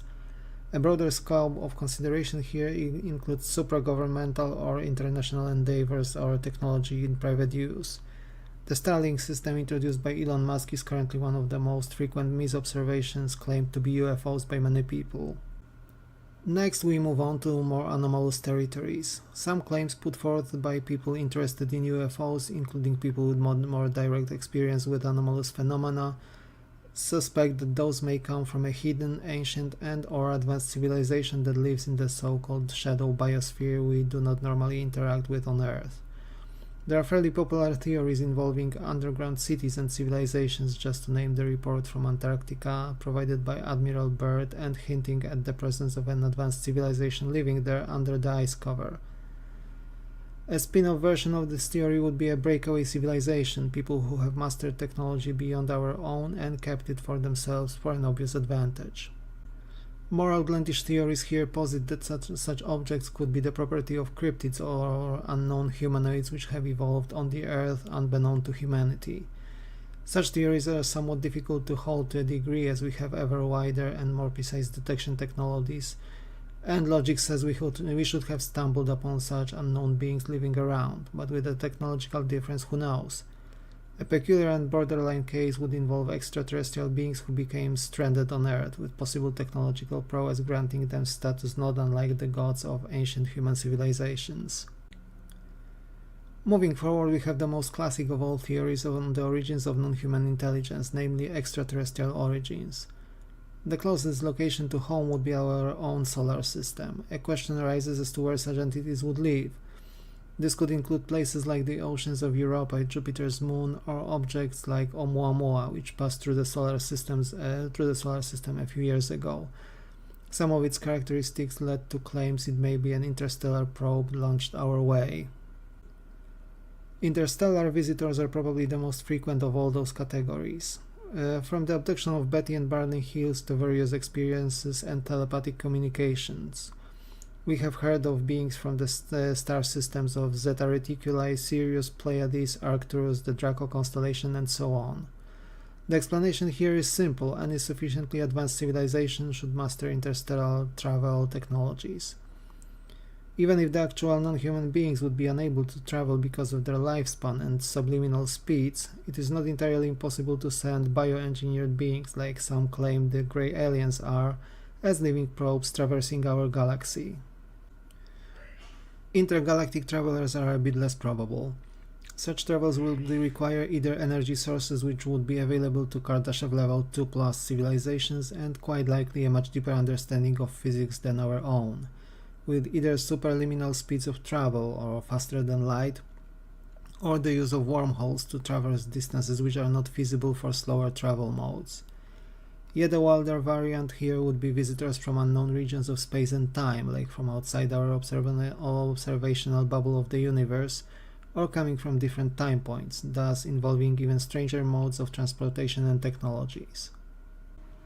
The next category gets wilder. We will now consider extra-dimensional beings or beings originating from other dimensions, parallel universes, or from outside our physical reality. We will begin with hyperspatial beings or beings existing in more than 3 spatial dimensions. They could manifest in our 3-dimensional reality as shadows of sorts. Another option when it comes to beings using more dimensions could involve the so-called compactified dimensions, which I understand as subatomic scale dimensions manifesting in Calabi-Yau manifolds or in the string theory. Other options could include the so-called bulk or hyperspace present in multiverse theories. This could mean that the visitors could travel space existing between individual universes altogether, very much in line with the brain hoppers, with brains being objects similar to membranes and comprising physical universes, as well as forming higher dimensional brains. We have also mentioned that the UAPs may be projections of hyperdimensional beings, so effectively shadows projected into our own reality. Similar options include 0 to 2-dimensional beings and fractal dimensions, or dimensions which are not described using integers, with complex geometric patterns and self-similarity of such structures. Such entities could also exist as avatars of actual aliens operating in different space-time systems or dimensions, including holographic projections. Such objects could also be technically non-living and involve machines and artificial life forms. The third major category includes interdimensional beings or beings able to travel between dimensions and realities.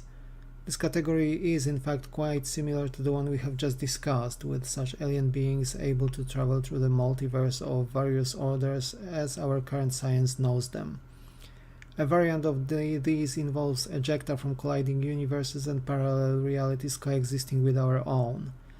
Quantum phenomena related to the many worlds theory could also be responsible for the observed UAPs as their manifestations or interactions between different quantum realities and states. Now we also have time travel as a potential mechanism behind the UAPs.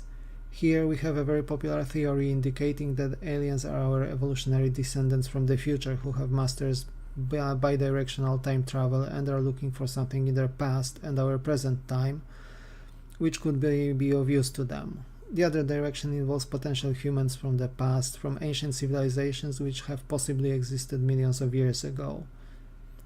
Time travel mechanisms could also coincide with other interdimensional phenomena, which could mean that aliens are humans from alternate timelines altogether. And of course, it is also possible that time travelers are non-human as well, and the last option here relies on additional time dimensions which can theoretically exist in a manner similar to how spatial dimensions do.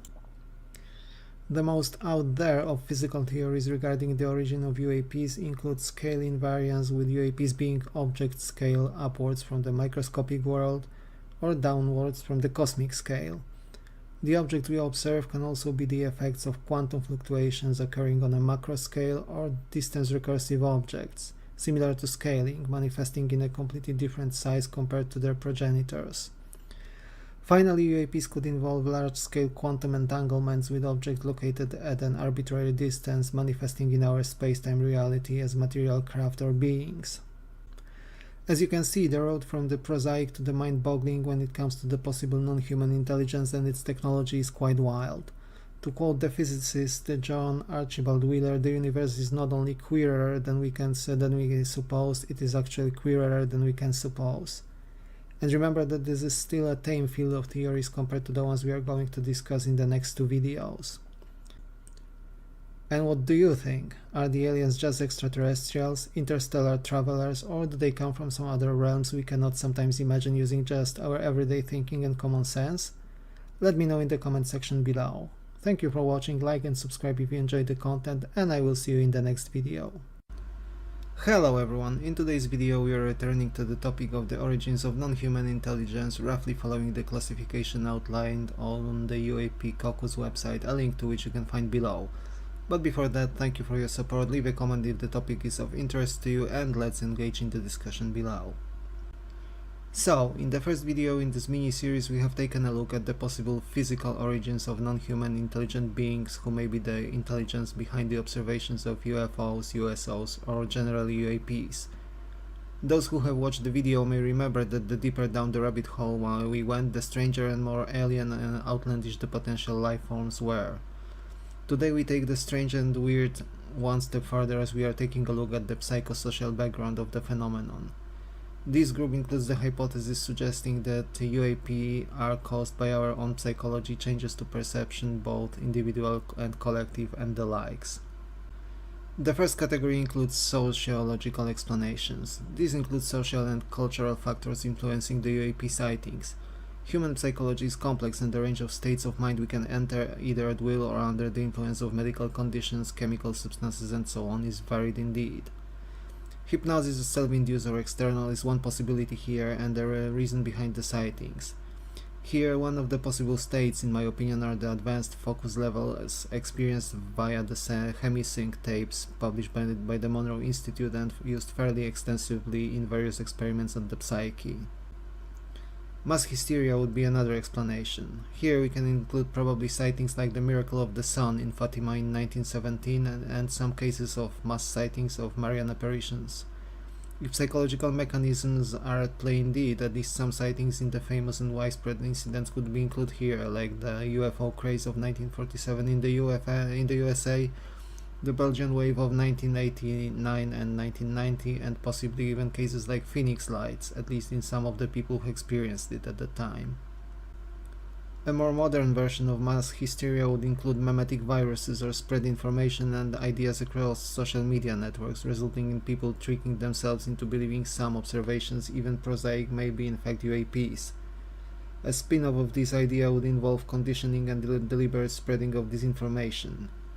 Examples would likely involve situations in which, as UFO enthusiasts sometimes point out, would involve a government cover-up of the actual phenomenon, just to name the infamous examples of swamp gas and other natural phenomena provided as explanations behind UAP sightings by Project Blue Book in 1950s and 1960s. This also includes hoaxes, which are purposefully staged either by official sources with discrediting and spreading disinformation in mind, as well as by private actors, for financial profits, 15 minutes of fame, and similar reasons. The second category includes purely psychological factors, with the first one of those being false beliefs and misinterpretations. I caught myself thinking at times that some lights in the night sky might be something unusual, only to eventually conclude that the observation was an airplane or a satellite passing by at high altitude and speed. Especially with believers in the UFOs, it is difficult to take a step to the side and objectively evaluate moments like these. Then we have false memories, which are sometimes involved in memory conditioning and hypnosis as well. Our brain storage is not perfect, and sometimes the brain can fill in missing elements of what it perceives with additional information. It is fairly easy to see how some memories can end up forming with potential UAP sightings in them. On a similar note are various genuine medical conditions and disorders. Here we are simply dealing with disorders in the normal functioning of our nervous systems and our perception. Even extreme stress makes it fairly easy to distort the perception of reality for everyone after all. Especially with mental health conditions involving hallucinations and psychotic states, though, observations of unusual phenomena are relatively common compared to the baseline perception most people have at their disposal, and some visitations of a broad range of non-human, even immaterial beings, as well as contact with them, falls into this category. One last thing here is our collective unconscious. Latching onto the theories of Carl Jung, we may be tapping into the collective storage of symbols and ideas we all seem to share universally, and perhaps some strange versions of those are simply indistinguishable from at least some UAP phenomena. The last big category includes neurological backgrounds of various kinds. The first of those include pharmacological influences and psychedelic substances. With those, it is not uncommon, especially at high doses, to tap into the fabric of reality, tapestry of the universe, and as some people describe it. DMT and natural substances containing it like ayahuasca hold a special place here, probably. Many users describe meeting all kinds of non-human entities in the states induced by these substances, from fairies and spirits of nature through mechanical elves to mantids, fairly often mentioned by UFO experiencers. Some novel scientific studies are planned intended to clarify whether it is indeed possible to access parts of reality normally not accessible to our perception while under the influence of such substances. Traumas and pathology are another explanation behind some UAP experiences. With what we have already said today, it is not too difficult to see how some issues like these may generate experiences quite similar to chronic disorders or the influence of chemical substances. An important mention here lies with neurodivergence, especially with the recent indications and hints provided by Lou Elizondo and Dr. Gary Nolan of Stanford University.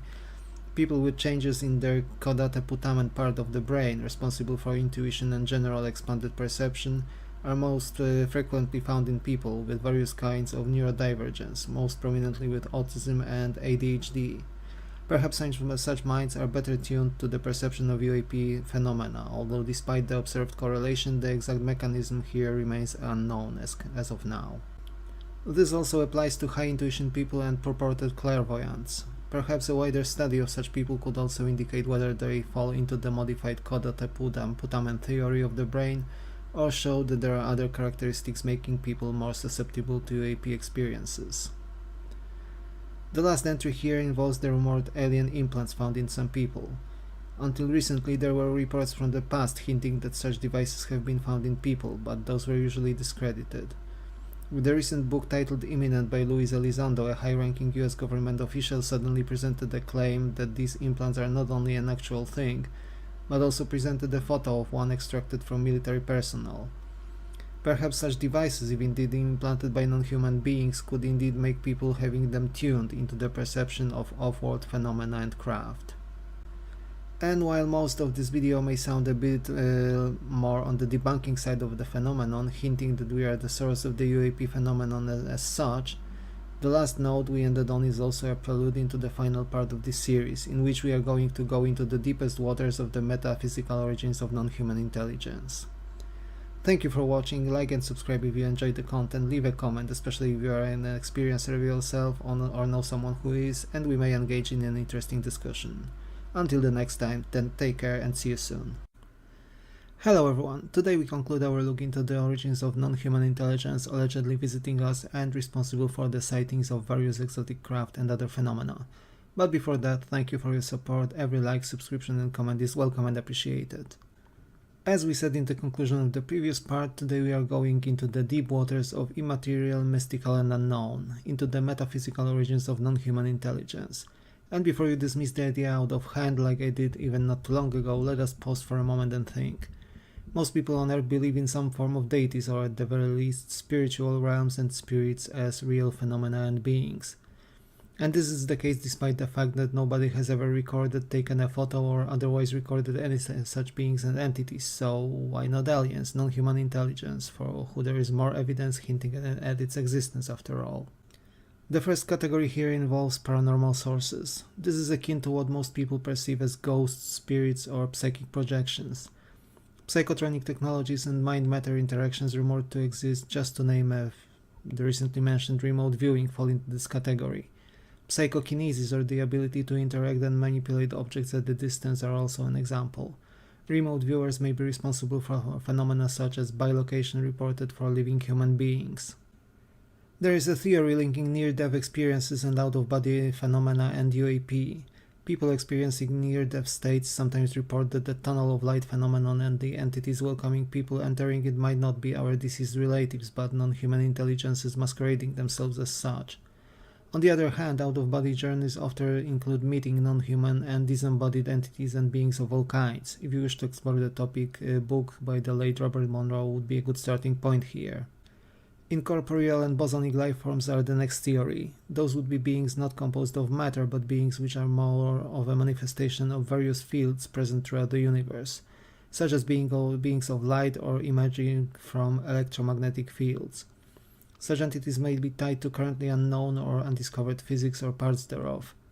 Recent accomplishments in physics have proven that it should be possible for plasma to form into quasi-life forms with some properties resembling life as we know and usually understand it.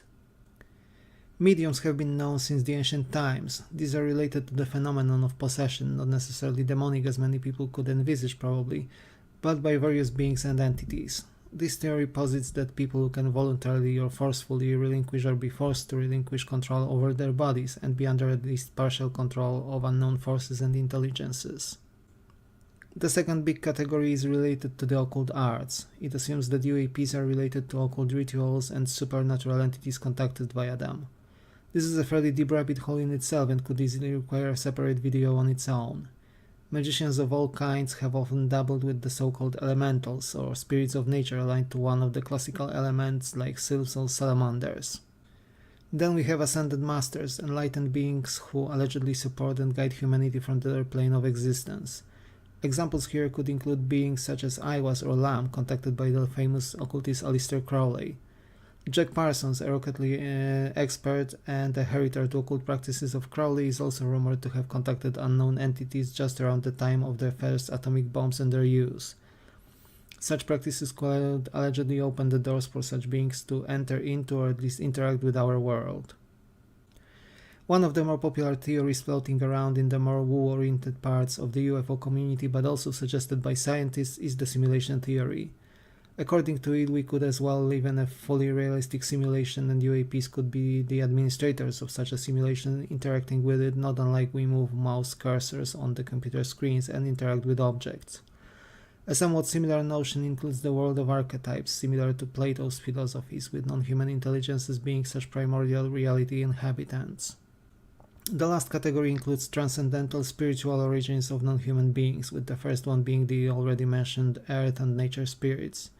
Those would be manifestations of Mother Earth, for example, and are also possibly linked to entities experienced under the influence of psychedelics, which we have mentioned in the last episode.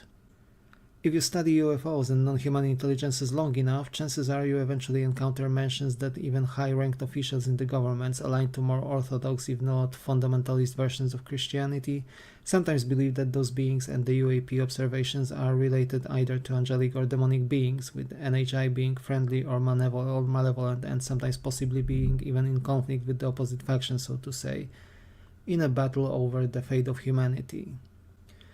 Another view relating the non-human intelligences to religion is offered by Islam. It teaches that there are indeed non-human beings interacting with our world, known as the jinn. Unlike the more bipolar view offered by Christian-aligned views, Islam instead teaches that the jinn are not necessarily evil or good, although more seem to be evil than good, but instead many of those beings are somewhere in between, not unlike we as humanity with our shades of grey in the moral spectrum. Finally, we reach the ascension ladder, spiritual teachings and the so-called channel transmissions, just to name the law of one, often mentioned by people linking UAPs, non-human intelligence and UFO sightings to consciousness, indicate that those beings could be consciousnesses elevated to reality higher than our 3+1 dimensional one, most frequently willing to help us progress to the next stage of spiritual evolution. And here we reach the so-called emanations of Godhead.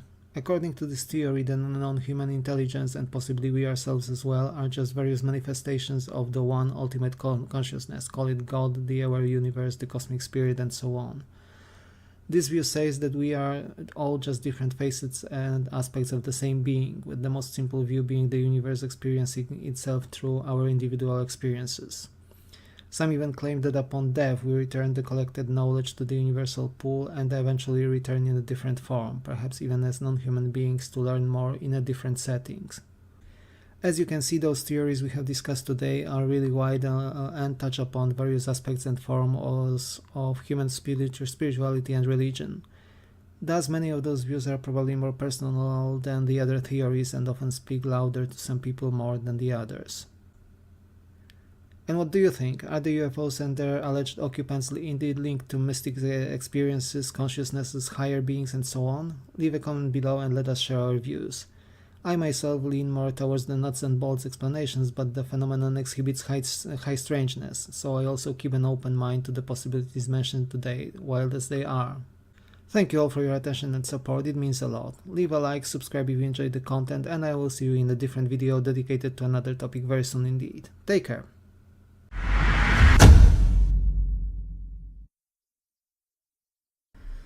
So, today we had the first of the 3 hearings which are at least potentially related to UFOs and non-human intelligence, the congressional hearing dedicated to the Nazca mummies in Peru. It started at the 9 a.m. local time in Lima, and we were able to access the live version with an interpretation provided by a volunteer, which was much welcomed by those of us who command Spanish at the level which is lower than required to understand the proceedings well enough. My first and foremost impression was that the entire thing was a bit disappointing, I would say. I admit I expected a bit more, especially in terms of new research results. While I understand that the research, especially on such a delicate matter as possible non-human and sentient beings, is not something that takes a day to complete, I was also hopeful that there will be at least tidbits of new information provided. The whole premise of the hearing boiled down to arguments and counter-arguments presented by the camp that I would call debunkers centered around Flavio Estrada, forensic archaeologist of the Institute of Legal Medicine and Forensic Science of the Public Ministry of Culture in Lima. The government side focused on results obtained on objects which have been recognized as fake mummies or dolls by both the skeptics and the believers alike. In that case, the findings such as glue, polymer and rubber were quite obvious and expected. This camp also claimed that the objects claimed to be eggs, such as found in the mummy named Josefina, are just deposits of calcium carbonate, so not even calcified tissues. They did seem to include certain research results obtained on the actual mummies as well. The other camp centered about Jaime Maussan, the veteran journalist from Mexico, as the publicity person of the team researching the mummies and claiming them to be real, defended the finds as such and presented results of their own research, mostly various imaging, photographies and scans. Sadly, those seem to have been presented before, and I do not recall anything particularly new or groundbreaking, and some of their claims were also not backed up with relevant results, from what I could tell. That said, even I with my untrained eye could tell the differences between scans obtained on the allegedly real mummies and the fakes or dolls confiscated in 2017. Both camps were in agreement when it comes to the age of the mummies though. Not only those present but also other groups involved in studying the finds confirmed that the carbon dating results for the finds give a hint that the biological material in them comes from a period between 1000 and 1700 years ago for most of the specimens. On the negative, the ministry side proved to have a bit condescending view and seemed to be hellbent on debunking the find by any cost, while the camp defending the mummies also went on strange tangents, which in my opinion drew the attention away from the subject at hand and did not really contribute that much to the topic. At the end of the day, with no clear conclusion in sight, the meeting seemed to follow the advice of the American forensic researcher Professor McDowell, who was also present at the hearing, that more research should be done and preferably in international collaboration in the true scientific spirit. The chairman of the hearing leaned into the suggestion, also catching the fact that the ministry was trying to force a conclusion that the confiscated dolls were fake and therefore the actual mummies should also be fake, and eventually concluded that the mummies cannot be declared as fakes at this stage and require further interdisciplinary studies to arrive at a more complete and final conclusion regarding their nature and origin. It also seems that at least several Congress representatives have become interested in the topic and asked to be kept in the loop. That would be it for now when it comes to the news about Nazca mummies. I will keep on following the topic, and as soon as something new appears, especially results regarding the newly presented mummy named Paloma who was found with intact hair, possibly opening the way for detailed analysis, I will keep you posted, so stay tuned. Thank you for watching, like and subscribe if you enjoyed the content, and I will see you soon in another video.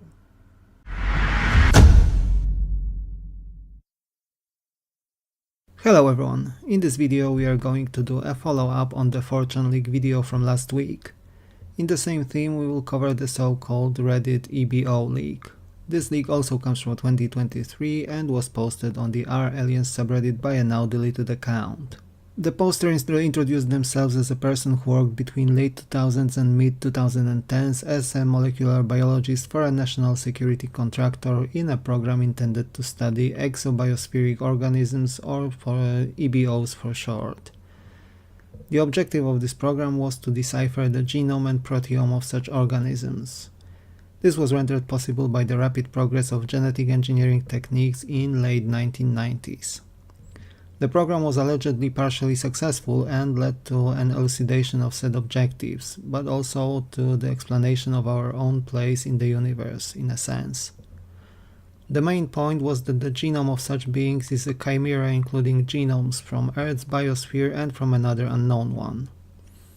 The beings were deemed to be artificial, ephemeral and disposable, created for a purpose that was never fully identified. The poster provided the reason for disclosure of their story. The story should be known publicly, as every human being has the right to know the truth. That, and in order for the humanity to progress, we allegedly need to let go of certain institutions and organizations which are unlikely to survive the revelations in the longer term anyway. This post was supposed to make a dent in the dam of stifling information and misinformation.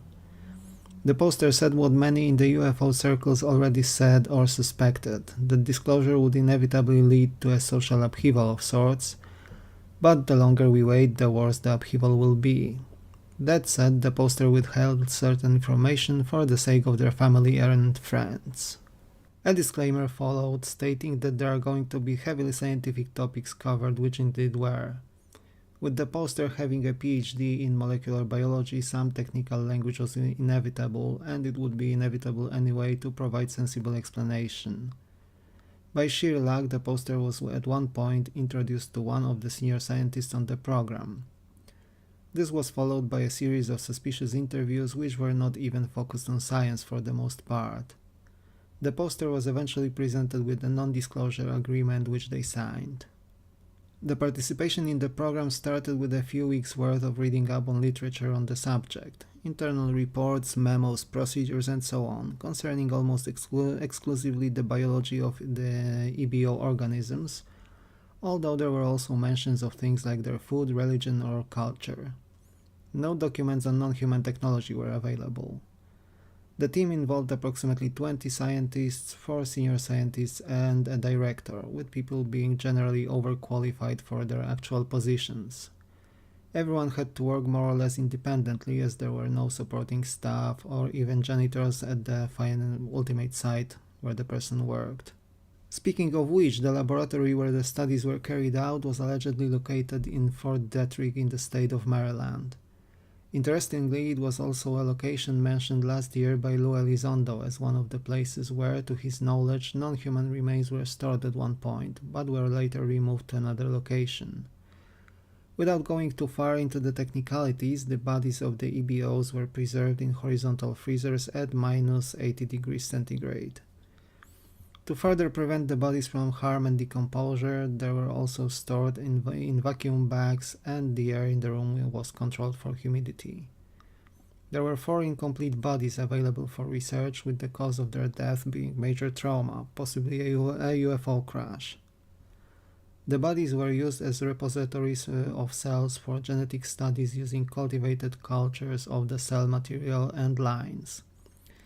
The facility also had an intranet network provided for internal research purposes. Genetics of the beings was covered next. The bodies had material based on DNA similar to us, to the surprise of the poster.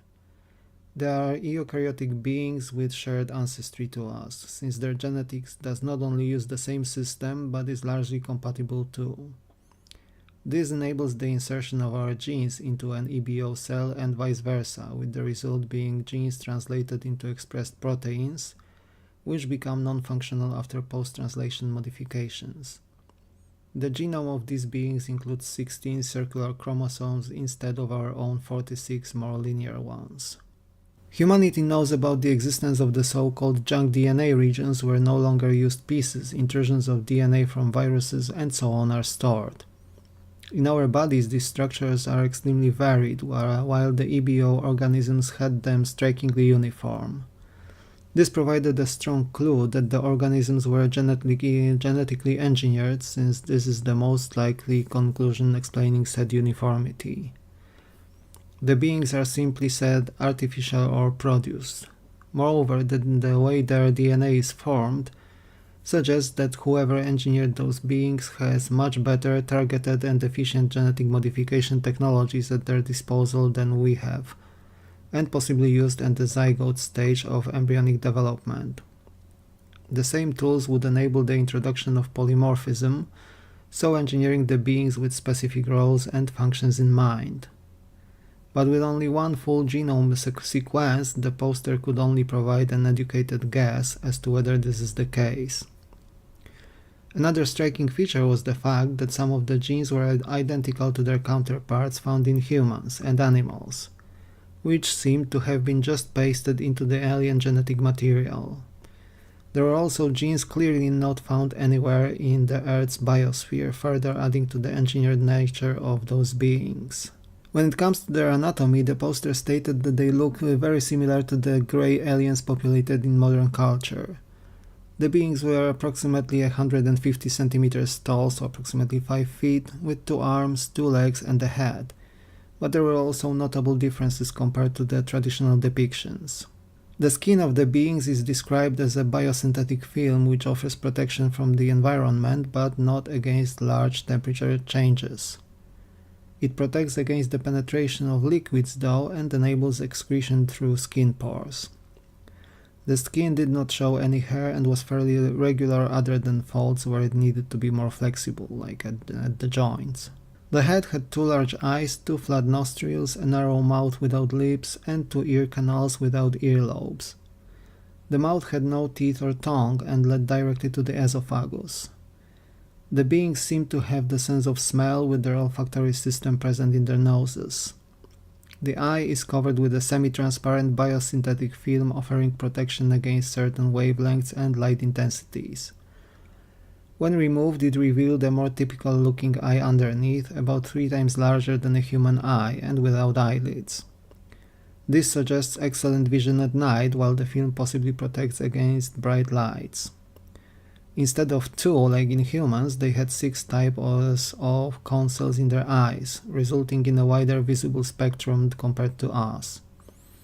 The ear structure suggested better hearing at low frequencies. The brain consisted of 4 major sections and is 20% larger proportionally than in humans. One characteristic feature of the brain were strange nodules, which may be responsible for interaction with non-human technology. The neck was longer and thinner than in humans, without traces of vocal cords present. The thorax showed underdeveloped muscles, although the muscles themselves roughly corresponded to those present in humans, with ribs and sternum also present. The abdomen is wider than the thorax and slightly protruding forward, without the navel. The pelvis was present without genitals or anus present.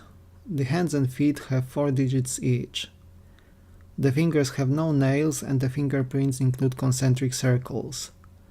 While humans move their fingers using muscles in the forearms as well, the EBOs seem to only use hands for the purpose. The skeleton was roughly similar to ours, but it also had copper oxide crystals, where bone marrow is normally present in humans. The bones show no ability to grow or accommodate mechanically to changes in posture. The respiratory system seems similar to our own, using oxygen to generate energy. The lungs do not operate in both directions like in humans, but in one, similar to birds, and are also more efficient than ours. The membrane present between the lung sacs allows for vocalization, so the use of sound. The circulatory system is similar to our own, with a heart located centrally beneath the sternum. It has 4 parts too and is connected to an aorta. A thing of note here is the fact that blood flows through a hepatorenal organ, so a combination of liver and kidneys, where metabolites are removed from the system. The metabolic waste is then transported to the limbs and excreted through thousands of pores in the skin. This waste includes ammonia, which may be responsible for the peculiar odor sometimes reported by experiencers meeting grey aliens. The digestive system and the endocrine or hormonal system are very rudimentary compared to ours. This leads to an assumption that the beings consume liquid food without much need for digestion, presumably some broth with higher than normal copper content. Said copper may be used in nanomolecular machines possibly present in their bodies. Their nervous system is very similar to ours without much difference. This exposé was followed by questions, one of which stands out, about the non-human intelligence's religion. They apparently believe that the soul is not an extension of a person, but rather a fundamental quality of nature expressing itself as a field, similar to how gravity works. In the presence of life, this field becomes more complex and locally overcomes entropy, with the complexity proceeding towards sentient life, resulting in what we usually understand as a soul. The soul experiencing reality interacts with the soul field and generates a feedback loop, which increases the field's complexity, which eventually leads to a critical mass of sorts, possibly an apotheosis-like event. The beings do not believe in this but know this to be true. The soul loses its individuality after death, but the memory and experiences continue to exist as a part of said field. This results in a culture which does not fear death, but also pays no attention to individuality, also in line with what many experiences have observed. This belief system propels the beings to seed life and proceed with the soul field enrichment. This information allegedly came from a document prepared by a person who interviewed a live EBO, so a live alien, in unknown circumstances, and the means of communication were not specified in the document. Last but not least, the location of the lab was openly mentioned there as a Battelle National Biodefense Institute. This is pretty much it. I omitted certain scientific details but have provided a link to the full post below so you can read it in even more detail. What do you think about this particular leak? Is it believable? Let me know in the comment section down below. I myself am not a biologist, so I definitely do not have the detailed expertise here, but with my background in natural sciences, the scientific part of the presented material looks at least somewhat believable and fairly solid to me. Still, we'll probably not get to know if the post was true or not, at least not very soon. All that said, I am also looking forward to the news in the UFO field. We have the new task force responsible for declassification created under the leadership of Representative Anna Paulina Luna in the US Congress, and we are approaching the month of March, so the premiere of the Age of Disclosure movie, and we got to know that Steven Spielberg's Disclosure movie was postponed until June 2026. Today we saw the bombshell of a news mentioning David Grush as the executive producer of another Disclosure-related movie, so this is quite an exciting development in many ways. That's it for today. Thank you for watching, like and subscribe if you enjoyed the content, and I will see you soon in another video. Take care.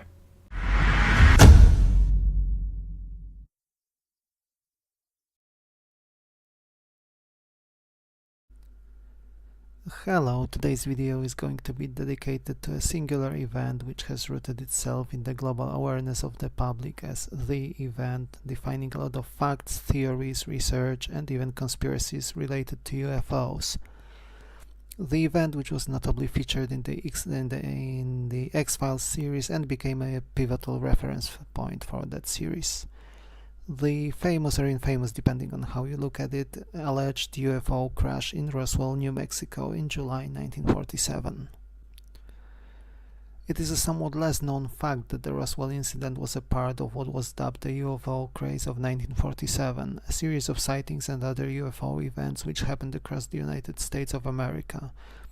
It was the first of those events, the sighting of the 9 UFOs flying in formation by a civilian pilot, Kenneth Arnold, which gave rise to the term of flying saucer and caused the initial interest in the phenomenon. Over time, though, that event was pushed to the background by the main event we are going to discuss today. Now then, there are many, often contradictory statements, recollections and reports related to the Roswell event. What I am going to do is to first present the official versions of the event, and then we will proceed with the unofficial presentation of the incident as studied by ufologists and persons passionate about the prospective extraterrestrial life. The event happened on a farm owned by one Mr. Brazel, a farmer owning a ranch in New Mexico near the town of Roswell. On May the 5th, 1947, he was visiting his family nearby, and at the time he was informed about the just beginning UFO craze following in the wake of the aforementioned Kenneth Arnold sighting. The next day, on May the 6th, he discovered a debris of unknown origin on his land, and initially assuming some sort of an aircraft launched from one of the military bases and airfields in the area, underwent a catastrophe in the air, and the debris just landed on his farm. He notified the local enforcement in the person of Sheriff Wilcox. The sheriff arrived at the farm and, reaching a similar conclusion but also somewhat suspicious of the findings, which seemed a bit unusual in terms of the material found, he called the Roswell Army Airfield, currently Walker Air Force Base. The airbase delegated Major Jesse Marcel and Captain Sheridan Cavitt to collect the material from the Brazils ranch, and so they did. On July the 8th, the public information officer of the Roswell base, Walter Hoth, issued a press release according to which the military had recovered a flying disc near Roswell. A flight engineer at the local base was one of the military men who loaded what was supposedly a flying saucer on board a plane heading to the Fort Worth Army Airfield. He described the recovered material as being extremely light and large enough to be fit inside the trunk of a car. George Walsh, the Roswell radio station KSWS director, broadcast the news over the air and forwarded it to the Associated Press. This is when a proverbial hell broke loose over the media channels, and phone lines to the radio station quickly became completely overwhelmed. Walsh could not even contact Sherry Wilcox for any extra information about the topic. The media were calling from all over the world soon, and the news spread like a wildfire. To quote the official press release, the many rumors regarding the flying disc became a reality yesterday when the intelligence office of the 905th Bomb Group of the 8th Air Force Roswell Army Airfield was fortunate enough to gain possession of a disc through the cooperation of one of the local ranchers and the sheriff's office of the Chaves County. The flying object landed on the ranch near Roswell sometime last week. Not having phone facilities, the rancher stored the disc until such time as he was able to contact the sheriff's office, who in turn notified Major Jesse A. Marcel of the 509th Bomb Group Intelligence Office. However, the military itself decided to debunk the report soon afterwards, as General Roger Ramey, with his chief of staff and the weather officer, called for a press conference during which they identified the material as pieces of a downed weather balloon. This was followed by a series of news and media reports offering prosaic explanations of the event. On July the 9th, the Roswell Daily Record, a local newspaper, reported that no engine or metal parts were found at the crash site. Farmer Brazel also told the newspaper that the collected material included rubber strips, tinfoil, paper, tape, and sticks. Major Jesse Marcel, when interviewed, reported that the wreck contained parts of a weather device, including tinfoil and broken wooden beams. And so the Air Force explanations provided in the media on the 9th and 10th of July 1947, lacking any hints regarding the actual nature of the balloons, rooted itself as the official version of the events, and the Roswell crash quickly faded into obscurity. This obscurity was further cemented by the two other hoaxes from summer 1947, which we are going to mention at some point, I hope. However, the event was not completely forgotten and was revived much later. This is the point when we are going to move over to the expanded lore surrounding the event and fueled by UFO researchers over the years and their efforts. In the wake of the rumored UFO crash in Aztec, New Mexico in 1948, which also allegedly included bodies of alien pilots who died in the crash, the events at Aztec and Roswell became conflated in the general awareness of the public. The alleged bodies which came with the crash were also mentioned in novels and conspiracy theories surfacing over the next 2 decades. Thus, the event was further expanded upon, and the crashed craft was now apparently made of a material much stronger than any metal found on the Earth. There were small humanoid pilots, now commonly referred to as the Greys, on board the craft. The craft itself had strange and unreadable glyphs on it, and so on. The bodies were reportedly transported in secret to the Wright-Patterson Air Force Base in Ohio. The Roswell story itself regained traction in 1978. That year, a UFO researcher, Stanton Friedman, interviewed Major Jesse Marcel, who took part in those events 30 years prior. The Major now reported that the weather balloon story was a cover-up from the military and that he now believed the recovered materials were extraterrestrial in origin. This story gained even more attention when Jesse Marcel retold it for the National Enquirer in December 1978, and as a result of a TV interview he provided in September 1980. The year 1980 also saw the publication of the Roswell Incident book, which included the report of bodies recovered with the crash. In the years that followed, the incident was extensively studied by various ufologists. The story was also expanded and included the alleged Majestic 12 group in charge of the cover-up and in wider charge of the events, presented in a series of documents allegedly issued by parts of the government and delivered on purpose to the UFO community. This particular element was a hoax perpetrated by one Richard Doty, who reportedly represented the Air Force Intelligence Service and disseminated the documents on purpose to muddle the proverbial waters. The interviews carried out with various witnesses also added conflicting and varied reports of what happened near Roswell in July 1947. Eventually, an official report was published by the US Air Force. Its initial version was published in 1994 and indeed confirmed the fact that the balloon story was a cover-up, but for a military project mogul, carried out for surveillance purposes. The balloons were sent airborne as a part of a geosurveillance network, the task of which was to detect unusual seismic activity, which would hint at the Soviet Union carrying out tests of nuclear weapons. The UFO community, however, rejected the findings, while skeptics accepted it as a fact. The final version of the report, published in 1997, also indicated that insulation bags used for retrieval of temperature-sensitive equipment from the New Mexico desert could have been easily mistaken by the eyewitnesses as body bags used to transport dead bodies of the alleged alien beings. The expanded lore regarding the Roswell incident also include an alleged alien autopsy video recorded in the aftermath of the event. However, the video was later proven to be a hoax, and a similar version of said video was also presented in the X-Files series. One item of the lore surrounding the Roswell incident particularly worth mentioning is the so-called Ramey memo.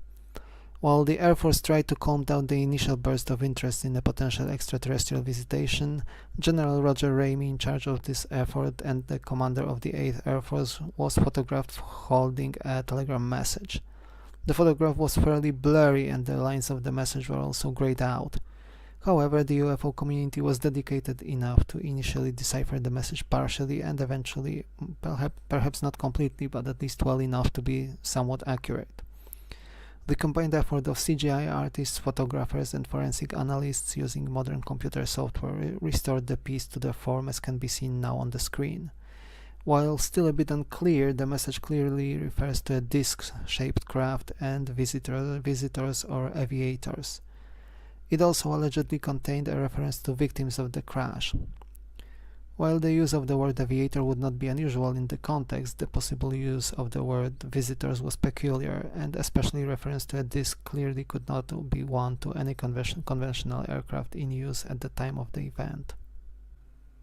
In 1997, a retired Army intelligence officer, Colonel Philip Corso, published a book titled The Day After Roswell as the 50th anniversary of the incident approached.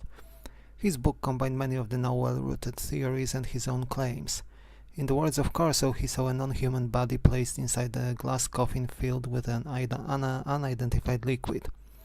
He also claimed that he was one of the personnel overseeing a reverse engineering project intended to copy alien technology from the crashed craft. Curiously enough, as much as skeptics point out inconsistencies and wishful thinking in Corso's story, the UFO community by large is rather positive about his revelations and seems to lend a lot of credence to them. The Roswell story was also touched upon by several presidents of the United States. Barack Obama indicated that the event itself is not as exciting as it may seem, and that the related information is not as secret as most people think.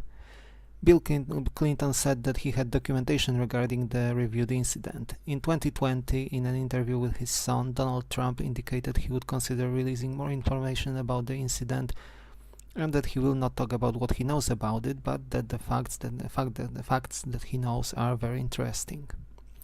Roswell itself garnered worldwide fame as a result of the incident and all the accumulated stories around it. It is nowadays most likely the #1 hotspot for UFO enthusiasts and the target of what could be called pilgrimages to the area, which has become a special and one-of-a-kind tourist attraction. What really transpired at Roswell on that fateful July day, one that would become the reference to the possible extraterrestrial visitors on Earth in the public awareness? Perhaps we will never get to know the truth, especially now with all the layers of accumulated stories, possibilities and speculations.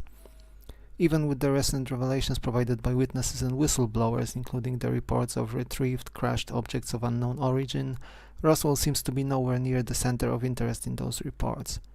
Of course, we cannot also exclude the fact, and assuming that the incident actually included the crashed UFO, it is one of the 10+ retrieval operations testified about before the American Congress by David Grush. The date of 1947 was indeed mentioned by him as well as by others, both insiders working for the US government and investigative journalists. Perhaps, after all, there is a grain of truth in theories claiming that this was an actual visitation by intelligent beings from somewhere out there. One of the more popular theories assuming the above indicates that the otherworldly craft operate using electromagnetic or magnetic fields, which are a part of the mechanism allowing them to move at such extraordinary speeds and perform crazy maneuvers. These fields used by the craft may have been disrupted by the radar station used by the Air Force, eventually leading to the crash we have just discussed. Another theory, even if this one is not compatible with the Roswell incident itself, claims that the nuclear tests release massive pulses of electromagnetic fields, which simply knock the non-human craft out of the sky. On a purely personal note, I have to admit that the Roswell crash is not exactly my favorite UFO UAP event. While it is definitely extremely important, especially when it comes to raising awareness about the topic, I believe other events I am hoping to cover in the future are both much more convincing in terms of their unknown origin and provided much more tangible evidence, if only to mention the Belgian wave of 1990 or the Phoenix Lights of 1997. It was also the first alleged case, at least at the time, in which humanity came into direct contact with otherworldly beings. That said, it is still the defining event in all of ufology, one which happened at the crucial and delicate time when the Cold War had just begun. Humanity started tinkering with atomic arms race, and the geopolitics of the time were defined for the next 4 decades. In the next video we are going to take a look at one of the 3 best known cases of alleged UFO contact experience which happened in my home country of Poland in 1978. Until then, take care and see you in the next one.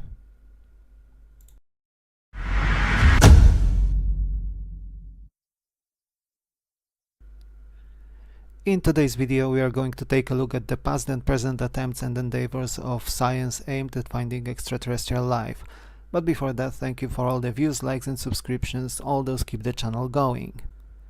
The earliest active attempts at finding extraterrestrial life could be dated to the second half of the 19th century, when telescopes became powerful enough to track the features of the planets which are located the closest to Earth with decent enough precision. The so-called Martian channels are a well-known example, with claims made these were an artificial structure created by the Martians. And while later discoveries, including Mars landing with unmanned missions in recent decades, proved this claim to be false, the idea itself kindled the search for the future to come. An honorable mention here also goes out to none other than the famous physicist Nikola Tesla, who thought he detected radio signals from Mars in 1899. The 20th century brought the advent and development of various kinds of radio astronomy. It was in 1960 when Project Ozma launched as the first modern SETI experiment and used a radio telescope located at the Green Bank Observatory in West Virginia, which observed the nearby stars of Tau Ceti and Epsilon Eridani in the spectral range characteristic for chemical bonds present in water molecules. Year 1971 saw the Project Cyclops venture funded by NASA and using the array of 1500 radio telescope dishes. This project was not launched in the end, but provided the basis for future searches. One of such searches was the program run by Ohio State University using the Big Ear radio telescope located in the United States. While conducting its search in the constellation of Sagittarius, it observed one of the most famous signals in the history of radio observations of the skies. On the 15th of August 1977, the telescope was recording its signals as usual, with signal intensity recorded as numbers for normal intensity ranges, and if this was exceeded, the signal intensity was then labeled using letters.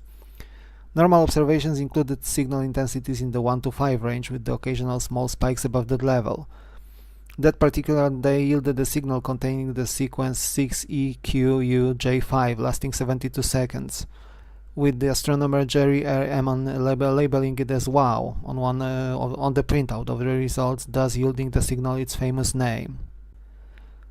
The intensity of the WOW signal sparked fervor, as both its intensity and duration hinted at the possibility of an artificial source. One notable feature was the fact that this signal has not repeated since in the same location. Possible explanations include reflections from space debris, which could have intensified the signal, the so-called interstellar scintillation, which could be compared to twinkling in the visual range in our atmosphere, as well as emissions caused by an advanced civilization. However, without repeated observations, all those hypotheses remain unverified to this day. Another effort worth mentioning was the SETI at Home project, which used data collected by the Arecibo radio telescope and processed by computers of thousands of volunteers willing to share their computing power with the scientists, with the signals being analyzed for frequencies and intensities. Over the 20 years of its existence, the project raised a few cases in which the possibility of an alien involvement was taken into account as a possibility, but because of the lack of statistical significance, all those candidates were dismissed as not good enough to qualify. In 2020, the project was eventually put on indefinite hiatus due to the lack of convincing results. Despite the efforts of numerous projects in the field of radio astronomy, all of them have failed to produce results which could be deemed meaningful from the standpoint of extraterrestrial signatures. Currently, there are two main trends in the field of search for extraterrestrial intelligence. The first one is spearheaded by the powerful James Webb Space Telescope. Its powerful arrays of detection systems are able to observe the atmospheres of distant exoplanets, or planets orbiting the distant solar systems, and record their spectral characteristics, namely the radiation signatures formed by and thanks to the presence of various chemical elements and compounds in the atmosphere. The one discovery by JWST, which sparked the most speculation regarding the possibility of alien life, happened in September 2023. As the telescope observed an exoplanet named K218b, 8 times the mass of the Earth and orbiting a cold dwarf star K218 located 124 light-years from Earth, first observed by in 2015 by the Kepler Space Telescope in the constellation of Leo. The planet lies in the habitable zone of its parent star, namely in the range of distances from the star which guarantee temperature levels adequate for the existence of carbon-based life as we currently know it.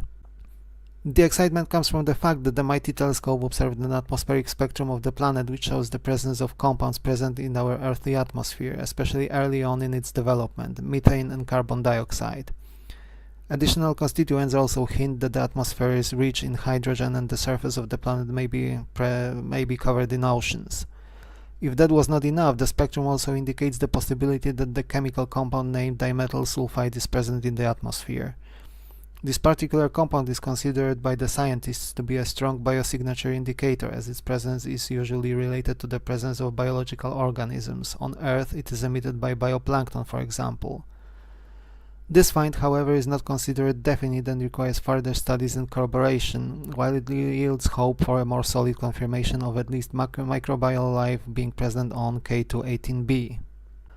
Another area of study and research aimed at the detection of alien life aims at the detection of the so-called technosignatures. Technically, the aforementioned SETI efforts analyzing radio emissions from distant objects in space could fall into that category, as artificial radio emissions are indeed a technosignature. Just to point out our own radio and TV broadcasts, which have been propagating through space for over a century now, and could be theoretically picked up by alien civilizations. Scientists also hope to discover the so-called Dyson spheres. These are hypothetical structures built by advanced civilizations around their host stars, consisting of a myriad of solar panels forming a gigantic sphere, at least partially surrounding the star and collecting vast amounts of energy fueling the civilization's existence. An endeavor named Project Hephaestus has found 7 potential candidates for Dyson swarms, which are partial versions of Dyson spheres around distant stars, with more research to come. This week brought new developments in this particular field. Project Breakthrough Listen, the largest scientific program intended to find alien technosignatures, has announced that it is going to use new telescopes, currently being built in Chile, Africa and Australia, combined with the newest developments in the field of AI, with artificial intelligence algorithms ready to score the data obtained by the telescopes and analyze it for the presence of dimming around distant stars caused by objects such as the Dyson spheres and swarms mentioned above. In addition to such visual signals, such a powerful kit of scientific equipment could also study radio signals as well as other sections of the electromagnetic spectrum in the received data. I hope this video presented at least a brief overview of the topic. I will be more than happy to cover any related news as they arrive in the future. In parallel, the next video will, and this time for sure, be dedicated to the famous 5 observables and UFO observations. Thank you all, stay tuned, like and subscribe, and see you soon in the next video.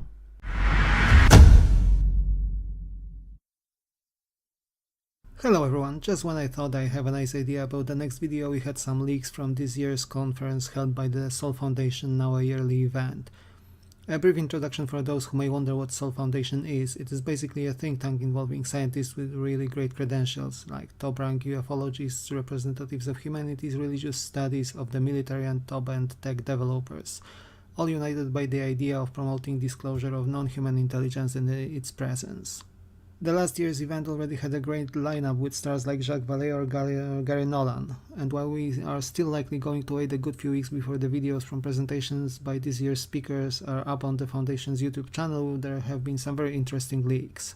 If I understood correctly, one of the speakers this year was Dr. Eric W. Davis. He is a physicist with a long-standing career working for the US government and a party to the famous Wilson-Davis memo, in which himself and Admiral Wilson have discussed the legacy UFO program and an attempt at getting information about said program effectively stonewalled.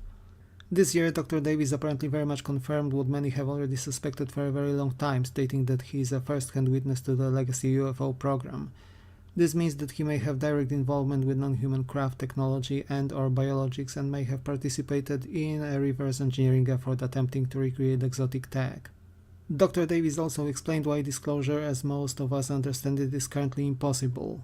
The evidence everyone is involved in, so basically crashed off or intact craft, alien bodies and so on, is effectively protected by something called Title 10 and Title 50 regulations, which, as I understand it, regulate access to sensitive information with serious implication for national security.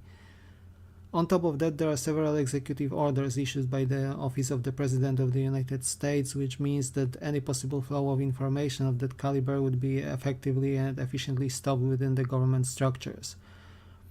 Dr. Davis also confirmed that he is one of the 40 witnesses mentioned during last year's UAP hearing by David Grush during his explosive testimony, further cementing his status as a first-hand witness.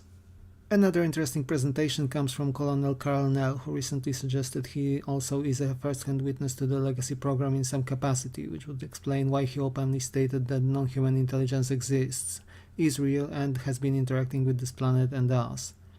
Here we can see the colonel himself speaking during this year's Sol conference. Firstly, we saw a slide from the presentation similar to the one he did present last year, indicating phases of the disclosure process and the involvement of various actors in the process, as it should take place in an optimal way. We then saw 5 more slides concerning said actors. Slide 8 concerns government, which includes the creation of proper oversight, management of information and finance, thus stimulating research into UAPs. We saw the mention of intricacies from the point of view of legal frameworks, intelligence and diplomacy, from whistleblowers to new forms of political behavior. Slide B discusses humanities. We indeed need new people in the academia trained with the paradigm indicating that we are not alone. This also requires solid sociological, historical, anthropological and religious studies on the integration of disclosure and everything possibly related to it in our knowledge and life on many levels.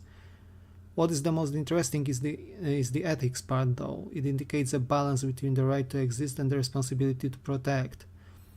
These topics are oddly often mentioned by the experiencers. If we name just the mass sighting at the Ariel School in Zimbabwe in 1994, where we had many children reporting non-human beings telling them telepathically that humanity should care about the planet more, and the theme of nuclear disarmament is also very strongly prevalent in many reports of this kind. Then we have the mentions of doomsday of some kind lurking at the fringes of ufology, from a rapture-like event to actual culling of the human population, and finally ending of the science experiment, the petri dish if you will, that humanity may be for the aliens. I doubt Colonel Nell wanted to go that far, but the mention is still quite interesting and peculiar. Slide C concerns natural sciences, something close to home for me. We have the issue of opening the academic world to UAP issues and possible research topics there, like data collection, which is still a very limited topic in terms of its capability, perhaps outside of the military. The same goes for statistics and taxonomy of non-human life, and probably what many people are very interested in, so material science as the basis of the alien tech, physics, which we ourselves may have quite the incomplete view of, and biology, with the possible interference of the non-human intelligence in our evolution, as claimed by some. Industry and society is a bit of a broad brush topic. I find the issues such as the possible legal ramifications of reverse engineered or flat-out non-human technologies and intellectual property rights very interesting. Could we actually patent a reverse engineered technology, and who is the proprietor of such a technology? Again, how to introduce such technologies on the market without causing a major disruption, if not collapse of the economic system altogether.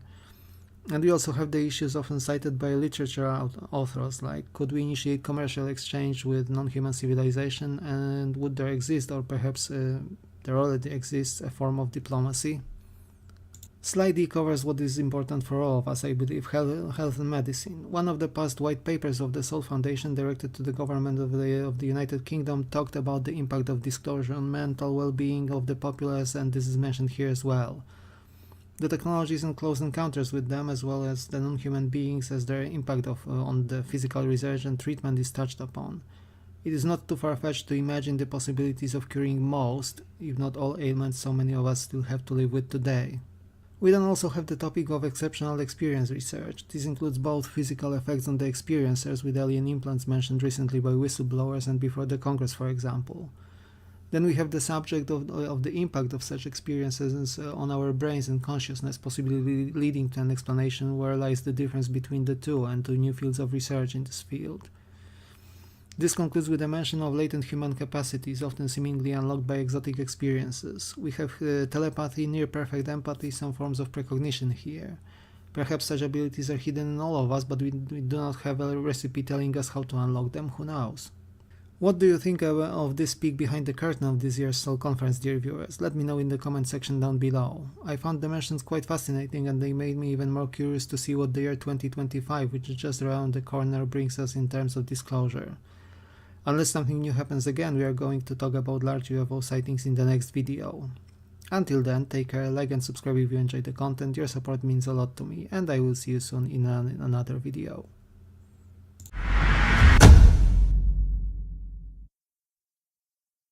Hello everyone. In this video we are going to take a look at the piece of UFO or UAP related news. Some of you may have heard of the Skywatcher Initiative. The group bearing that name includes former military personnel, from pilots through equipment operators and finally alleged psionic assets, as they are called. Their objective is to try and summon UFOs and record them using multiple sensors in order to obtain as much data as possible and make it available for studies. It is spearheaded by Jacob Barber, a whistleblower with claims to be a first-hand witness to and a participant of a UFO crash and retrieval program. A few months ago we saw the Part 1 video released by the group, which outlined their mission, activities and presented the first scarce images and presentations depicting their observations. The overall reaction of the UFO community was lukewarm, to put it mildly, as we have not really seen that much in the video back then. That was the reason why Part 2, released on Monday, was anticipated, but with much skepticism.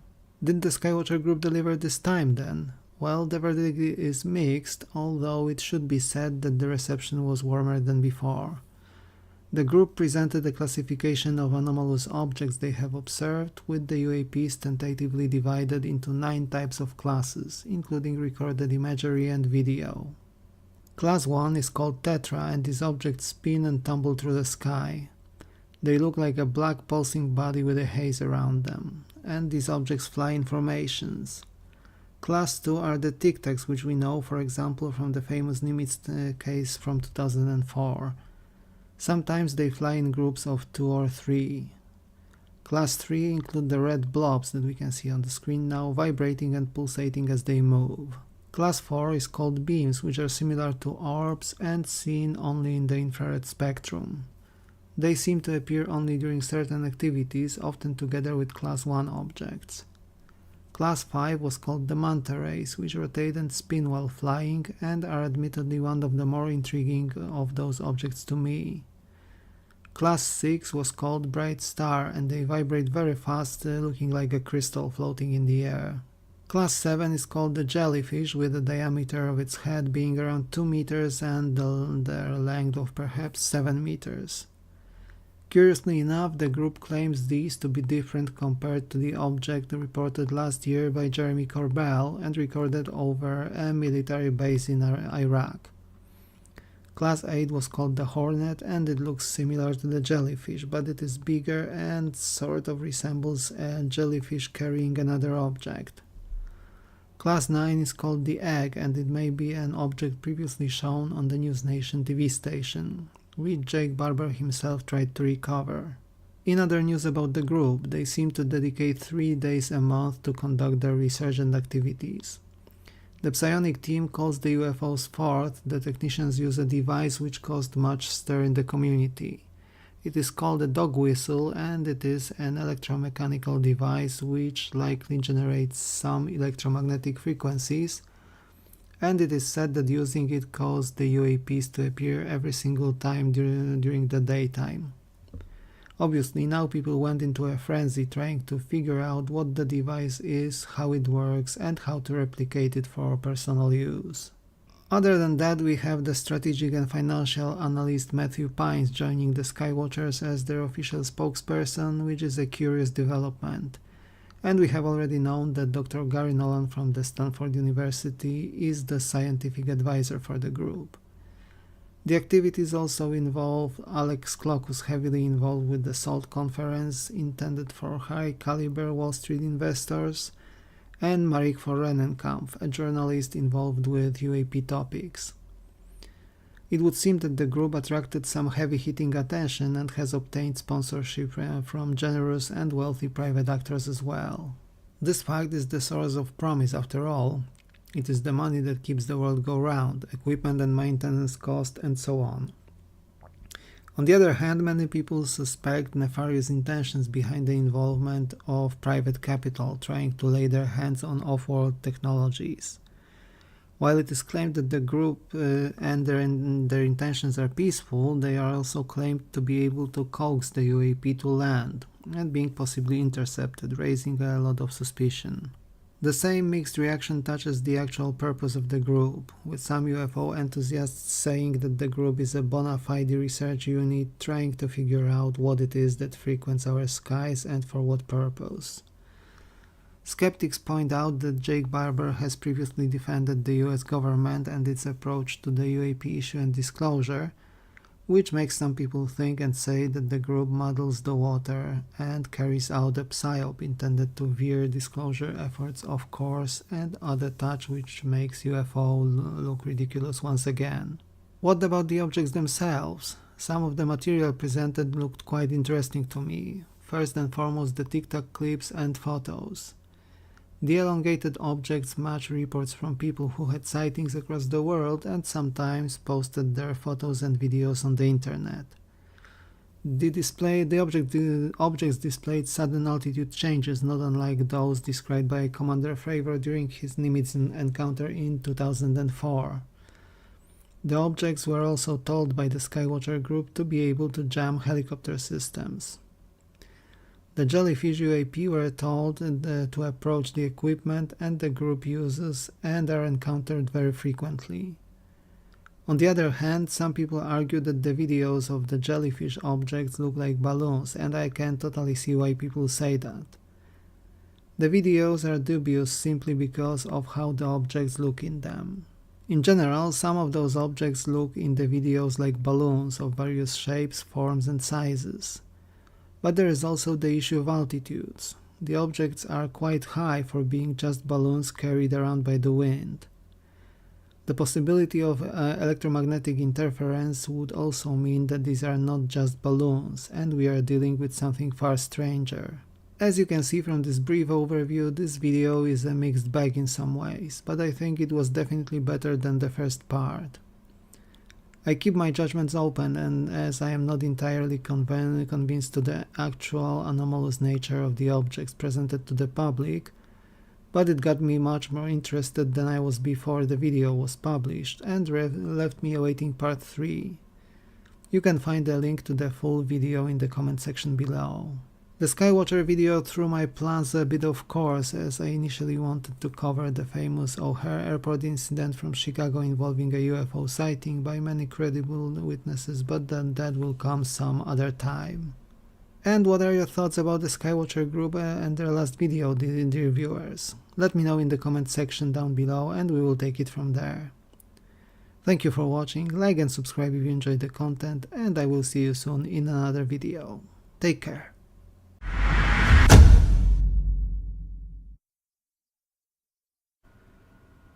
Hello everyone, at the moment I am doing research on another alleged UFO crash, but in the meantime I wanted to talk about a piece of UFO UAP non-human intelligence lore which has been consistently causing a buzz within the UFO community. It is the famous or infamous, depending on who you ask, 2027 event. If you ask many people as to where the entire thing comes from, they would point to a talk involving John Ramirez, a former CIA agent who mentioned the date of 2027 as a crucial inflection point in the human history and an extremely important event related to the UFOs, which is allegedly about to happen that year. Of course, many people jumped to a conclusion that Ramirez must have been in the know as a part of his job and took the idea seriously and ran with it. When they show up, there will be mass panic.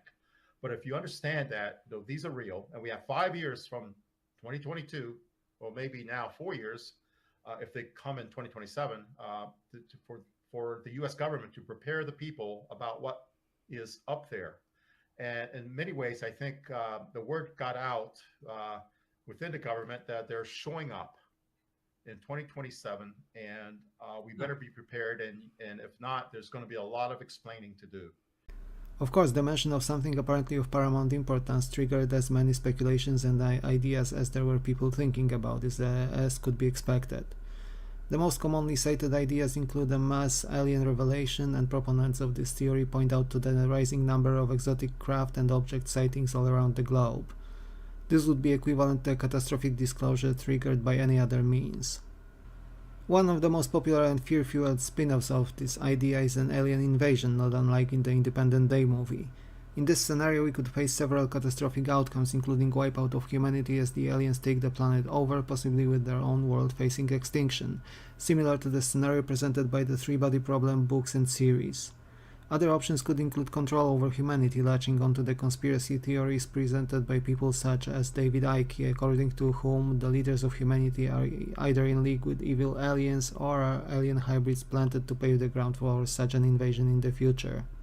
More religion-inclined folks sometimes propose a rapture-like scenario in which the aliens could arrive as a possible return of the ancient gods humanity once venerated and worshipped, reclaiming us as their faithful, in what I would personally call the Anunnaki scenario, or by taking us over to a new spiritual dimension as we continue to evolve, similar to the idea of densities presented in the Law of One channeling material.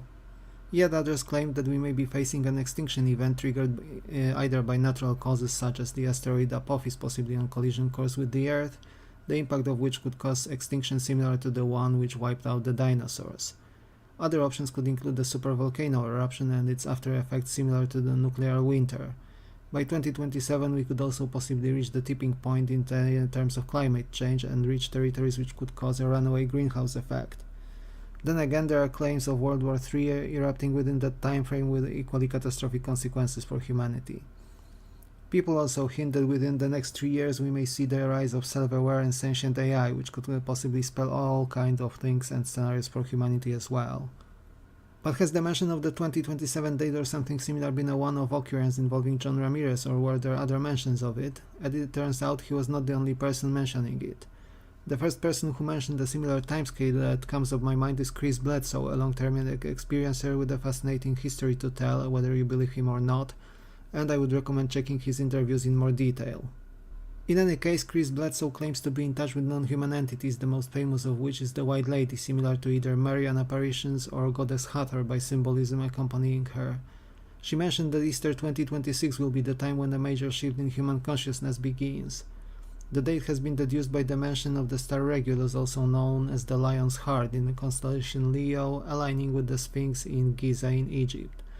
This would be the starting point to a full-scale contact of humanity with non-human entities and our possible inclusion in a wider galactic society.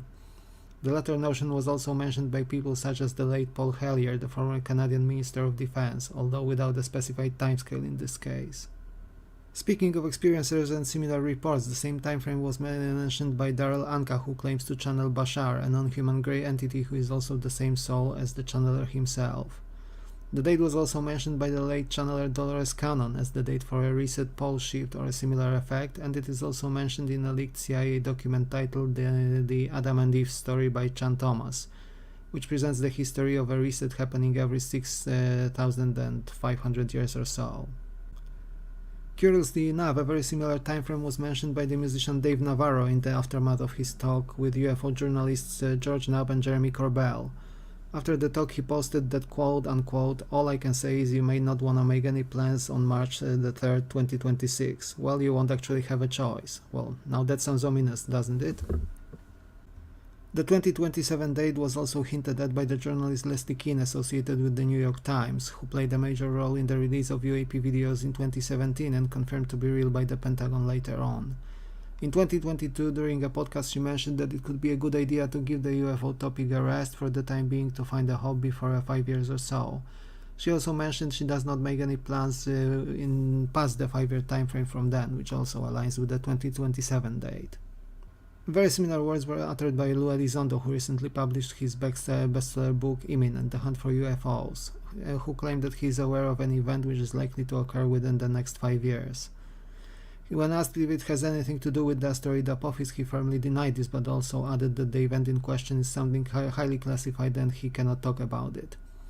Interestingly enough, when asked about UFO disclosure a few years ago and how humanity would react to it, he replied with somber. He was also clearly taken aback when asked by a host of a podcast if, knowing what he does, he would still decide to have children, and it took him a good few seconds to form a reply. At one point he also mentioned that the aforementioned Three-Body Problem book or Netflix series is effectively a self-disclosure, so take it for what you will. One more mention of the 2025 to 2027 timeframe includes a letter sent to the famous radio host Art Bell, including metamaterials. The letter stated that 2025 is the year which is going to start a major change for the humankind. And the final idea and theory mentioned by some vague sources would be an 80-year alleged treaty with aliens covering the period from the Roswell crash till 2027, at which point they are going to arrive and reclaim the crashed craft and bodies of their dead pilots. What do I think of all of this myself? Well, my working assumption is that has been the case with nearly countless doomsday prophecies and cults thus far. This is nothing but an idea fed by our atavistic and primal fear of mass destruction. We already had the year 2000, feared the prophesied end of the world in 2012, and many other dates which have come and gone without anything in particular happening. But I am keeping my mind open. After all, we are now at the cusp of disclosure of non-human intelligent life. And what do you think, dear viewers? Let me know in the comment section down below and I will be happy to engage in a discussion. Thank you for watching, like and subscribe if you enjoyed the content, and I will see you again in another video very soon indeed. Take care.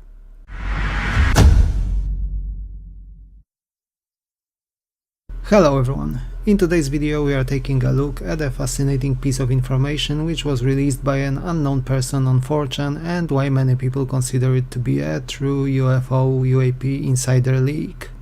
On Monday, the 24th of April 2023, an anonymous post appeared on X, a part of the infamous 4chan messaging board dedicated to all things paranormal.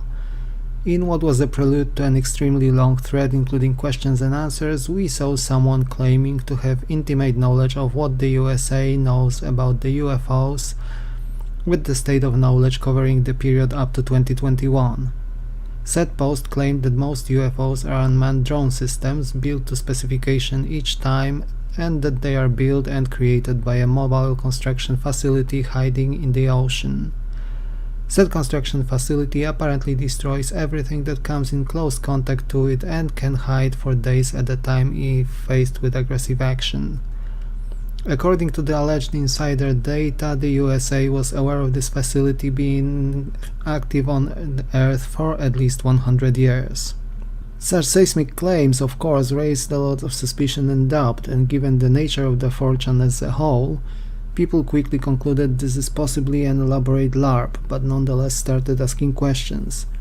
When asked as to why the insider decided to release the information, he stated that he is dying of liver cancer with just months left to live, and as such decided to go public.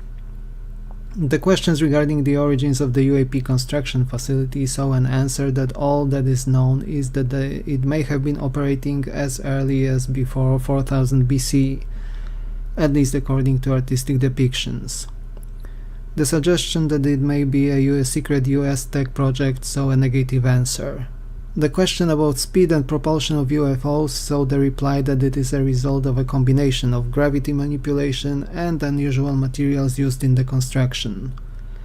As regards communication, the reply was that it could be said we are communicating with the intelligence behind the UFO facility, but it generally avoids contact until war and nuclear options are mentioned. This was in line with many reports across the ufology, some of which we have already mentioned on this channel. The Anon suggested that the construction facility may be controlled and driven by some form of an advanced AI, especially given its near-instantaneous response to threats, in a manner which seems to be calculated and well thought out. Regarding the produced vehicles, they are apparently always in different sizes, with their contents and equipment also matching the intended purpose. Such vehicles usually return to the manufacturing unit, which also seems to act like a carrier unit for the UFOs. Some of the vehicles have been observed to leave the planet and some arrive, although this is rare. When inquired as to the purpose of the vehicles, the USA apparently believes it is not to harm humanity. Other than humans involved in acts of large-scale aggression, the controlling intelligence behind it does not seem to be that much interested in us. To quote, they act like a zookeeper uninterested in the daily life of the wildlife until there is a problem. The only exception here is again an attempt to approach the underwater facility, and each attempt by the military to do so using various military craft was met with swift destruction of said craft. The possible AI controlling it has apparently learned what is and what is not friendly. The explanation was that zookeepers aren't friends with the animals. Asked about the origins of the UAPs and the facility, the Anon answered that the US generally believes it to be off-world, and their appearance may also have something to do with natural disasters, when their activity seems to increase. When it comes to geography, the facility apparently resides within the Bermuda Triangle and is not observed to leave it, so no relation to Antarctica or elsewhere, as some people asked. When it comes to the produced craft, orbs were also excluded as a product of this particular underwater production site. The obvious question was related to UAP crashes and why those happen.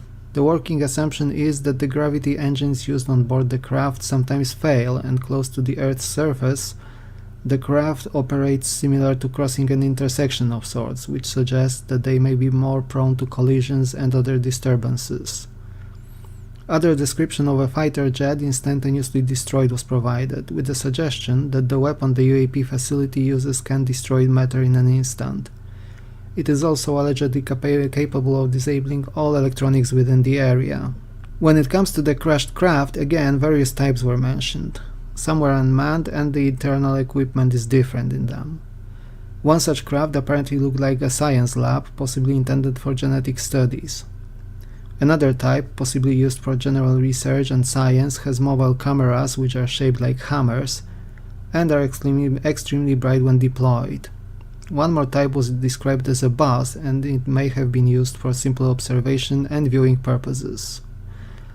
The craft and objects found on board often bear marks which may be a rating system of some kind. The obvious question concerned the actual aliens. They were apparently humanoid, very humanoid in regards to their form. Initially, the crashed craft had non-human crew on board more frequently, but nowadays this is a rarity. While the pilots usually die on impact, there were cases of live aliens, and apparently the recovery operations usually go bad for both sides involved, whatever that could mean. The beings are biological, but the Anon could not specify details like possible ages of the beings. In one case, a possible remote operation of the ship's engine by an intercepted live alien was mentioned, with some kind of a psychic or psionic connection with the craft mentioned. The beings were mentioned as looking like typical grey aliens who almost never engage with humans when out and about. When asked about other similar facilities, the Anon said that he cannot exclude their existence, but it was never within the purview of his authorizations. No knowledge of possible creation of hybrid beings was mentioned. The tools used by the NHI are capable of harming humans, even for scientific purposes, and apparently there is no moral qualms involved or particular care either way. The posts also mentioned the attempts of at least USA, China and Russia to reverse engineer the non-human technology. The USA believed to be in a secure lead in this field until China allegedly managed to create an operational but buggy version of mining equipment used by the aliens. The power source behind their tech aligned with claims of Bob Lazar, so stable forms of or isotopes of element 115 named moscovium. The overall impression was that the intelligence behind the tech has mastered manipulation of matter and gravity, but seemingly did not display any inter- or transdimensional capacity. The material the craft are made of is an alloy of sorts which humans apparently have not managed to reproduce, but are able to repurpose what is found. The leak also has a description of retrieval operations presented. There are many more minute details which we could talk about here, like insider recollections of duties, operations, and internal relationships in the secret UAP programs mentioned, but the video could easily be even 40 minutes long if we went like this. If you want, you can find a link to the full screenshot drop of the 4chan thread in the comments. Let me know what you think about this leak, dear viewers. Do you think this story is real? Some people claim that many of these claims conform to the general claims encountered all across ufology. Some claims that these are not really that strong or aligned with reports we heard from other whistleblowers. I read it with an open mind, and while I safely assume that it may have been a LARP, most likely so, there is a small window of opportunity that this may be true after all, who knows.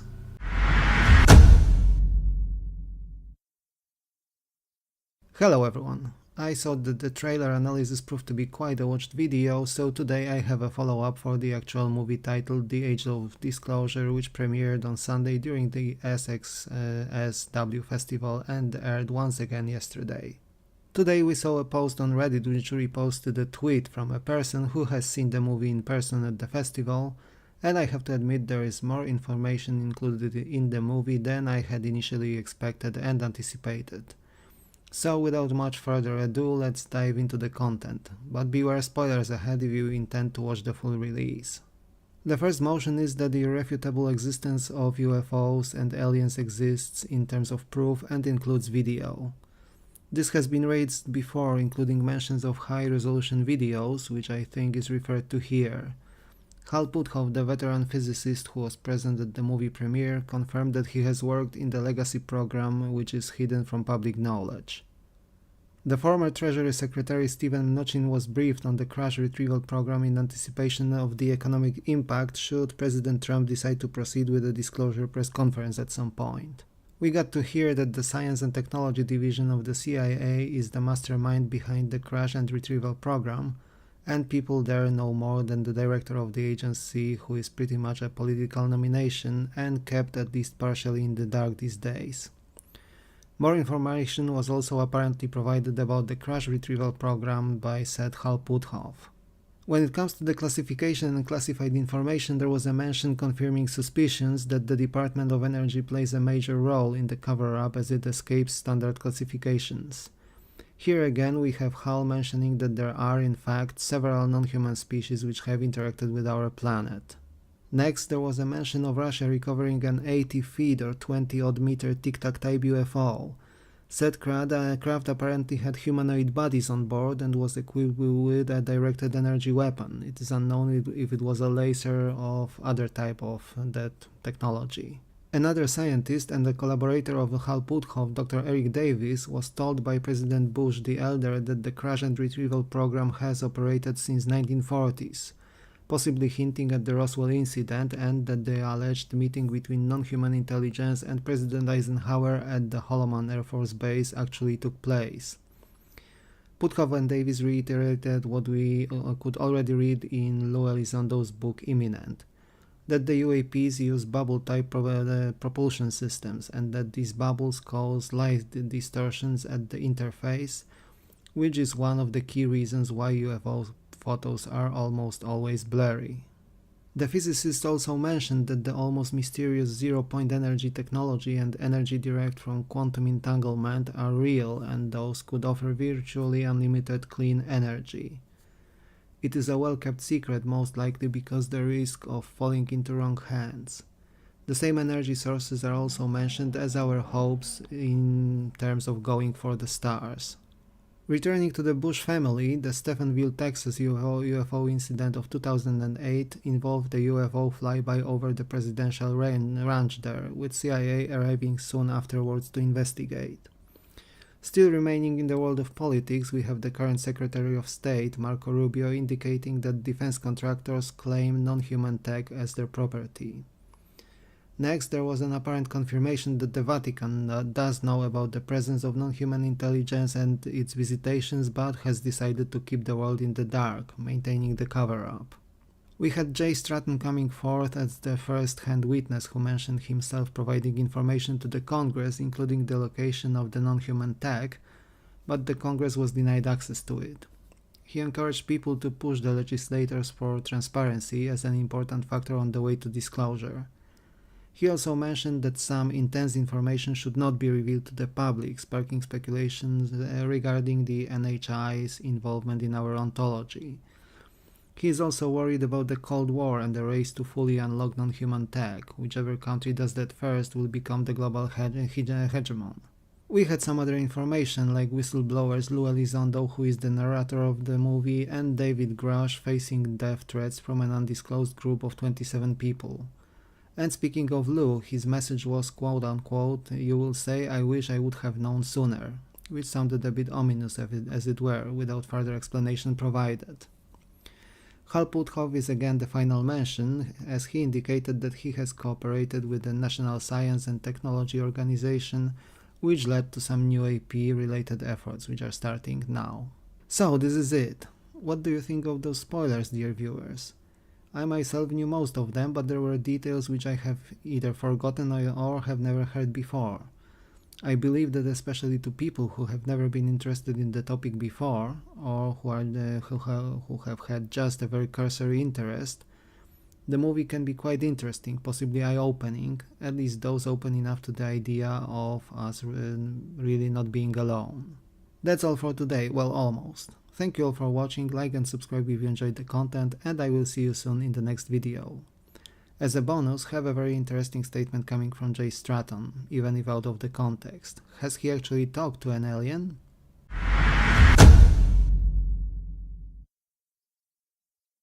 Hello everyone. As news from the UFO world are fairly scarce at the moment, I think we can focus on the biggest piece of news coming through this weekend. That is the premiere of the documentary movie titled The Age of Disclosure during the big SXSW festival happening in the US. What I thought is in order would be a reaction-style video involving the trailer for the movie, so without much further ado, here we go.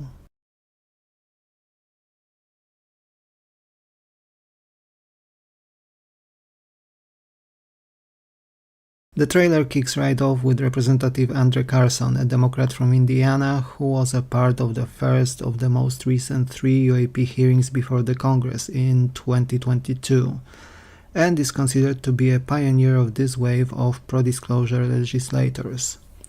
Right after his words, we can see a photo of the famous Kelvin UFO in Scotland, followed by a Harrier RAF fighter jet, snippets and videos of various sightings. The next figure is Admiral Tim Gallaudet, a strong proponent of non-human intelligence and its presence on the Earth, and especially in the Earth's oceans, where USOs or unidentified submerged objects are observed. He testified before the Congress in November 2024. We go straight to Dr. Eric W. Davis, a party to the famous Wilson-Davis memo entered into the congressional record, which postulates the existence of secretive reverse engineering programs involving non-human tech. He is a physicist and one which often veers into the forefront of propulsion physics and areas related to potential non-human tech. He may be a first-hand witness to the UFO program.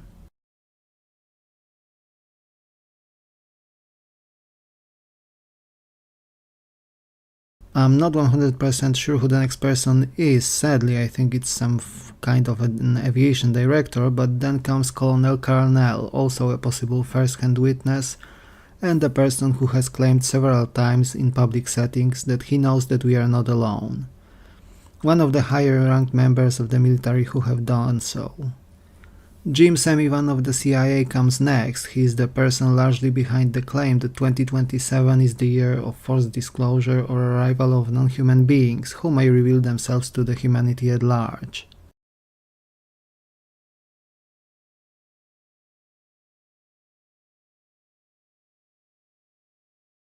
Dr. Hal Puthoff, a person entangled in a vast array of UFO-related topics, from physics, which is his main field of education, through consciousness studies, remote viewing and other sections of the former projects, Stargate and possibly MK Ultra as well.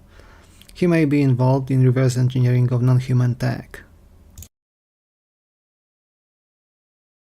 General James Clapper is considered by many to be one of the main, if not the biggest star among all the faces in the movie that we have seen, and this is quite a valid argument.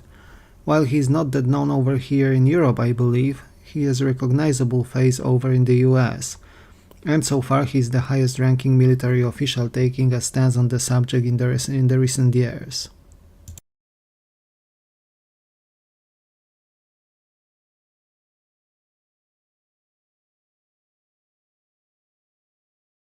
Representative Tim Burchett of Tennessee is also a face of disclosure with his characteristic dadgummit saying, who asked good questions during the 2023 UAP hearing and has been interested in the UAP topic ever since.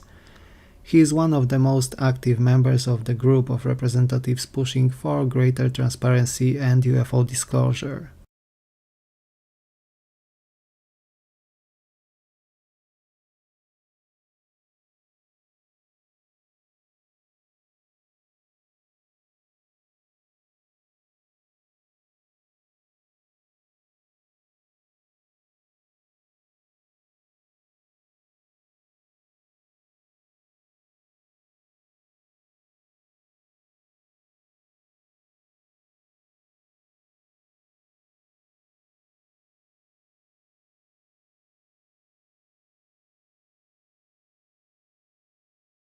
Now, Jay Stratton, who led the UAP task force and holds an extremely high civilian ranks in the administration, equivalent to a 2-star general, I think, is the person who I am personally most excited for in this movie, as he openly admits to being a first-hand witness who has seen both non-human craft and non-human beings. This is followed by the notion of Cold War of sorts when it comes to the UAP and reverse engineering, something mentioned by David Grush during the 2023 UAP hearing.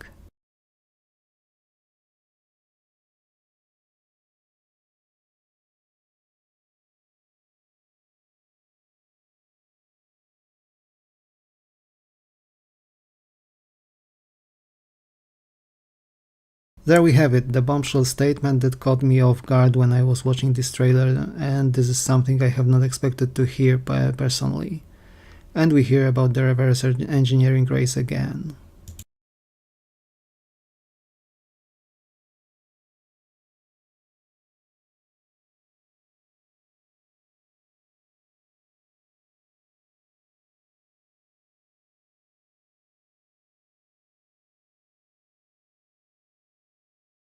Senator Rounds is next. He is one of the 2 senators together with Chuck Schumer who put forth the UAP amendment to the NDAA Acts 2 years in a row. And while their legislation was voted down, it is a marvelous piece of law and there is hope that it may pass with the current administration. The senator also speaks about the secrecy behind the program, one which includes even presidents, who are not briefed or only briefed to a small extent from the hints that we have received so far.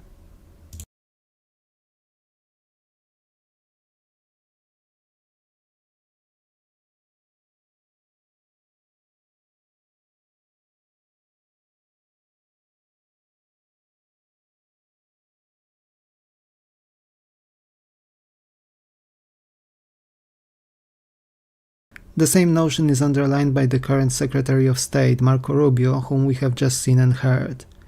Senator Gillibrand is the person behind the formation of ARROW, the All-Domain Resolution Office, which should study UAP reports, but has notably failed to do so under its director Sean Kirkpatrick. Maybe now, under a new leadership, it will do better, we will see.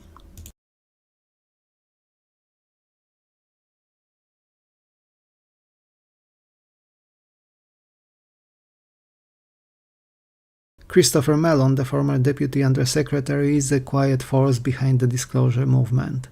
He was instrumental in the release of the 3 famous videos published by the New York Times in 2017, and his correspondence seems to confirm that the Kingman UFO retrieval of 1953 was a real event. He and Lou Elizondo do mention revolutionary technology which could be developed if we open the UAP material to the scientific world.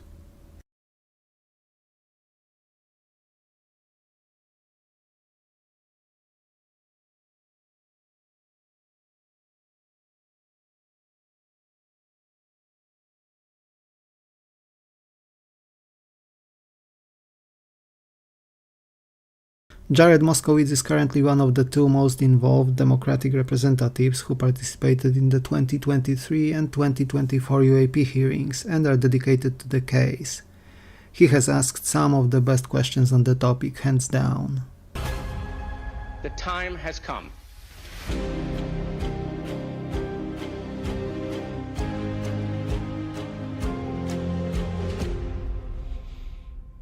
What else you want to know? And there we have it. We have seen more than a dozen more or less public figures, some of whom are high-ranking members of the military and of the legislative branch of the US government. The full list of people appearing in the video is almost twice as long, as it is rumored that the biggest caliber people have not been revealed yet. The UFO community is hopeful that one of the former presidents may speak, perhaps the late President Carter or President Obama. Hillary Clinton, who could have been the disclosure president, is another possibility. We shall hear the first news tomorrow, after the premiere. I think that for people in the UFO community this movie may not be as groundbreaking unless there is information in it which we have not heard before. After all, the movie was apparently recorded over a period of 2 years in secrecy. However, for the general public, at whom the movie is clearly aimed, and given how it is released during a large festival, followed by its global release on the 14th, it may come across as an eye-opener and will hopefully bring to the fold many new UFO enthusiasts. What do you think of the trailer, dear viewers? Let me know in the comment section down below. If something of seismic proportions is revealed tomorrow, I will publish a quick update on that. Until then, stay warm, stay safe, like and subscribe if you enjoyed the content, and I will see you soon in another video. Take care.